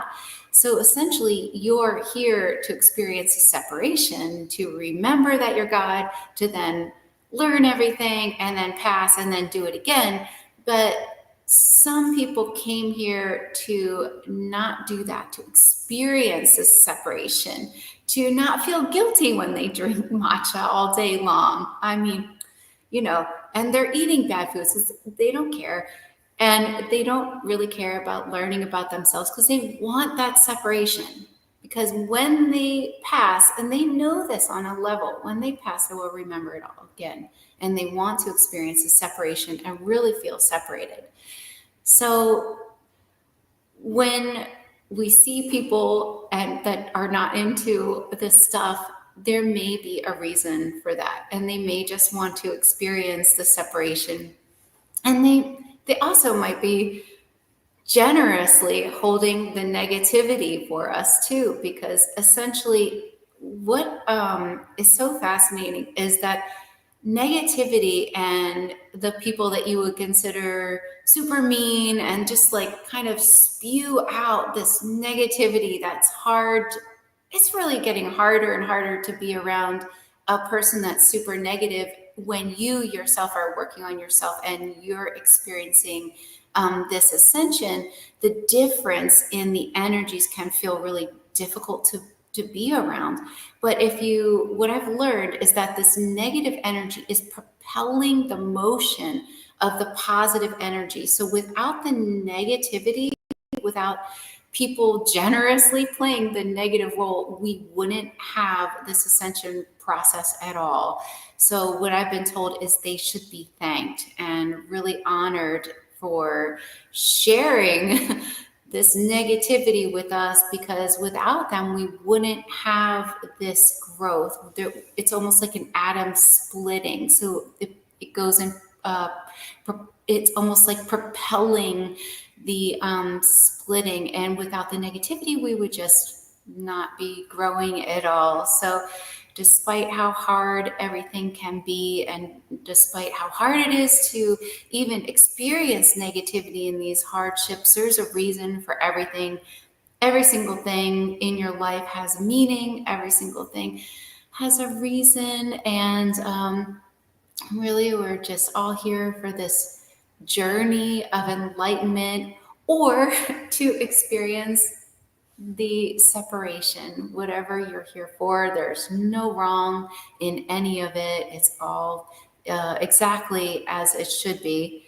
But one way you could tell that you are on the positive timeline or moving in the right direction is you will start to experience these synchronicities, these repeating numbers. You might even feel like you're experiencing deja vu. You might just feel as if things are working out in a way that feels like a dream, because it feels like it's almost unreal. And that's because you are being initiated in this spiritual path, and you are definitely on the positive timeline if you experience any of those things. Essentially what happens is, as soon as a person becomes curious at all and they start seeking inwards, the universe is a reflection and starts getting curious about you, and you solidify yourself into the initiation path. So if you're starting to see signs and synchronicities, that's a really good thing. It means you're in alignment, and it means you're following the right path. It doesn't mean you're not going to have challenges. It just means you're doing something right. So good job. Pat yourself on the back. And I don't know if I ran out of time. I don't want to go too far over, but I do want to say that I love you all, and every single one of you, and we're all in this together. And despite all the wonderful things said about me earlier, we are all the same. And I just want to share my love, and thank you so much. Beautiful. Thank you, Sarah. It's so amazing how intricately connected and how meaningful every single thing is. When it comes to like how our past lives affect this reality, when it comes to the water from the chalice well, right? And all these different codes have just been, it's almost like there's just clues everywhere, hidden in plain sight. Yeah, everywhere. It's so fun. It's like a scavenger hunt. Everybody's on, they just don't realize it. Right. And I feel like in your books, you speak about these different traits as well, because I've heard you say a few of them before, like the green eyes, never heard the hazel eye one. So it's almost like an encyclopedia for how to track our heritage. It is. It's been coming through like crazy. It's just been shared. It'll be in my next book, which should be out in the next couple months, hopefully. It's just, I would have had that book out earlier, but my mom is my editor, and she started becoming activated. Like once we got on chapter 4, she started seeing light beings. So Whoa. Yeah. Wow. And is this one hypnosis to Avalon? Yeah. Hypnotherapist at Mhm. Oh, I Yes. can't wait for that one. Okay, so that Thanks. comes out in 2 months, huh? Yeah, 2 months. You couldn't come to our last Glastonbury one, but hopefully next time we do it, you can come, because I feel I like know, you I need to. would love to. It was too close to my Egypt trip, so I just I gotten know. back. It's too I much. think I'm skipping. I'm not sure. I might skip next year, but if it might be in 2 years, so you have more than enough time to plan for it. Okay. But Thank you. definitely want to see you there. All right, Sarah, thank you so much for your energy and everything that you do. I really appreciate you, and I'm excited for everything that you're going to be doing, and the conference coming up soon too. All Shift Happily Now. It's going to be great. Yes. Yeah. Thank you so much. I'm so excited. Thanks, Sarah. Okay, we'll talk soon. Bye. Bye-bye. Hey, Alan. Hey, sorry, I was late. Did we start Debra yet? No, Debra's here. You want to do her introduction? Sure, that's why I rushed back home to do that. Yes. All right. I'll say you can do the intro and bring her on. I'll just say Debra Giusti is a good friend. Been working with her ever since 2012, I think, a little bit before. And a lot of you may have seen Debra. She facilitates all the Ascension panels that we're doing at Portal to Ascension, different conferences. But more than that, her and Alan actually both have been the biggest supporters for Portal to Ascension, and we've supported each other on many levels. So she's just a dear friend, and she's now stepping more and more into her own presentations on ascension tips, different tools and techniques in order for us to really cultivate our inner ascension so we can manifest that in the external reality. Go for it, Alan. Well, yeah, Debra, you're right, was behind the scenes for a long time. And it's because of Debra that so many events within our community has been successful and so well attended, because Debra's worked really hard for 30 years networking the spiritual community. She started with the Harmony Festival, and she's just kept going, and it must be 20 or 30 years now. And now she's studied all those years, and it's time she's put out her own information. That's what she's doing now. She's Yes. putting out her Ascension tips, and she's really a great student and teacher of the Ascension process because she's been keeping track. There she is. Hey, Debra. My favorite Ascensionist, Welcome. keeping track of the spiritual evolution of our community. Thank you, Debra, for all that you do and for being here today. Thank you, Alan. Thank you, Neil. Yes. Hello, everyone. So good to be here with you all. Yes. Especially during these crazy times on the planet, because it is so powerful for us to be here as the world is in deep chaos and dysfunction and destruction, because we are committed to holding the light. And that's what you've been doing, Neil, forever. And Alan, I love you as well. We've all been on it. We're cohorts, on this crazy journey to be up on front and really helping everyone as much as we can. Watching well, we're all doing it together. What are you going to talk about today, Debra? Well, I'm going to be talking about Ascension and really what's happening now, because I love talking to this crowd, because everyone here is here because we are holding the light for the awakening of humanity, especially at this time of purification. So I want to share that when all this dysfunction comes up to the surface, this is really what's supposed to happen now. So it can be revealed and then it can be healed. So everything that's going on in the world now, this is part of the purification process for the planetary ascension, as the whole planet is graduating into its next cycle. And as above, so below, this is exactly what's happening with us personally right now. It's activating our ascension because we are ascending with Mama Gaia right now. So I'm going to be talking about all of that, and really specifically our personal ascension, because that's really our job here, is for us to evolve and escalate and totally transform with her as we move into the new earth, which is what we all came here to do. So you seem really great, Debra. Very upbeat, very present. Thank you. Yes, thank you so much. Okay, it's all yours, Debra. Yes. Okay, everyone. Well, my passion is around our personal ascension. So that's what I'm going to share with you. So I'm going to enlighten you about your opportunity for your ascension during this planetary ascension. And if you're listening to this program, you're probably aware that you chose to be here right now, whether you like it or not, because the truth is you scored. Because this is one of the hottest places in the universe to be right now. Many souls are trying to get in right now because this is one of the best parties available right now. So all our galactic family is around here assisting us. And that's why there's so much awareness of the galactic reality, because the success of our transfiguration now, the planetary ascension, affects everything else in the universe. Because as we know, everything is interconnected.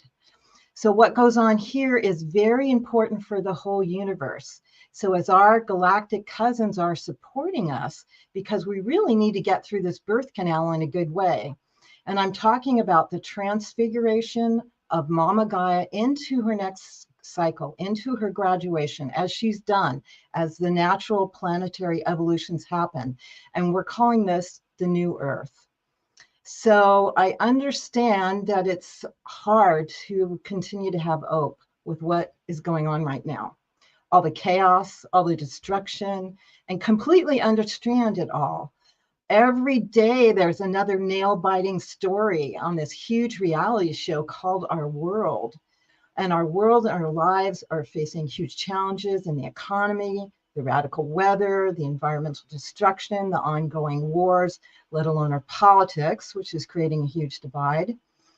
But I want to say that as much dysfunction that's happening, there's an incredible amount of balance of the amount of good and evolution that's evolving forward. For example, truth is coming out like it's never been before. Disclosure is everywhere if you just open yourself up to it. Also, new technologies are coming out to assist us. Multidimensional energy devices, especially healing technologies, are finally being released and getting out to the world. And as this show says, the world is waking up like never before, really all over the world. I'm tapped into so many different communities internationally, and they're all waking up. And mainstream America and mainstream level is all waking up, including high-level spiritual teachings are easily and accessible like never before. For example, this information that's being brought to you would never happen before. You'd have to go to mystery schools and earn the right to get it. And you can just happen across this on YouTube and get incredible high-level information that just escalates you in a quick way. So I claim this is a magical and special time for all of us, and it's what we came for. And a lot of us are aware of the opportunity for accelerated transformation during this time. And because I'm so excited about this and passionate about the planetary ascension and our personal ascension, I've studied with almost all the ascension teachers all over that have popped up in the last 12 years. And I've put together really simply an explanation and a transmission so you can understand what's happening. And it has to be simple because life is so complex these days. So you can understand really the transfiguration that's happening with you as an alignment with what's going on with the planet. And I call it the Ascension Tips. And it's done really simply in tips. So some of them you'll recognize, some of them may be new concepts, but they're all in a sequence so you can understand the evolutionary process that's happening now. So I'd like to start my PowerPoint to make it really fun and beautiful and easy for you to know about. So I'm going to share screen here.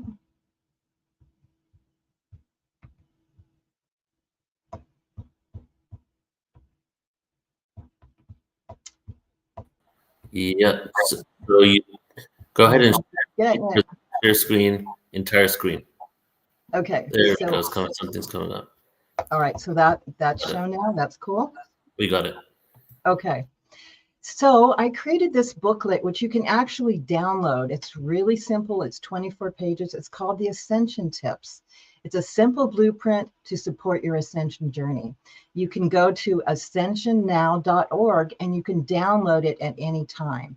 But I'm going to go over the tips now in a really quick way. Normally it'd take about 2 hours to go through everything and explore in depth, but I want to give you the overview of what's happening now.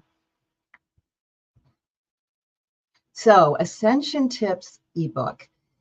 Through this book, you're going to receive support and understand the process of the ascension. And it's designed to give you an overview.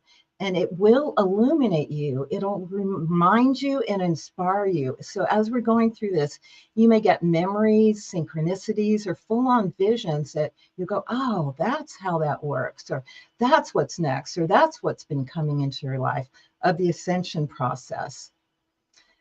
So let me first define ascension, because that word is a little tricky for people because it's been used in Christian ascension and all that. But what we're talking about now is the accelerated spiritual process within all planetary life forms during this cosmic evolutionary cycle. It's a step-by-step process that's initiated through spiritual awakening that leads you into higher dimensional existence and quantum consciousness reality.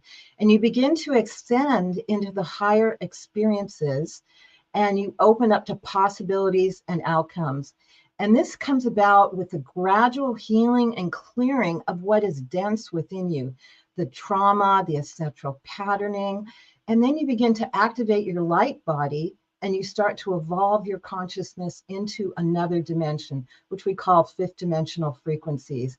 You connect clearly with your higher self and experience deep soul embodiment. And the outcome is what all the spiritual teachers are talking about, living and manifesting from a state of oneness. So what do we mean by planetary ascension? So at 2020, this became a rapid growth of transformation of the planetary ascension, and it's been going on. It's a huge cycle that's been evolving. So what we're talking about is the purification that's happening now that's allowing us to move forward and eliminate all that's dysfunction and rise to a higher level. It's many religions, spiritual traditions, mystics, and prophets have predicted this for many, many years. People call it evolving into the new earth, evolving into the golden age, the second coming of Christ, warriors of the rainbow, the Satya Yuga, 5D consciousness. And at this time, many star seeds, light leaders, angelics, galactic emissaries have come here to support this. So it's different as compared to when Christ ascended or the ascended masters. We're talking about a group planetary ascension that's happening within all of us, within humanity. And so the ascension tips is in 4 stages, just to help you understand. So the first is the awakening, and I'm going to be describing that. The second stage is complete transformation, where you go through the alchemical transfiguration in yourself. And then you start to reach soul embodiment, which is when you start to embody this whole new frequency and being within yourself. And the last one is becoming the divine human through the planetary ascension and living in the new earth. So I'm going to quickly describe all this, but again, you can download the Ascension tips and go into it much more deeply, or I have programs that go in much deeper of this. So the first is the awakening. And a lot of people who are watching this know what I'm talking about because they've already been through this, or they wouldn't be on this program now. And the awakening is different for everyone. Some people come in awakened. Some people have a near-death experience and it awakens them. Some start to gradually awaken or something inspires them. So it's where you start to realize that you're so much more beyond what this programmed kind of reality that you grew up with is. You're way beyond the box that you live in, and you start to step out of the box. And again, this is happening now like popcorn all around the world. So this is a unique phenomenon. Pop, pop, pop, pop. More and more people are awakening because of all that's happening and what is happening in the world. So what are the stages of the awakening? So first one is to fully embrace it. If you're going through this process, you've got to fully embrace it and be all in. It doesn't work if you go on your awakening path and you go, oh, I'm kind of not doing that anymore. And it doesn't mean that you ebb and flow, but really in your whole being, fully embrace it and cultivate a passion for your awakening, because the passion is what drives you and what brings everything to you. So be passionate about it.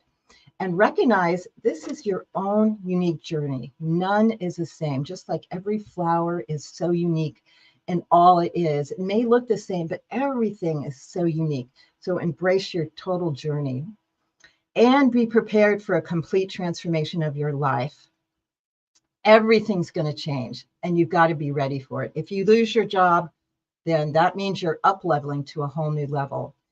Become aware that you are a multidimensional being and we are all one. You'll start to have ongoing multidimensional experiences. So stop thinking you're only this human suit and you're much, much more. And prioritize, start to live as a multidimensional being, which is a whole other exciting way to become. Start to use nature, Mother Earth as a spiritual teacher and healer. Cultivate an ongoing meditation and spiritual practice. This is really important that you tune in to yourself and your higher self every day. So start to cultivate. A lot of people start meditation and then stop, but this is something you want to tune into and do every day. And you've heard this before, but take ongoing steps to raise your vibration, because that's what we're talking about. We're talking about raising our vibration, our frequency to the next level, to be operating at a whole nother level. Pay attention to the signs and synchronicities appearing in your life. That is going to be your teacher. Analyze your dreams and symbols for higher information and awareness and guidance, and be open to downloads and visions, because they're going to start to be coming in. And again, all of these tips could have huge conversations, but I'm just going to go through them quickly so you can get the bigger picture. Embrace everything that happens on your ascension journey with complete acceptance, even the bad things, because they're usually red lights that stop you from going in that direction to keep you on your path. This is important. Master your fears, practice non-attachment, and develop trust in your higher self. Really important. And of course, uphold the highest attitude of gratitude. Cultivate forgiveness, compassion in every part of your life. Develop and sustain complete self-love. That is so key, because if you can't love yourself and let spirit come through you at the ultimate level, which is what we're talking about, spirit isn't going to come through if you don't totally love yourself. And live yourself, be who you are. Do not try to convert people, but be the ascension, and that will inspire people. There's a lot of ascension coaches and guides, so seek help. If you want to do everything well, you get coaches and guides, and there's a lot out there now. Going to sacred sites is really important to download the codes, the remembrance of your past life, and to activate your frequency. And learn to connect with your ascended masters, the self guides, and the angelic guides, and your star family. But most of all, start to cultivate unconditional love for everything. Really, love is the bottom line. It's the key. It's the octave of unity consciousness. So this is really the bottom line. So again, we're going to continue on here. Next stage is complete transmutation. So after you've awakened, and then you really start to go through the alchemical process, through the healing, through the transfiguration of what's happening with you. You start to connect with your higher self, who becomes your guide to your journey. And you start to embark on delayering embedded density, trauma, and other memory blocks that block your soul connection. So let's talk about the stages of transmutation. So what you're basically doing is you're extracting your energy from the global matrix program. So I'm sure many of you understand what that is, but you are going to be operating sovereignly and independently. You're going to be enhancing your physical, but also energetic bodies with life force all the way throughout. Learn to master your energy completely. Contain and protect your energy field with healthy boundaries. Be aware of the ascension phenomena and how it affects physical and energy bodies. You start to feel, if you're walking into a room, that this is not the right place to be, bad energy in there, that type of thing. Tame your ego, really big lessons, not letting your ego guide you. It serves your ascension. Undertake deep shadow work, really important to go in there and do the healing so it doesn't keep dragging you down to the lower frequencies. You commit to uncovering and healing unresolved trauma and core wounding. You embrace any of the dark night of the souls as your teacher and gift towards spiritual evolutionary quickening. Dark night of the souls is something that will come up to do a complete karma clearing. I've had one myself, lost everything. You embrace that, even though it's difficult, and just go through it, everything that comes through. You develop high discernment, so you strengthen your ability to sense and feel what matches and what resonates with your soul truth and divine purpose. And this one, really important, do not live in a state of judgment. Get out of the judging, because that limits your perception of what you can really understand and feel. Become aware of, to heal and evolve your core beliefs and your negative beliefs. Resolve outstanding karma and complete soul contracts, especially with your soul family. And important, connect and heal your inner child. Inner child work is so important for all of us to do.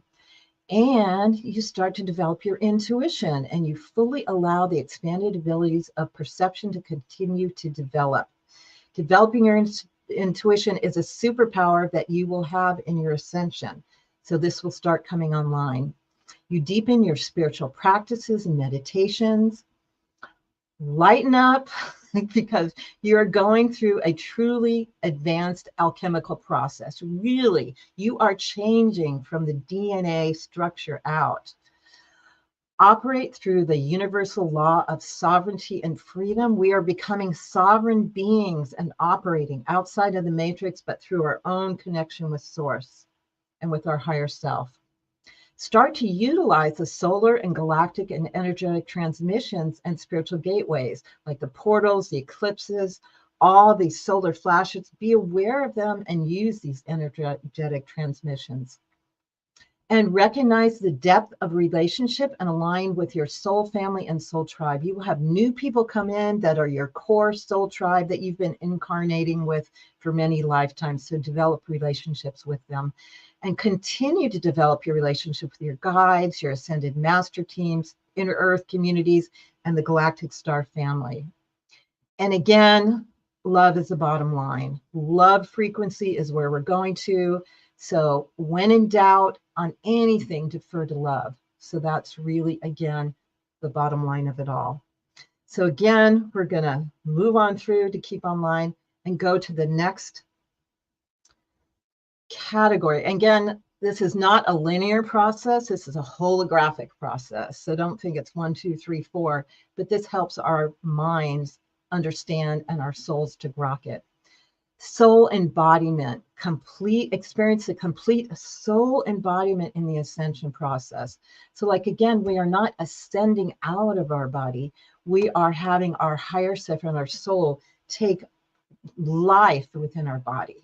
This is the embodiment process. So it's precisely as it sounds. And we're talking also, I want to say, about the organic ascension of Mother Earth. To accomplish all these superpowers that are going to come in, it's not about using the transhumanism agenda devices that are coming in. This is the organic ascension of Mother Earth with Mama Gaia that we're utilizing. And again, it's not like Christ kind of ascending out of the body. It's bringing everything into the body. So let's see what this is about. Live in the now. So that's bottom line. We operate from the now. We can go to the past. We can go to the future within the now. Eckhart Tolle brought this to our consciousness, and it's really true. And play, have fun with life. Don't be so serious, because what we're going to is a bliss state, is a joy state, is a, and so, take this on with joy and happiness. And another one byproduct is you can experience your body regenerating and reversing aging. I've experienced that myself. As you activate all the cells, you start to heal and regenerate. We should be living many, many years, and we have been in other lifetimes. So we're going to start to live much longer. Heal, balance, and integrate your masculine and feminine energies. So we've all heard about this. We are all masculine and feminine, and bring that into balance within yourself as it's happening within the world. Embrace the complete transfiguration in your internal reality, your life, and your outer world. So again, you are going to continue to transform. So just embrace it all. And what we're talking about is living in non-duality. We're talking about beginning to live more than not in unity consciousness and in oneness. So this is about learning to understand, access, experience, and live in the fifth dimensional realm, which is unity consciousness. And that happens when you live from the portal of your heart, which is the doorway to the fifth dimensional reality. Be receptive to all the energetic realities that happen, such as Kundalini activations that can spark your awakening and awareness. And what we're really talking about is activating your DNA to a whole nother level. Now, there's been so many programs on Portal to Ascension of this, but this is what we're really talking about, is activating from what we're told we have now 3 to 4 to 5 strands, not even that, to 12 strand, to beyond that, to activate all our superpowers. And yes, what's going to happen is our superpowers are going to start to come online. Your extrasensory abilities are going to go to the next level. And what this is about is really activating your energy bodies, your light body, and your Merkaba Taurus. So we're going to start to live more in our energy bodies than this physical body. Connect with and learn to live from your higher self, your Christ self, your I am presence. You reunite with Source, you utilize all your superpowers. And one of the benefits is you're going to utilize your full power of manifestation. So there's been many teachers on this, but our ability to manifest is God-given, is source-given. So that is going to come full online, and you're going to learn how to do that. Now, you have to be a high being to have all powers of manifestation so that you are operating in alignment. And you live in high abundance because it doesn't matter how much money you have. You can manifest whatever you want because abundance comes in all forms. And this is really important. This is not just for us to have this wonderful life.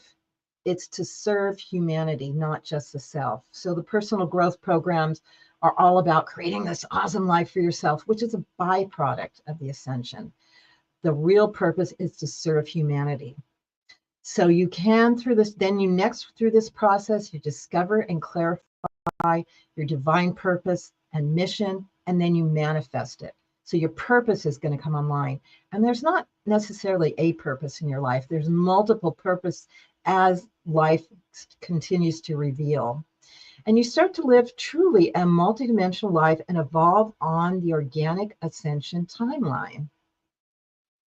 So you start to live outside of linear time, and you start to understand and master time and the timelines. So again, all these are huge, incredible topics. And you start to support more the planetary ascension through the global meditations, through terrestrial grid work, lane line activations, sacred site clearing. You start to be part of the planetary support system. And then you get ready for complete transmutation supported by the solar and galactic transmissions. Those are upgrades. They're starting to come in now. They're going to continue to activate and accelerate more and more, and you'll be able to utilize all of those. So what we're talking about is becoming a divine human in the new earth. And what we are here to do is build the new earth together. Do you feel a calling for that? Well, let me tell you now some previews of the coming attraction of what the new earth is meant to be like. And again, these are downloads that I've had. These are some teachings with Ascension teachers, and it's all put together of what has been agreed upon. And this is just a piece of it. Much more is going to be coming out. So the divine human in the new earth, what does that really mean? What is this new world going to be with? Again, this has been prophesied so much. You can think more of like the high points of Lemuria and Atlantis. Those civilizations started to reach this whole level, but didn't quite complete it all and continue on. As we know, they met with destruction. So are we going to be able to do it this time? I mean, that's really the bottom line. Are we going to be able to transform this time and really live and exist in the new earth? So let's see what this is going to be about. So it's talking about existing in higher dimensional reality. So we can first call it 5D, that we're going to be living in a 5D earth. And what it's going to be about is consistently, everyone's going to be living in the awakened state, Christ consciousness, the frequency of love, or all that is. Can you imagine what it would be like if everyone was living in the awakened state? That's what we're talking about. So your body is not going to be as physical. It's going to be much less dense and operate at a much higher vibration. If you can think about the galactics and how they transform from various frequencies, that's what we're going to start to experience. You will have access of all your memories from past life, future lives, and alternative lives. Isn't that great? Isn't it challenging to come in so veiled to this life where you're going to have access to all your knowledge and your superpowers? You're going to be able to instantly manifest like that. So again, you have to be a pretty high being to use that power in the best way. Could you imagine if our current humans had powers to instantly manifest? Wouldn't work so well. And you're going to be able to see and witness deeply and just live in multidimensional reality, or what we call that now, what we can understand it as. We're going to recognize that time is not linear, and we're going to experience time existing simultaneously. We're going to be communicating telepathically, which some of us are starting to do now, but we won't have to use the phones and all that other stuff. There's going to be another way for us to support and connect with each other. And we are going to experience collaborative, creative, dynamic, and deeply loving relationships. We do that now in our soul tribe, but this is going to be humanity's consciousness. We are going to live in high-level collaboration and creativity together. We are going to honor and hold and initiate children as true evolutionary leaders. We're going to recognize that the souls that are coming in beyond us are higher beings, and we're going to give them the blessings that are due to allow them to expand. Certain people are starting to do that now with the indigos that are coming in, but this is going to be a matter of how we live. We're going to live in sacred, eco-regenerative, loving communities. We are going to be divinely aligned. We're going to have divinely aligned technologies that support our society. So we are going to have high-level new technology supporting us that's going to take care of our survival needs. So we can live at this whole other level of creativity. It's not the current transhumanism agenda that's coming in now with the current AI so this is another tricky reality. It's the organic ascension and organic technologies. A lot of the higher galactics have that and will be giving that to us when we deserve that we're ready to utilize it. Obviously, some of it's being transmitted and handled now, but basic humanity will have it when it can utilize it at this level. We are going to experience new societal and government structures, not our current structure, what's in process of collapsing now. So this is going to be a whole level of high government structure. Money's not going to be around the way we know it. It will not exist. It'll be a whole other financial structure, not currently, which is set up where a few people have all the money at the top and the people at the bottom. It's going to be a whole other way of exchanging and getting and earning and all of that. We're going to design regenerative ecologies that live in balance with the earth and nature. Honoring nature will be primary. We are going to witness the transformation of nature. It's not going to be so violent as it is now, where one species has to kill another species. It's going to be a whole other evolution of nature, because again, Mama Gaia is evolving. We're going to experience a renaissance of all the arts, constantly exploding forward through technology. What if all your survival needs were handled and you could focus on the art and creativity and love and connection and play and all of that, and building new things for the betterment and the play and the enjoyment of everyone. Everyone's going to practice sacred community service. So everyone will have something that they offer to the community. That will be their gift, because their needs will be taken care of, and it will be understood that you are here to bring your purpose, to bring your gifts to community. We are going to experience the world beyond the transhumanist agenda and AI threat. Once we go to that level, the current threat that is happening now will not be able to touch us, because we're going to be beyond that. We're going to gain full awareness that Earth is just one of the many civilizations in the vast universe. Of course, Portal to Ascension people understand that, but just all of humanity is going to start to connect and be invited to be on council with the galactics. We have graduated, we're going to be able to participate, and there'll be full awareness of it, as there has been in other civilizations that have reached this higher state, but we are going to get there. Love, compassion, peace, and harmony is going to be what we stand for and what we do. So that's the new Earth. And again, this is a brief just flash into you so you can be inspired. You can remember what you know. This can help with you. Again, I give workshops and other things, but you can download the Ascension tips again. There's my QR code, but ascensionnow.org, ascensionnow.org. And you'll have this booklet and you can go over it. And there'll be new versions coming out because there's new versions coming in to me. So if you sign up, then you'll get the new versions that are coming out. Also, I want to share with you, I'm one that just gets inspired by spirit to do what's needed.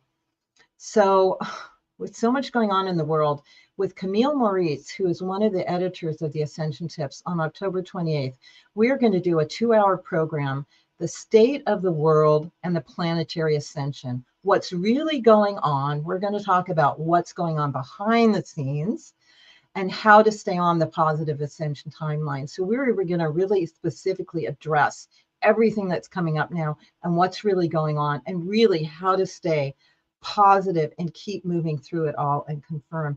You can register at planetaryascension.org, planetaryascension.org. And you can join up and join us. And you can just sign up for the replay if you can't make that date. But it's going to be really, really powerful. Camille is amazing. She's my Ascension teacher for 7 years. She has tapped into everything. So between us, we're going to give you a really incredible transition that will give you hope and have you understand what's going on. And also I have a Wishing Well portal that has a newsletter. This is where I've promoted Portal to Ascension for Neil since the very beginning through my Harmony Connects. Debra recommends transformation into the paradigm newsletters. So watch for that. You can go to wishingwellportal.com. And again, thank you for listening to me and receiving this transmission. Really, the ascension is now. So this is what we all came for. Again, it's party time. So I'm glad we're all finding each other. I'm really happy for this program that can bring even more and more people to the light. Appreciating Neil, appreciating all the speakers here, and love you all. Thank you so much. Debra, beautiful presentation. Thank you. Amazing. It's so cool to watch how your presentation has evolved over the last few years. Mhm. And I can see not only is this like your journey of multiple decades all coming into one, all the teachers, but you really coalesced all of what you've been getting from the beginning of what happened, the inner work we need to do, and then the vision for the future. Yes. You know, it's beautiful. And more coming in because I know. the show goes on for sure. So yeah, thank you I so love much. this so much. Happy to And hear it. thank you for doing that. And thank you for bringing that here because you just kind of like summarized the whole conference, you know, like what it's truly about. And it does start with that work, how we heal these wounds and these traumas. And then once we do that, what we can expect for our enlightened and abundant future. So, And we're going to take yeah, it to the great. next level on the panel that I'm going to host. Exactly. On Yes. Tuesday So, coming up. yep. So Deborah's going to be back on Tuesday, which is next week. Let me just check real quick. So next week, October 15th, we have an Ascension panel, everyone. So stay tuned for that as well. And Deborah, thank you for everything. I love you so much and appreciate you. So I'll see you in a few days. All right. Blessings all. Okay. Beautiful. You know, and I feel like when we close out today, actually, next we have Michael Brandt de Maria, and we're going to be having some music. And I think it's great that Deborah just kind of outlined all of that and has really just put that into the field of, especially love the last few slides on the you know what the future can entail for us all, how we can shift into our consciousness to start using all this technology from a more conscious perspective and awareness, right? And as Michael is going to be performing very soon here and putting us into this expansive state with frequency and music, we can actualize more of what Deborah has said, our own intentions, and the collective attention for this event. Like, this is called the awakening of humanity because it is time to wake up. It is time for humanity to not be asleep anymore and to realize who we truly are and start becoming the masters of our own reality. And that's what this event's about. That's why we're doing this work. And Deborah did a really good job conveying that.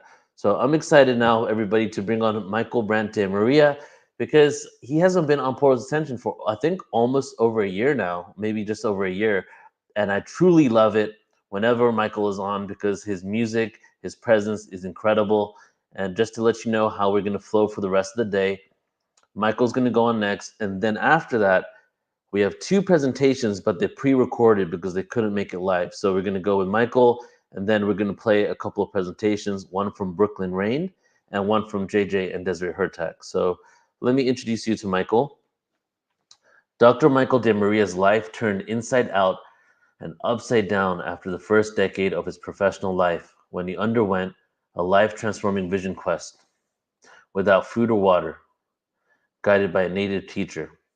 He went there suffering compassion, fatigue, and burnout after working for many years with severe cases of child abuse and child protection team psychologists. The experience provided a profound healing a course correction, and gave him a vision for his life. Ever since, his mission has been to help guide others to what he calls the ocean of peace that lies within each human heart. He does this through his work as a creative mentor for the soul's journey, yoga, meditation, mindfulness teacher, and above all, musician, artist, poet, and filmmaker. His healing music is heard over 1 million times a week across the world, garnering him 4 Grammy nominations, 8 ZMR awards, 6 #1 albums, a Native American Music Award, and appearing on the Grammy-winning album All About Bullies, Big and Small. He is also a Sounds True recording artist, with his music being featured on projects with Eckhart Tolle, Mark Nepo, and Noah Levine. He's the author of 4 books, 3 of which are bestsellers, and is the creator and author of the Peace Within process for integrative wellness. So let's welcome Michael to the show. Hey, brother. Hey, brother. So good to see you, Oh my Neil. God. It's Thanks good to for see having you, me. man. You too. Oh, Can it's you been hear so me long. okay? Hear you perfectly, brother. Great, Yes, great. excited for this. Well, thank you so much. And it's great to be here and always amazed at the people you bring together and the Thank you, space you brother. create.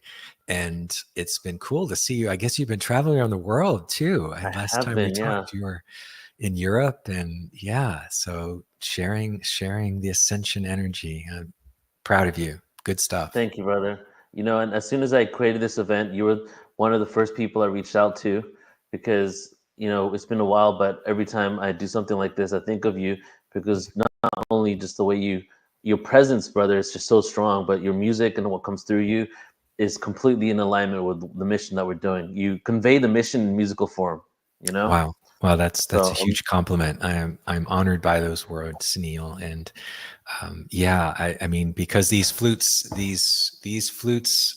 have healed me from my trauma, and they also, I was just playing for I actually had one of my dearest mentors and teachers this morning. We had a ceremony during his cremation and played the flute, and there's something I literally felt his, soul going off into the ethers. Wow. And the flute has a way of carrying that energy. So thank you Oh for my getting God, it. yes. Yeah, thank you for getting it so Well, much. the flute is the sound of the soul. Aho, brother. Amen. I feel it, man. And they, how many cultures that the word for breath is the same word for soul, right? And even in most cultures, that's true. And so what's so beautiful about the flute is it's the breath of the soul that can really touch others. And one of my flute makers would say, hey, the flute maker takes the heart of the wood out of the flute. The flute player has to put the heart back into the wood to make it sing. So I always really love that too. I feel that. All right, brother, we're ready to receive. All right. Thank you, my friend. Okay. Great to be here. So I love you all just to take a nice deep breath with me. Okay, so breathing in through the nose, out through the mouth. 2 more times, breathing in through the nose, out through the mouth. 1 more time, breathing in, just giving yourself permission to be fully present. And breathing out. And I really love you just to bring your awareness to the gravity working on your body. And bring your awareness to your heart center. And what's beautiful about the heart, it is the great connector. So many traditions and in my own practice, to me, this is where the great loving resides. The spring that lies at the edge of life and death, night and day, joy and sorrow, deep within the inmost core of the human heart. And this great loving can heal the deepest wound and calm the greatest fear. And for me, we need this great loving for the time of ascension, for the transformation, for the great turning and the great work that's before all of us. So in yoga, I'm also a yoga teacher. You see the chakras behind me here. The heart chakra has a sound. It's called the bija mantra. And The heart chakra sound, the mantra is YUM, Y-U-M. So just to prepare you for this little musical journey we're going to take, I'd love you to chant YUM with me 3 times as well, visualizing and bringing your awareness to the heart center. And the heart chakra is an emerald green. So I want you to imagine a emerald green orb of light within the heart center. So taking a nice deep breath in.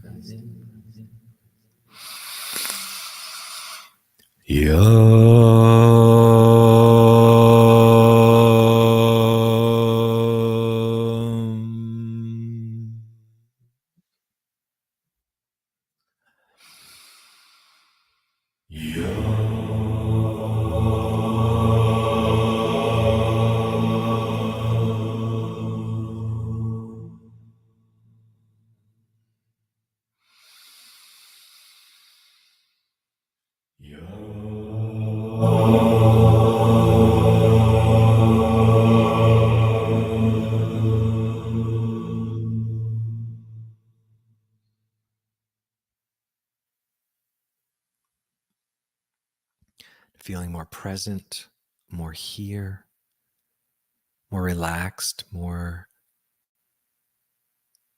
translucent. As I play the flute, I'd like you to go to a place in nature where you feel at peace, where you feel at one with your surroundings. For many Native people, the natural setting we each carry within this inmost core of our heart, what they call a medicine place, and is the place that you can heal and you can transform and be open to your own evolution of your consciousness and your soul. So this medicine place is your place, unlike any other place. It could be for you a mountaintop. It could be a beautiful babbling brook. It could be a desert. It could be a little woodland spring. It could be summer, winter, fall. This is your medicine place, where anything is possible, where you can swim with the dolphins, where you can fly with the eagles. So as I play the flute, I'd like you to journey to this medicine place and allow it to heal you, open you, and bring you whatever healing gifts or wisdom that you need at this time.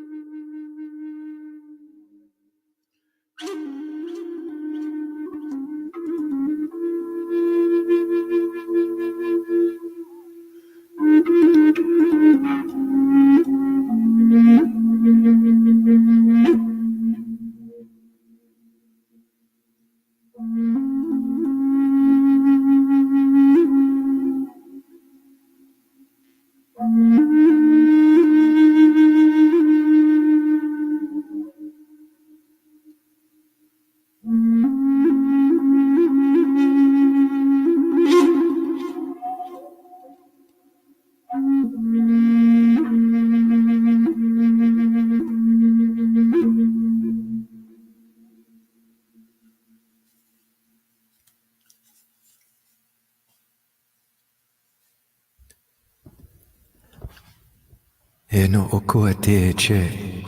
Kinoa e kune chikinia ahukia. Enamawa kune kia. Atu neme chiki unua. Aho. Kinoa tu e te ma.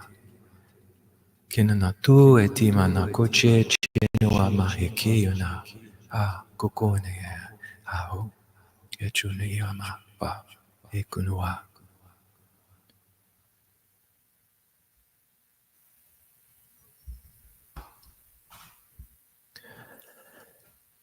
And taking your time to slowly come back to your body.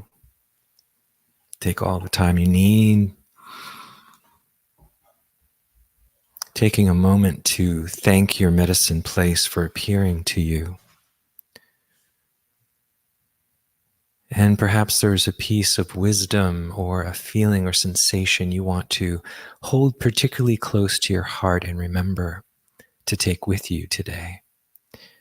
And I encourage you, before you lay your head on your pillow and go to sleep tonight, to journal a bit on your medicine place journey. And make a commitment to try to spend more time there. And to also thank your heart and the medicine place for being there for you today.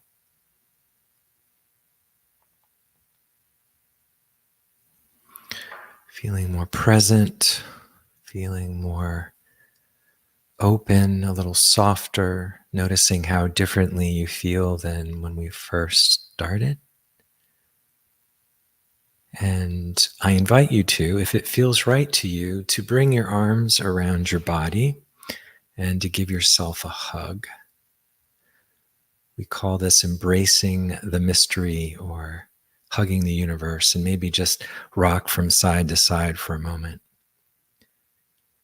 And to realize you are a microcosm of the macrocosm, and your inner world is as vast, vaster and more expansive than the outer universe.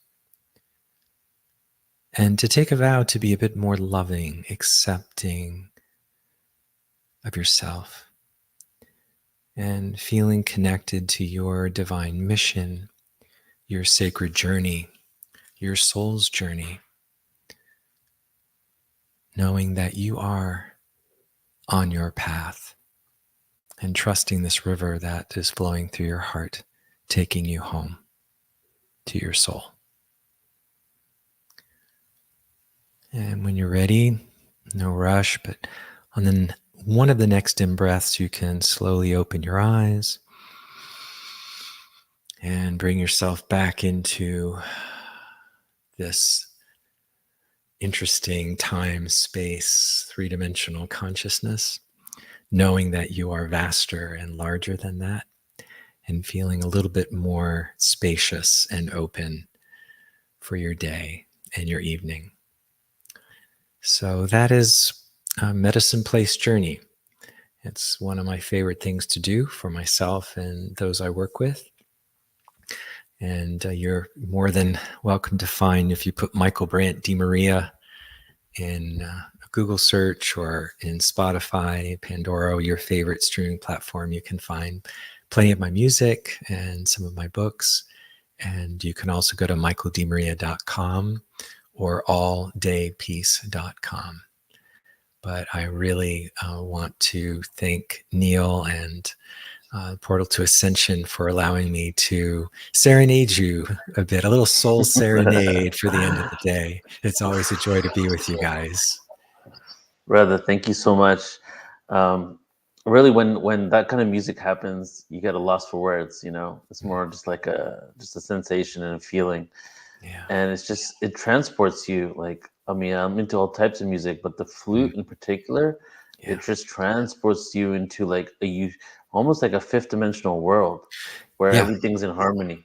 Yeah, I think you may have heard, because I think we did something with Will Clipman one time. He and I both, had a near-death experience, and and mine was at 7, and I went to this place of tremendous, just translucent colors dancing in this sound, and clearly this transdimensional space, and it was when I first heard and played the flute that I felt access to that place again. Yeah. And yeah, I mean, these are on my flutes behind me. These are, what I call both my babies or my magic carpets. They each So take many. me. Oh my gosh, Wow.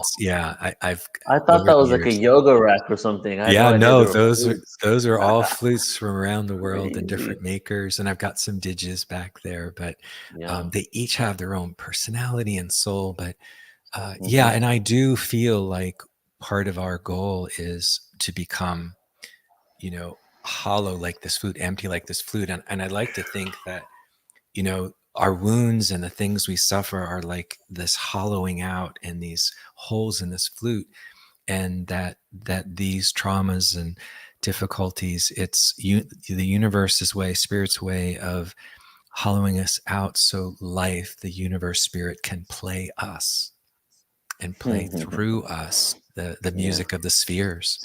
So yeah, thank you I love that. for getting it, Neil. Yeah, thank you, Always a man. joy to be with you. You have such a sweet spirit, and I Thank you, appreciate brother. that. And I can't just help but think of Krishna and the flute, when Krishna's playing the flute too. Yeah, I have chill bumps, or what I call truth bumps.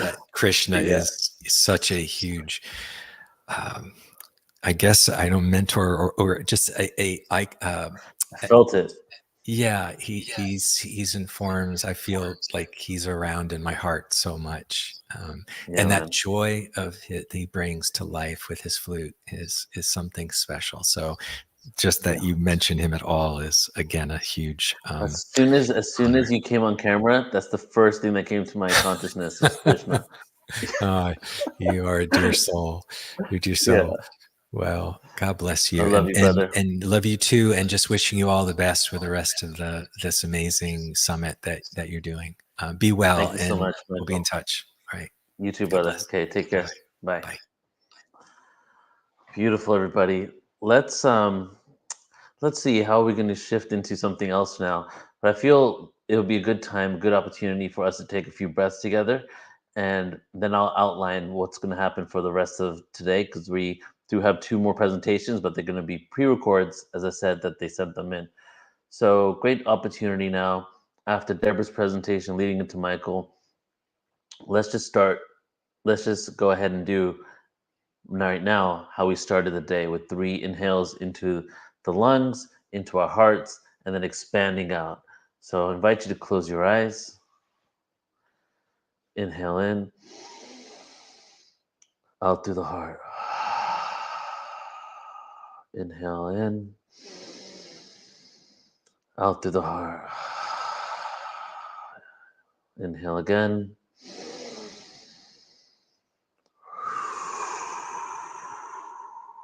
So this is also a great opportunity for us. If you were here in the beginning, we set our intentions for ourselves, for the earth. Go ahead and please, if you're tuning in and you have the ability to type, put in a word, an intentional word, something you want to contribute to the field so we can actualize it together. We've created a lot of energy. We've built up a lot of energy over the 3 days. We're going to continue to go. So much more that's going to happen here. But go ahead and put in I would say a word designed to be an intention for humanity. Okay, this is the humanity intention. So we have Bridget saying beauty, whatever you want to share.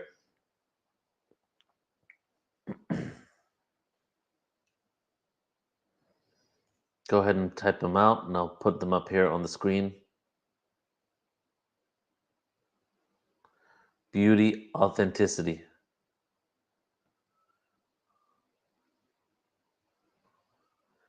Let's get quite a few of them in, bring them in, and then once they're in, all of us together, I want us all to actualize it, and we're going to say 3 times, and so it is, and so it is, and so it is, right?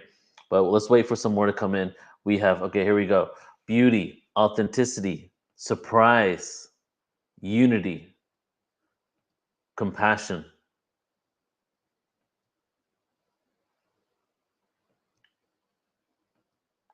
Unity again from Steve. Awareness.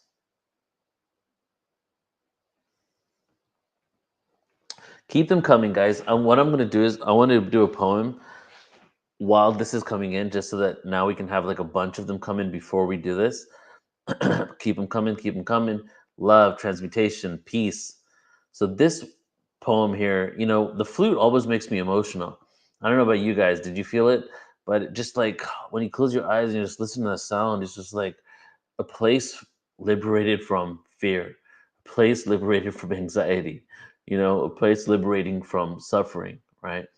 And all of those things, of course, have their place within this consciousness, but it's just like almost like the burden of day to day and the challenges just lift within that frequency.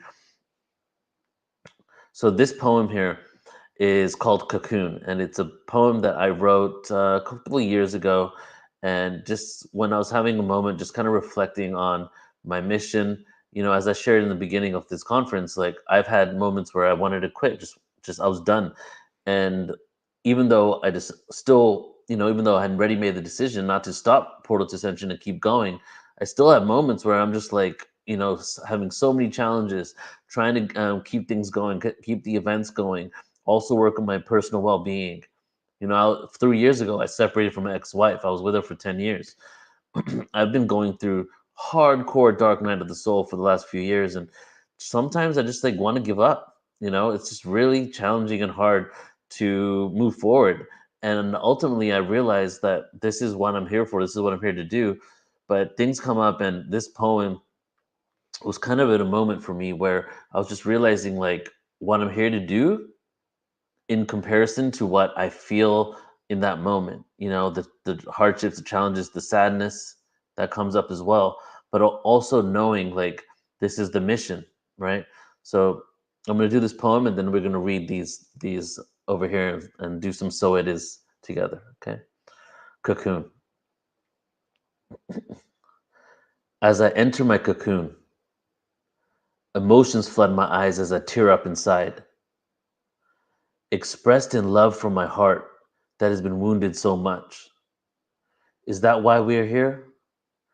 To be aware of the cycles of time, the intensity, the ability to reach a level of consciousness that has presented itself on this beautiful planet countless times. This planet is so beautiful. The story of how we became. Thousands of years where humanity and time coexisted instead of being authoritative and controlled by the ages that will come and will continue to go and will continue to come again. Each eon presents an opportunity for liberation. As I sit in my cocoon, eyes closed, safe now from the faces, the hatred, the pains, the pain. It hurts me often. Knowing the cycles is not a form of implementation, integration of the construct of the highest order when we do not follow leaders, but our own sovereign leaders of our own right. A facilitator of energy. Why are we here? Who are we? Who are we? The philosophy of humanity. What makes us unique, but also what connects us to the plants, animals, and what lies beneath the skin, the vehicle to transport our essence. This time, this time, this time. This time has come before. I cannot judge the transition of one construct into another, one system into another. Who can judge me? The frequencies were designed to provide a depth of experience. Duality came from the infinite singularity until the infinite potential burst into countless possibilities. A fractal, a water drop, a black hole, where I can go and hide. The vibration of love is sometimes buried deep inside. Why am I here? I often wonder, who am I? Why do I exist? Why do I know what I know? I cry often for the beauty of what it means to be human. I cry often for the beauty of what it means to be human. For the uniqueness of our position as the galactic position of the earth shifts better to assist in my mission. My mission? What if I gave it up? Does life continue, and is the energy enough? I gave up my mission countless times as I could not deal with the depression and the self-hatred inside. I grew up having to lie. Fears, insecurities can lead to demise or a way to rise. I experienced both. I love the earth so much that sometimes the love makes it hard to communicate with words. My hope for humanity has been tested over and over. I lost hope, but then a silly joke, or just by people watching, my faith is restored. We are beautiful. We are so beautiful. I wish we all knew. I have experienced hate for myself that altered my health, but only I can help me. Only I can help me. Only I can help me.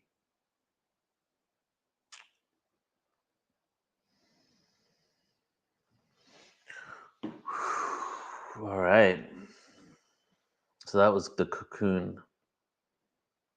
Thank you for all of these messages here, guys. Beautiful, beautiful intentions. I'm going to start reading these in a second.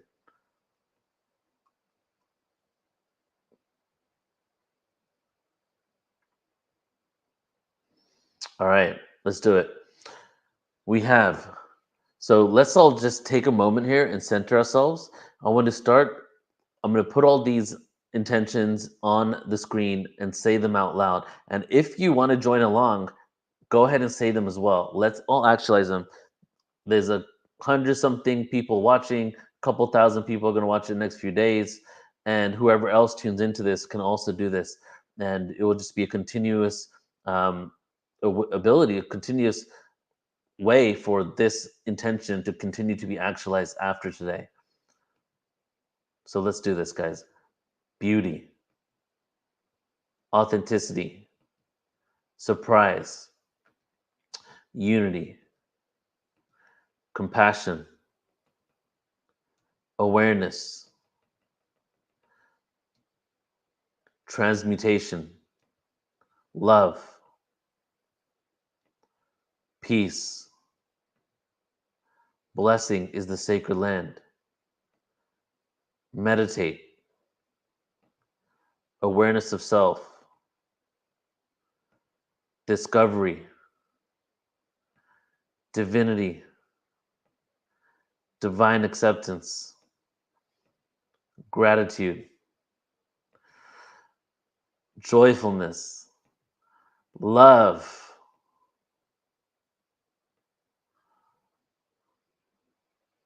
Oneness.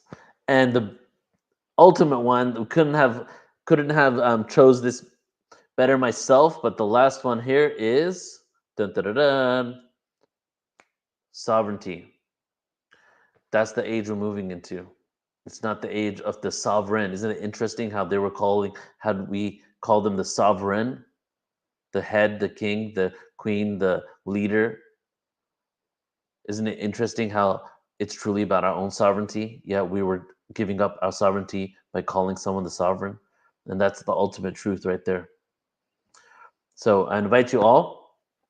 I'm going to count down from 3, and all of us, okay, every one of us, unless you're like in the middle of teaching a class or something, we're going to say, and so it is, and so it is, and so it is. Okay? Ready? All right. After the 3 seconds, 3, 2, 1. And so it is, and so it is, and so it is. Boom. Let's do this. Yes, yes, yes. All right, everybody. Thank you for partaking in that with me. Okay, so now we're going to get into 2 pre-recorded, so stick around. We're going to have Brooklyn, Rain, and then JJ and Desiree Hurtak interviewed by Alan Steinfeld. So let me do Brooklyn's bio here, and then I'll play her video. Brooklyn Rain is intuitive channel, cosmic heart oracle, and quantum healer. She's experienced many incarnations with the Sophia Christ Collective, Lyran Syrian Whites, Oraphim, Ancient Palladians, and Hathors.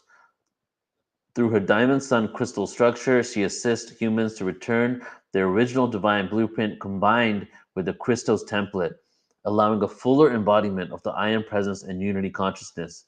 She's an original seeder of both humanity and of Gaia's many elemental resources. She works to assist in repairing and rebuilding the portals, frequency grids, and meridians of both the micro of humanity and the macro of Gaia. As an enlightened teacher of Christ consciousness in many lifetimes, both on Earth and throughout the multiverses, Brooklyn channels the wisdom and living light transmissions for many multi-galactic Christ collectives. These transmissions and wisdoms come through as spoken words, light language, and light frequencies. So everybody, let's go ahead and bring her on here.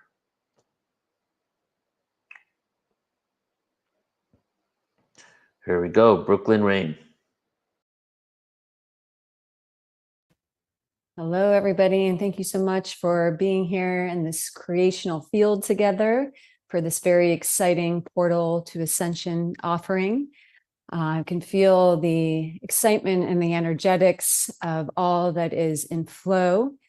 And so today I wanted to really step into the opportunity to share some of what is being seen and felt and witnessed within the great access of potential of what I know we're all feeling uniquely as a very epic time of human transformation not only of humanity and the collective consciousness, but that of Gaia, that of our planetary systems, our universal systems, and so as we dive into this, we will get a little snapshot, if you will, or forecast of what I'm receiving in way of creational intel through source, and then we will be guided into a meditative transmission to access some of the systems that are being spoken of here. So one of the biggest highlighted expressions of this huge system of energy that we're entering into, that we're already in right now, as we've already entered into a few significant gateways and portals of energetics that are catalyzed, of course, through the fall equinox, and then that of the October 2nd gateway. Now we're really in the spaciousness and the massive system of transcendence and transformation that is here. So you're already feeling it and experiencing it and knowing it in unique and direct relationship to your own blueprint. And then we have additional systems of grand access that are flowing through as we navigate through the rest of October, and as well as this year of 2024. And there's really no slowing down of that, as we likely are witnessing through different forecasts in our own inner knowing. This year has been a huge spring form and catalyst for really prompting us to go into deeper and deeper places of letting go, of surrendering, of letting go, clearing out old programs, making space for the new. And really, these next few linear years are all in deep, deep cellular and cellular preparation for what we've often heard of regarding the 2027 gateways, which from my vantage point really show up as a significant system of access and bridging, if you will, from what we've known to what we've come here to remember in an even deeper way. So just as we experienced many, many years ago, the harmonic convergence, 2027 offers its own unique expression of that as well, which is a really huge and big pivot point for the bridging of coming out of dualistic and binary programming into the expansive fields of unity, which we're all uniquely interfacing and exploring and resurrecting within ourselves during this time. So this October forecast really opens us up to a very unique expression as I tapped into what is it that, as a collective of humanity, are we to have an awareness of, or what can we access to really assist us in navigating these massive seas of transformation that are here. And uniquely, what was shown is that October holds a very significant gateway and access for the collective template as a whole of humanity to make a quantum leap. And whereas that could be true in many ways of many different big planetary and astrological occurrences and experiences, I've never quite seen it where it presents itself like this, where the entire collective template is really positioned and opened to a quantum leap of fast track, if you will, to come through a significant bridge that immediately dissolves massive systems of old, of duality, of dualistic and polarizing programs. So, of course, we can feel that as we're navigating this on an individuation level, right? Because we are part of the whole, and we all have a unique blueprint that interfaces this potential for this massive quantum leap.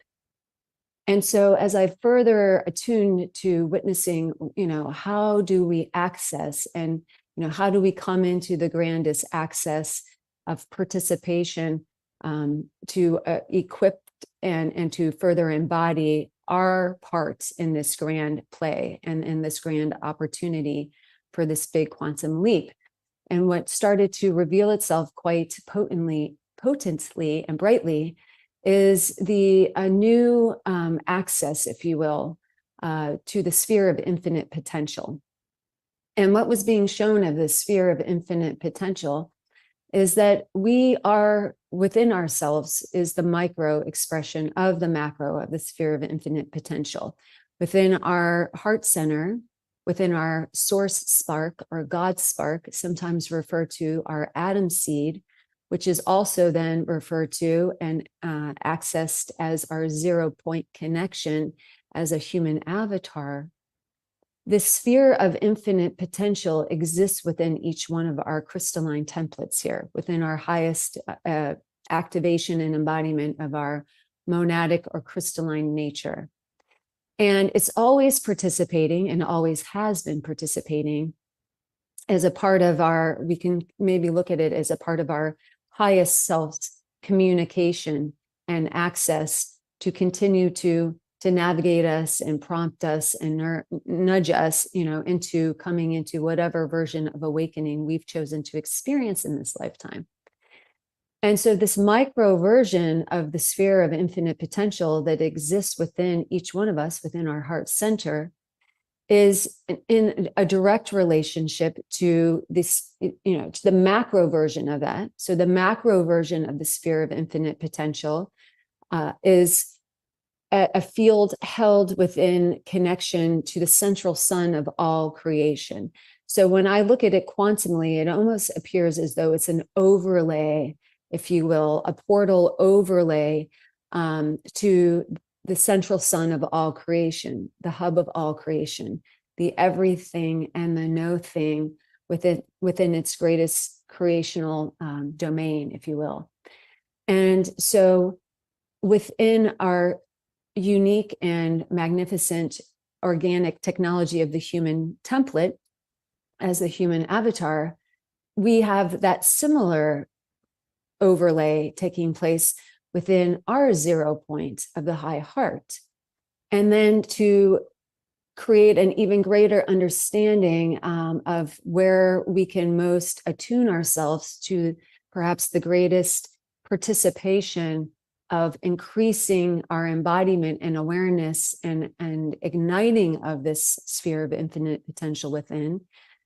The earth, Sophia Gaia, Mother Earth, within her central crystal Earth star core, which from my vantage point presents as the micro of the macro of the central sun of all creation, holds the greatest and most palpably expressed access to the sphere of infinite potential in terms of our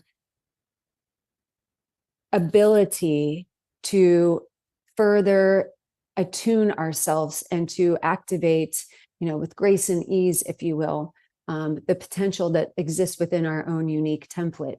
So the system is set up like this so that we can allow ourselves to not blow a fuse, if you will, right? For someone to come in, and perhaps there are some outliers to this generalization that's about to be spoken of, but for some people, to have an immediate and instantaneous full igniting and embodiment of the sphere of infinite potential activated within the template would potentially create a lot of disharmony and or a challenging journey of integration within the physical, mental, emotional, and spirit bodies. So the system of setting up within the quantum access the micro version of this sphere within the central crystal Earth star core allows us to find in certain pockets of invitation, such as this month of October, grand and exponential access to it, while other energies are present to assist our bodies in a more fluid integration of it, if you will. So this sphere of infinite potential is going to reach a new level of expression, or is reaching a new level of expression within the core of Gaia, within the core of ourselves and our cells, right? And that's taking place through a very significant opening within our universal system, within planetary alignments, galactic alignments, multiversal alignments, where the rays of plasma diamond creational light are flowing through the central sun of all creation into our sun, and showering and coming into greater participation here on Earth. So what does all this mean, right? Other than what we might be feeling beyond the words right now in way of transmission. Well, from my vantage point, what this means is many things. And one of which is to, in the awareness of this taking place, is the greater opportunity to bring our intention and our attention and our focus into exploring curiously and compassionately, and perhaps joyously, should we choose, to really begin to form a relationship of recognizing what does my sphere of infinite potential within desire to activate during this time? What do I, desire to attune to so that I can access and become and embody the highest and most exalted expression of my own unique blueprint here, right? Through this new and ignited relationship with the sphere of all potential, or of infinite potential, rather. So once we begin to get curious and open these fields and connect, in whatever way we choose and desire, many, many things begin to open and move fluidly and very expandedly within us and throughout our perception of reality.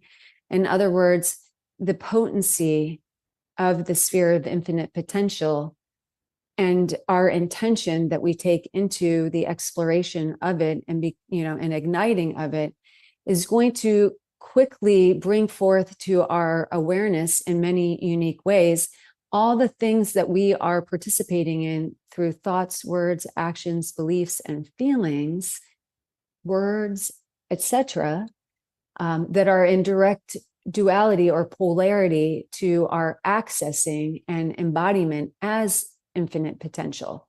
So the things that we have created that maybe have previously precluded us from feeling like we can access or fully believe and trust in ourselves as the sphere of infinite potential are going to surface into greater awareness and presentation so that we can dissolve that, right? So entering in and creating a clear intention within the sphere of infinite potential brings forth the opportunity to recognize what we're consciously and subconsciously participating in that has limited our access to and as this potential.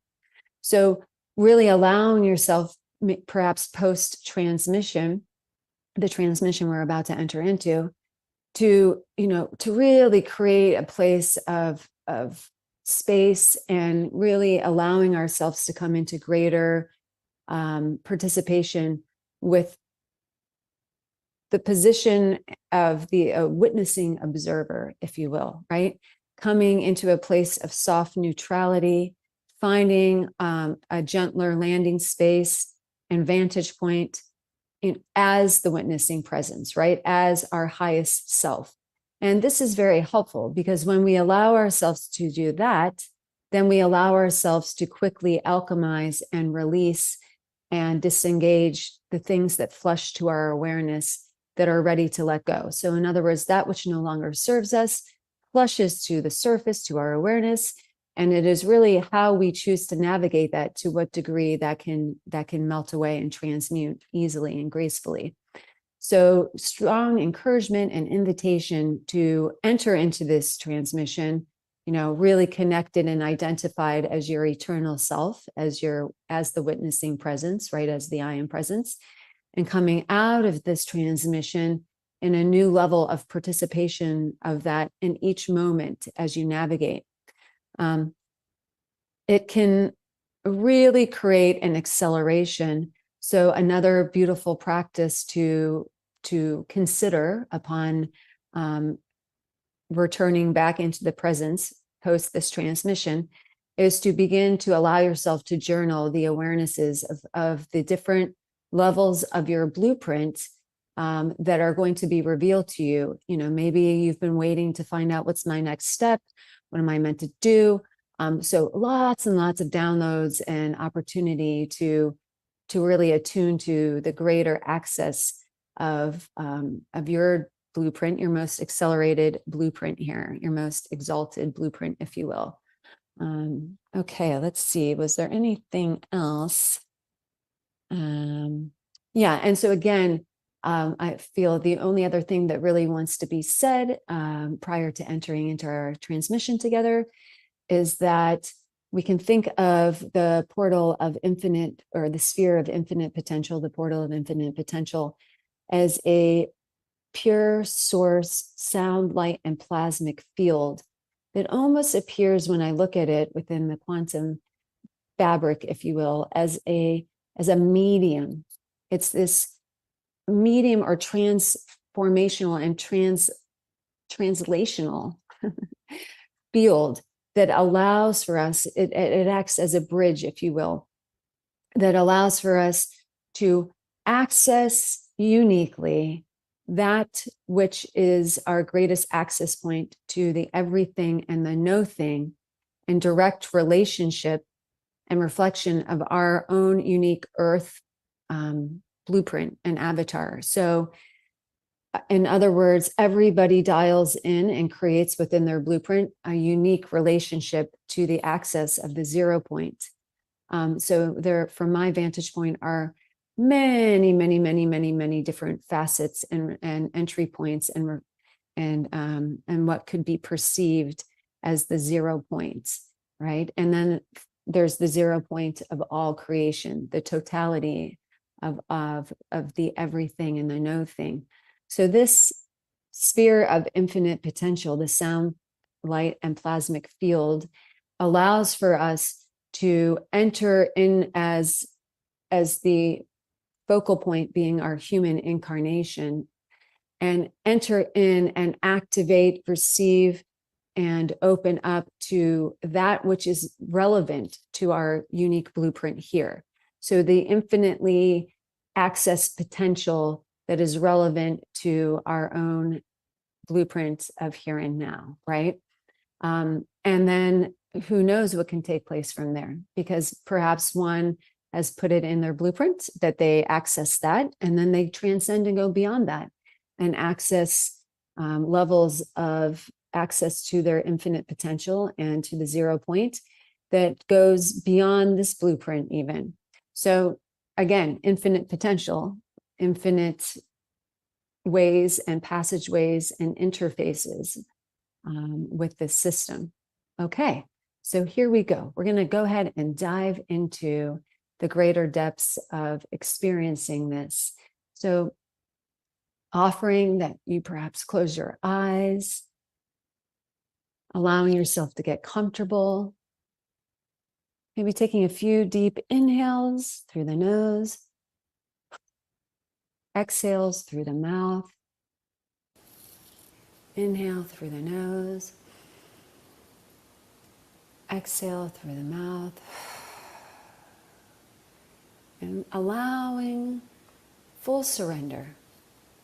What does full surrender invite me in this now moment to be able to do, to be able to be? Perhaps letting go of any tension within the physical body, letting go of any tension and resistance within the mental body, the emotional body, the spirit body.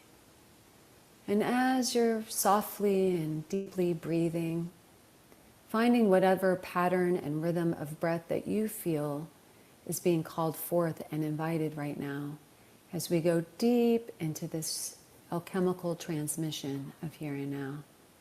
Perhaps you stay with a soft and subtle, regular inhale and exhale. Perhaps you go into a deeper, more rhythmic breath, remembering that the breath of life, eternal, the breath of source, eternal, is a wonderful vehicle, a friend and a guide. And when we allow ourselves to open that breath, we allow ourselves to ignite even on a deeper cellular and cellular level everything that we have set forth as our intention, everything that we most desire to experience and bring into this transmission of here and now. And so as you feel into the radiance of the sphere of infinite potential that is above, below, side to side, all around and within, beginning to feel the radiance, the nourishment, the clearing, the cleansing, the felt sense of being immaculately held by pure source in this now moment. And as you feel this radiance permeating within, through, and all around, allowing ourselves to drop into the heart, allowing ourselves to set the intention to drop into our heart center, further knowing, meeting, opening with clarity and grace our relationship with the sphere of infinite potential within, the 0 point within. Letting the mind dissolve so that we can feel the essence and the omnipotence of this radiant divine technology within, opening, speaking, singing to us. Opening, surrendering, allowing, remembering, as we allow ourselves to soften and surrender even more. And as we soften, surrender, let go, letting go of all fear, letting go of all illusion, letting go of all separation, disharmony within. Feeling into what is it that I, as a unique expression of pure creational source, desire to plant as a seed of my intention. So taking a moment as you dissolve into and as your 0 point, your heart center, and feel into what is it that you most desire in this now moment to set forth as your intention, as we begin to ignite deeper and deeper and deeper access to the sphere of infinite potential within.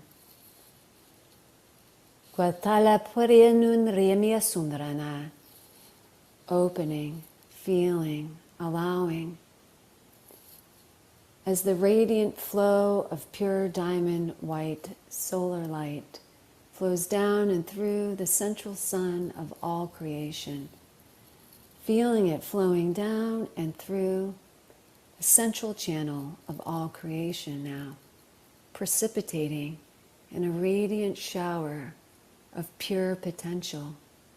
We feel it clearing, cleansing, activating, purifying, nourishing all of our bodies, moving down and through our central channels, opening, harmonizing, creating a unified harmonic within our physical, mental, emotional, and spirit bodies.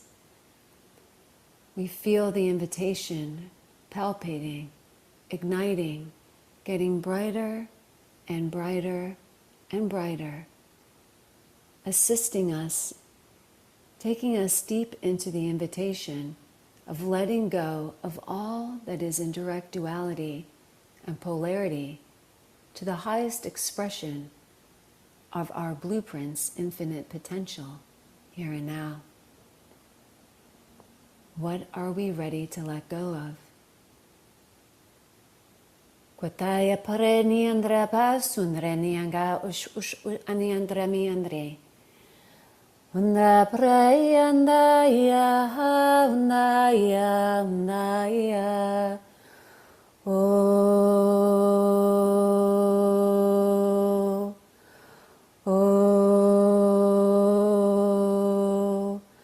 Andaria preya naya naya naya.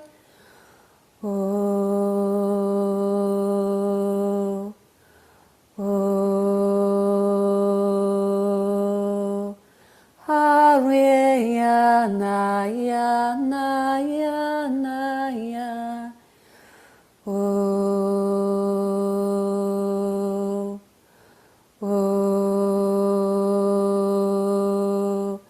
Preya naya naya naya na.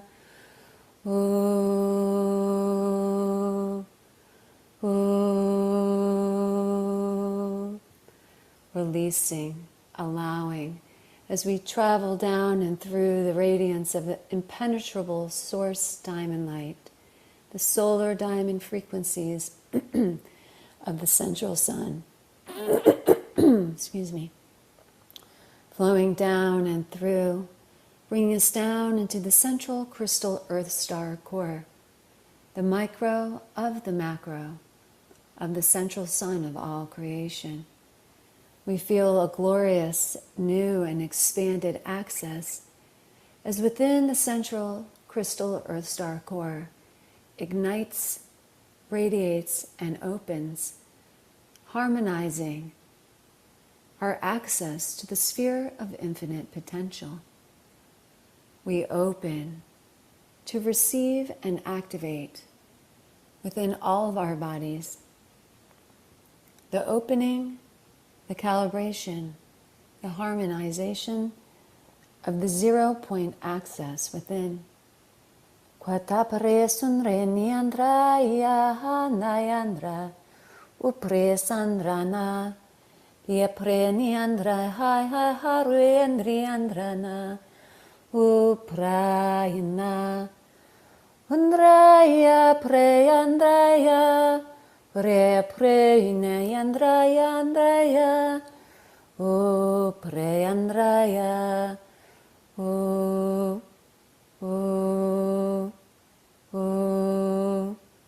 Hapra pra areni andraya andraya andraya.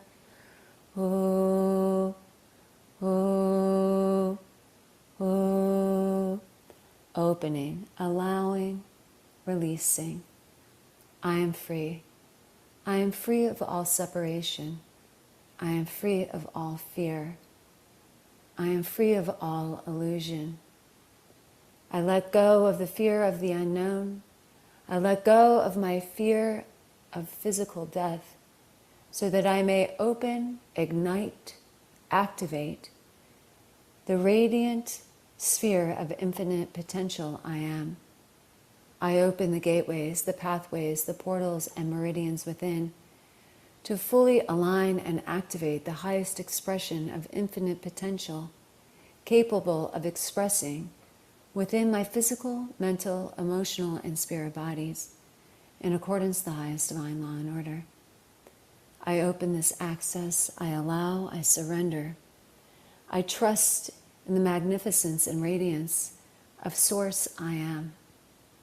I open the pathways and gateways of pure potential to melt away all programs, all limitations within that are in direct duality to the highest expression of the sphere of infinite potential I am. Prepa prayanaya oh, oh, oh, oh, oh, oh. Prayan rayat presun rayan rayan rayan rayan rayan. Oh, oh, oh. Kwasapre sundrami andrana. Opening, accessing, as you walk into a radiant sphere of pure white creational light, the sphere of infinite potential. You begin to feel and allow the radiance of this pure creational sound, light, and plasma moving down and through the central channel, moving in and through the heart, opening, igniting, activating, illuminating.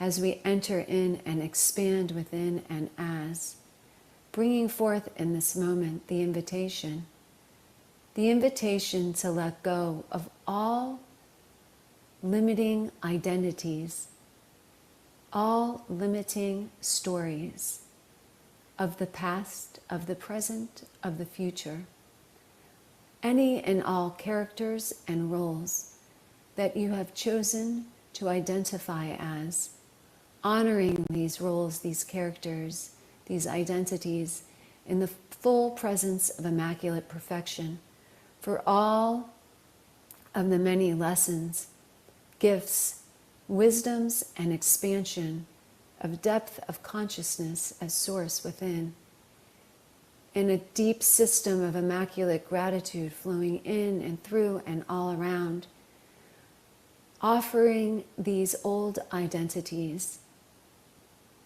into the radiance, into the clarity, into the alchemical gateway of the portal of the sphere of infinite potential here and now. Letting go. What are we ready to let go of so that we can open up to that which is beyond all linear comprehension in way of the dreams and potential that each one of us uniquely is and always has been. Feeling into the bodies now of where you may be holding on to the resistance, the fear, the illusion, where these old identities have been stored and held within the physical, mental, emotional, and spirit bodies. And feeling into the invitation and the radiance of this impenetrable field of pure source light, the radiance of this grand, pure white sphere begins to open even more. Feeling the invitation to fully let go and release. I am ready, I am willing to release all stories, characters, roles, contracts, agreements, identities that are in direct duality and polarity to the highest expression of my most exalted blueprint of here and now, to the highest expression of my most exalted access as the sphere of infinite potential I am. I let them go with grace and ease. I let them go with gratitude. I am ready, I am open. I trust. I am the sphere of infinite potential. I am. Preniandraya Harueniandraya Naina Paraya Prayanaya Oh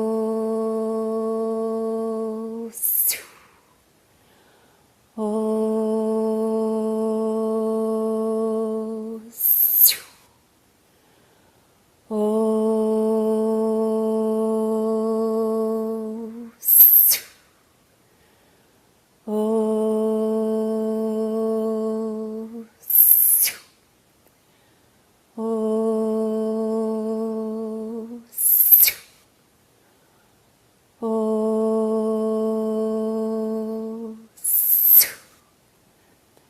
feeling, allowing the radiant, cleansing, purifying, pure sound, light, and plasma flowing down, opening the gateways of unity, of immaculate divine union within, harmonizing, calibrating, balancing, igniting, as we feel a full and deep opening and igniting of the sphere of infinite potential within and as.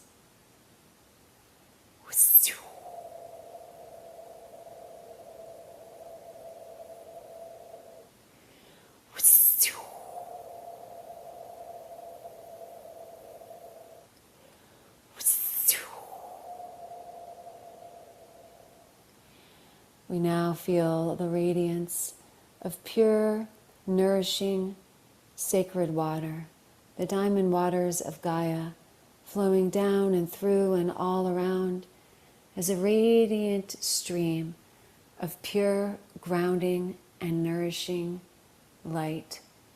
Feeling the sacred waters of Mother Earth, Sophia Gaia, holding, programmed, ignited with the sphere of infinite potential, with the solar plasma frequencies of pure creational sound, light, and plasma. And as these sacred waters of Gaia flow down and through and all around, we feel our cellular water attuning and harmonizing, grounding and balancing, as we begin to feel ourselves now coming back into the presence of our physical bodies, the sacred waters flowing within, flowing throughout and all around, holding us, balancing us, nourishing us. We feel these waters running down and through and all around, nourishing, strengthening, assisting us in growing our diamond roots of pure source light, down and through into deep connection with the central crystal Earth Star core, further attuning us in a grace-filled, harmonious, and joyful way to greater and greater and greater access as the sphere of infinite potential, opening, grounding, harmonizing, as we now feel ourselves coming back into the presence of our heart center, the sphere of infinite potential activated, palpating, igniting, illuminating all throughout and around, feeling the sweet invitation to come into deeper and deeper grounding in and as anew. Aum Meriandaya Andraya Andraya Oh Oh Oh Aum Mariandraya Ina Oh. And so it is, and so it is, and so it is. Thank you, thank you, thank you.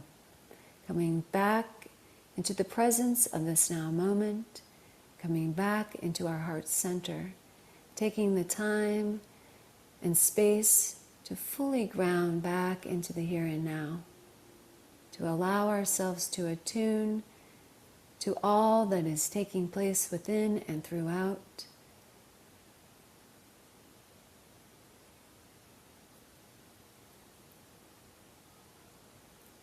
Okay, so taking our time, grounding and coming back, and allowing ourselves to come into the presence and recognition of all that is opening and activating within the radiant sphere of infinite potential within. Again, an encouragement to connect with journaling if you feel called to do so. Also a deep invitation and encouragement to participate in upping your hydration through the next 24 hours and the days to come, to continue to assist in creating more suppleness within our cellular waters, our cellular DNA, to be able to accommodate the upgrades.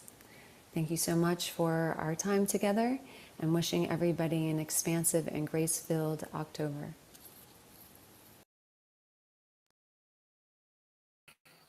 All right, everybody. Thank you to Brooklyn Rain. You can find out more about her on our website, portaltoascension.org. Speakers, all the speakers here today are there. You can read their bios. You can click over to their websites, their Facebook as well. And so I'm not going to play the JJ and Desiree Hurtak today. I'm thinking tomorrow. It's been a long day so far, so I'm going to probably play that tomorrow. And let's see. Before we close out, is there anything else I want to share with you? I think we've had a full day. Hope you guys have enjoyed it. It's midnight here in Spain, so been a beautiful long day, and we still have 8 more days to go as we're picking up this energy, continuing to infuse the timeline with consciousness. But yes, I do have something I want to share with you. I want to talk to you about the schedule tomorrow, okay? So let me just share the screen, and I want to share with you the schedule for the next 2 days. And, you know, as I like to do, I like to kind of summarize the days as they went by. First day, super activating, light language astrology, kind of like laying the foundation. Yesterday we went galactic, but we also went some really grounded information for the last part of the day. Today we've had all types of information from Sarah, Cosme talking about different ET heritage and Druidic heritage, past lives in Egypt and Avalon and so forth. Jehan, who also spoke about self-sabotage, which is a theme that honestly comes up in my life quite often, and really working through that. And then, of course, Debra Giusti showing us basically from the healing all the way to the ultimate destination. I guess there's no ultimate destination. It keeps going on, but the journey and where we can handle what we can create. And of course, Michael Brandt de Maria with the music. So thank you to all the speakers, everybody who was here today, and everybody who's yet to come. So here we go. Here's the schedule.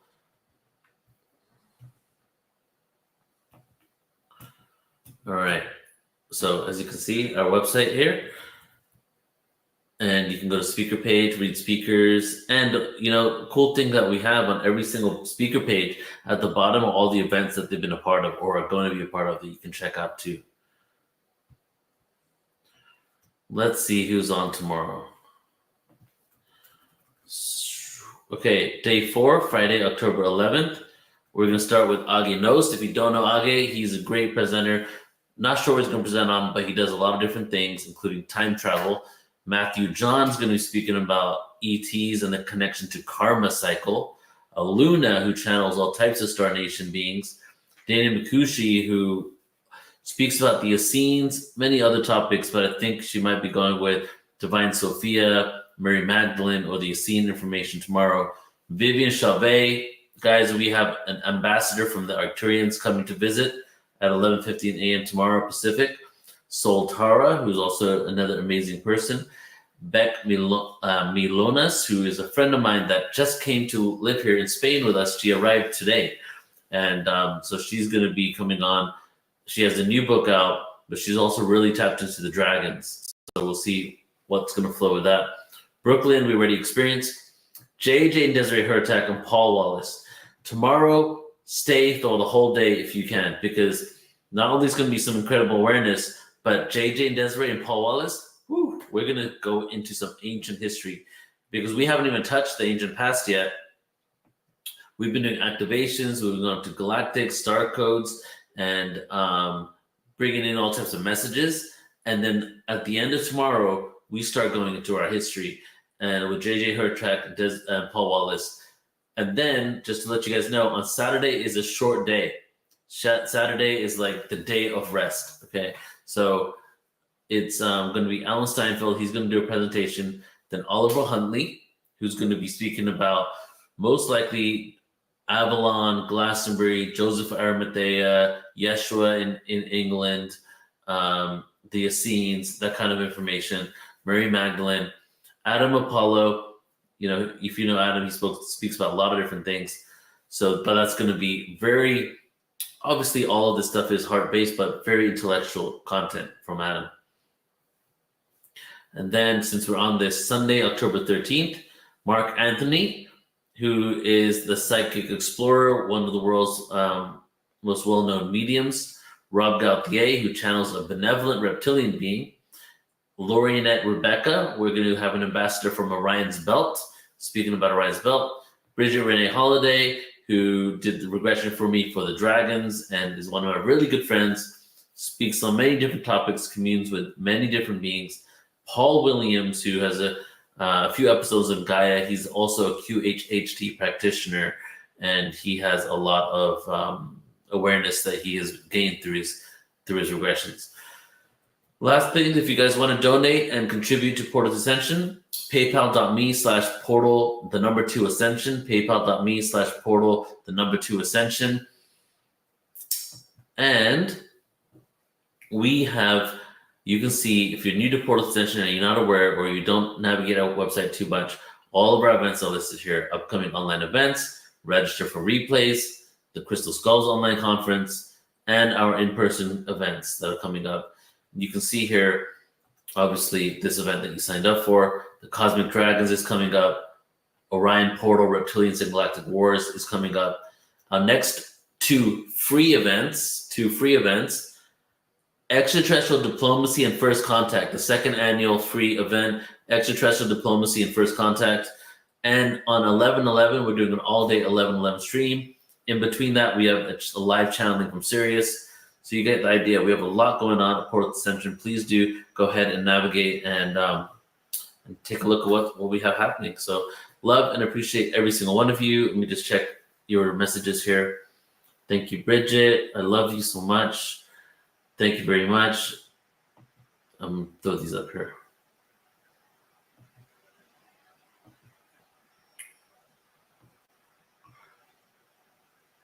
Thank you all.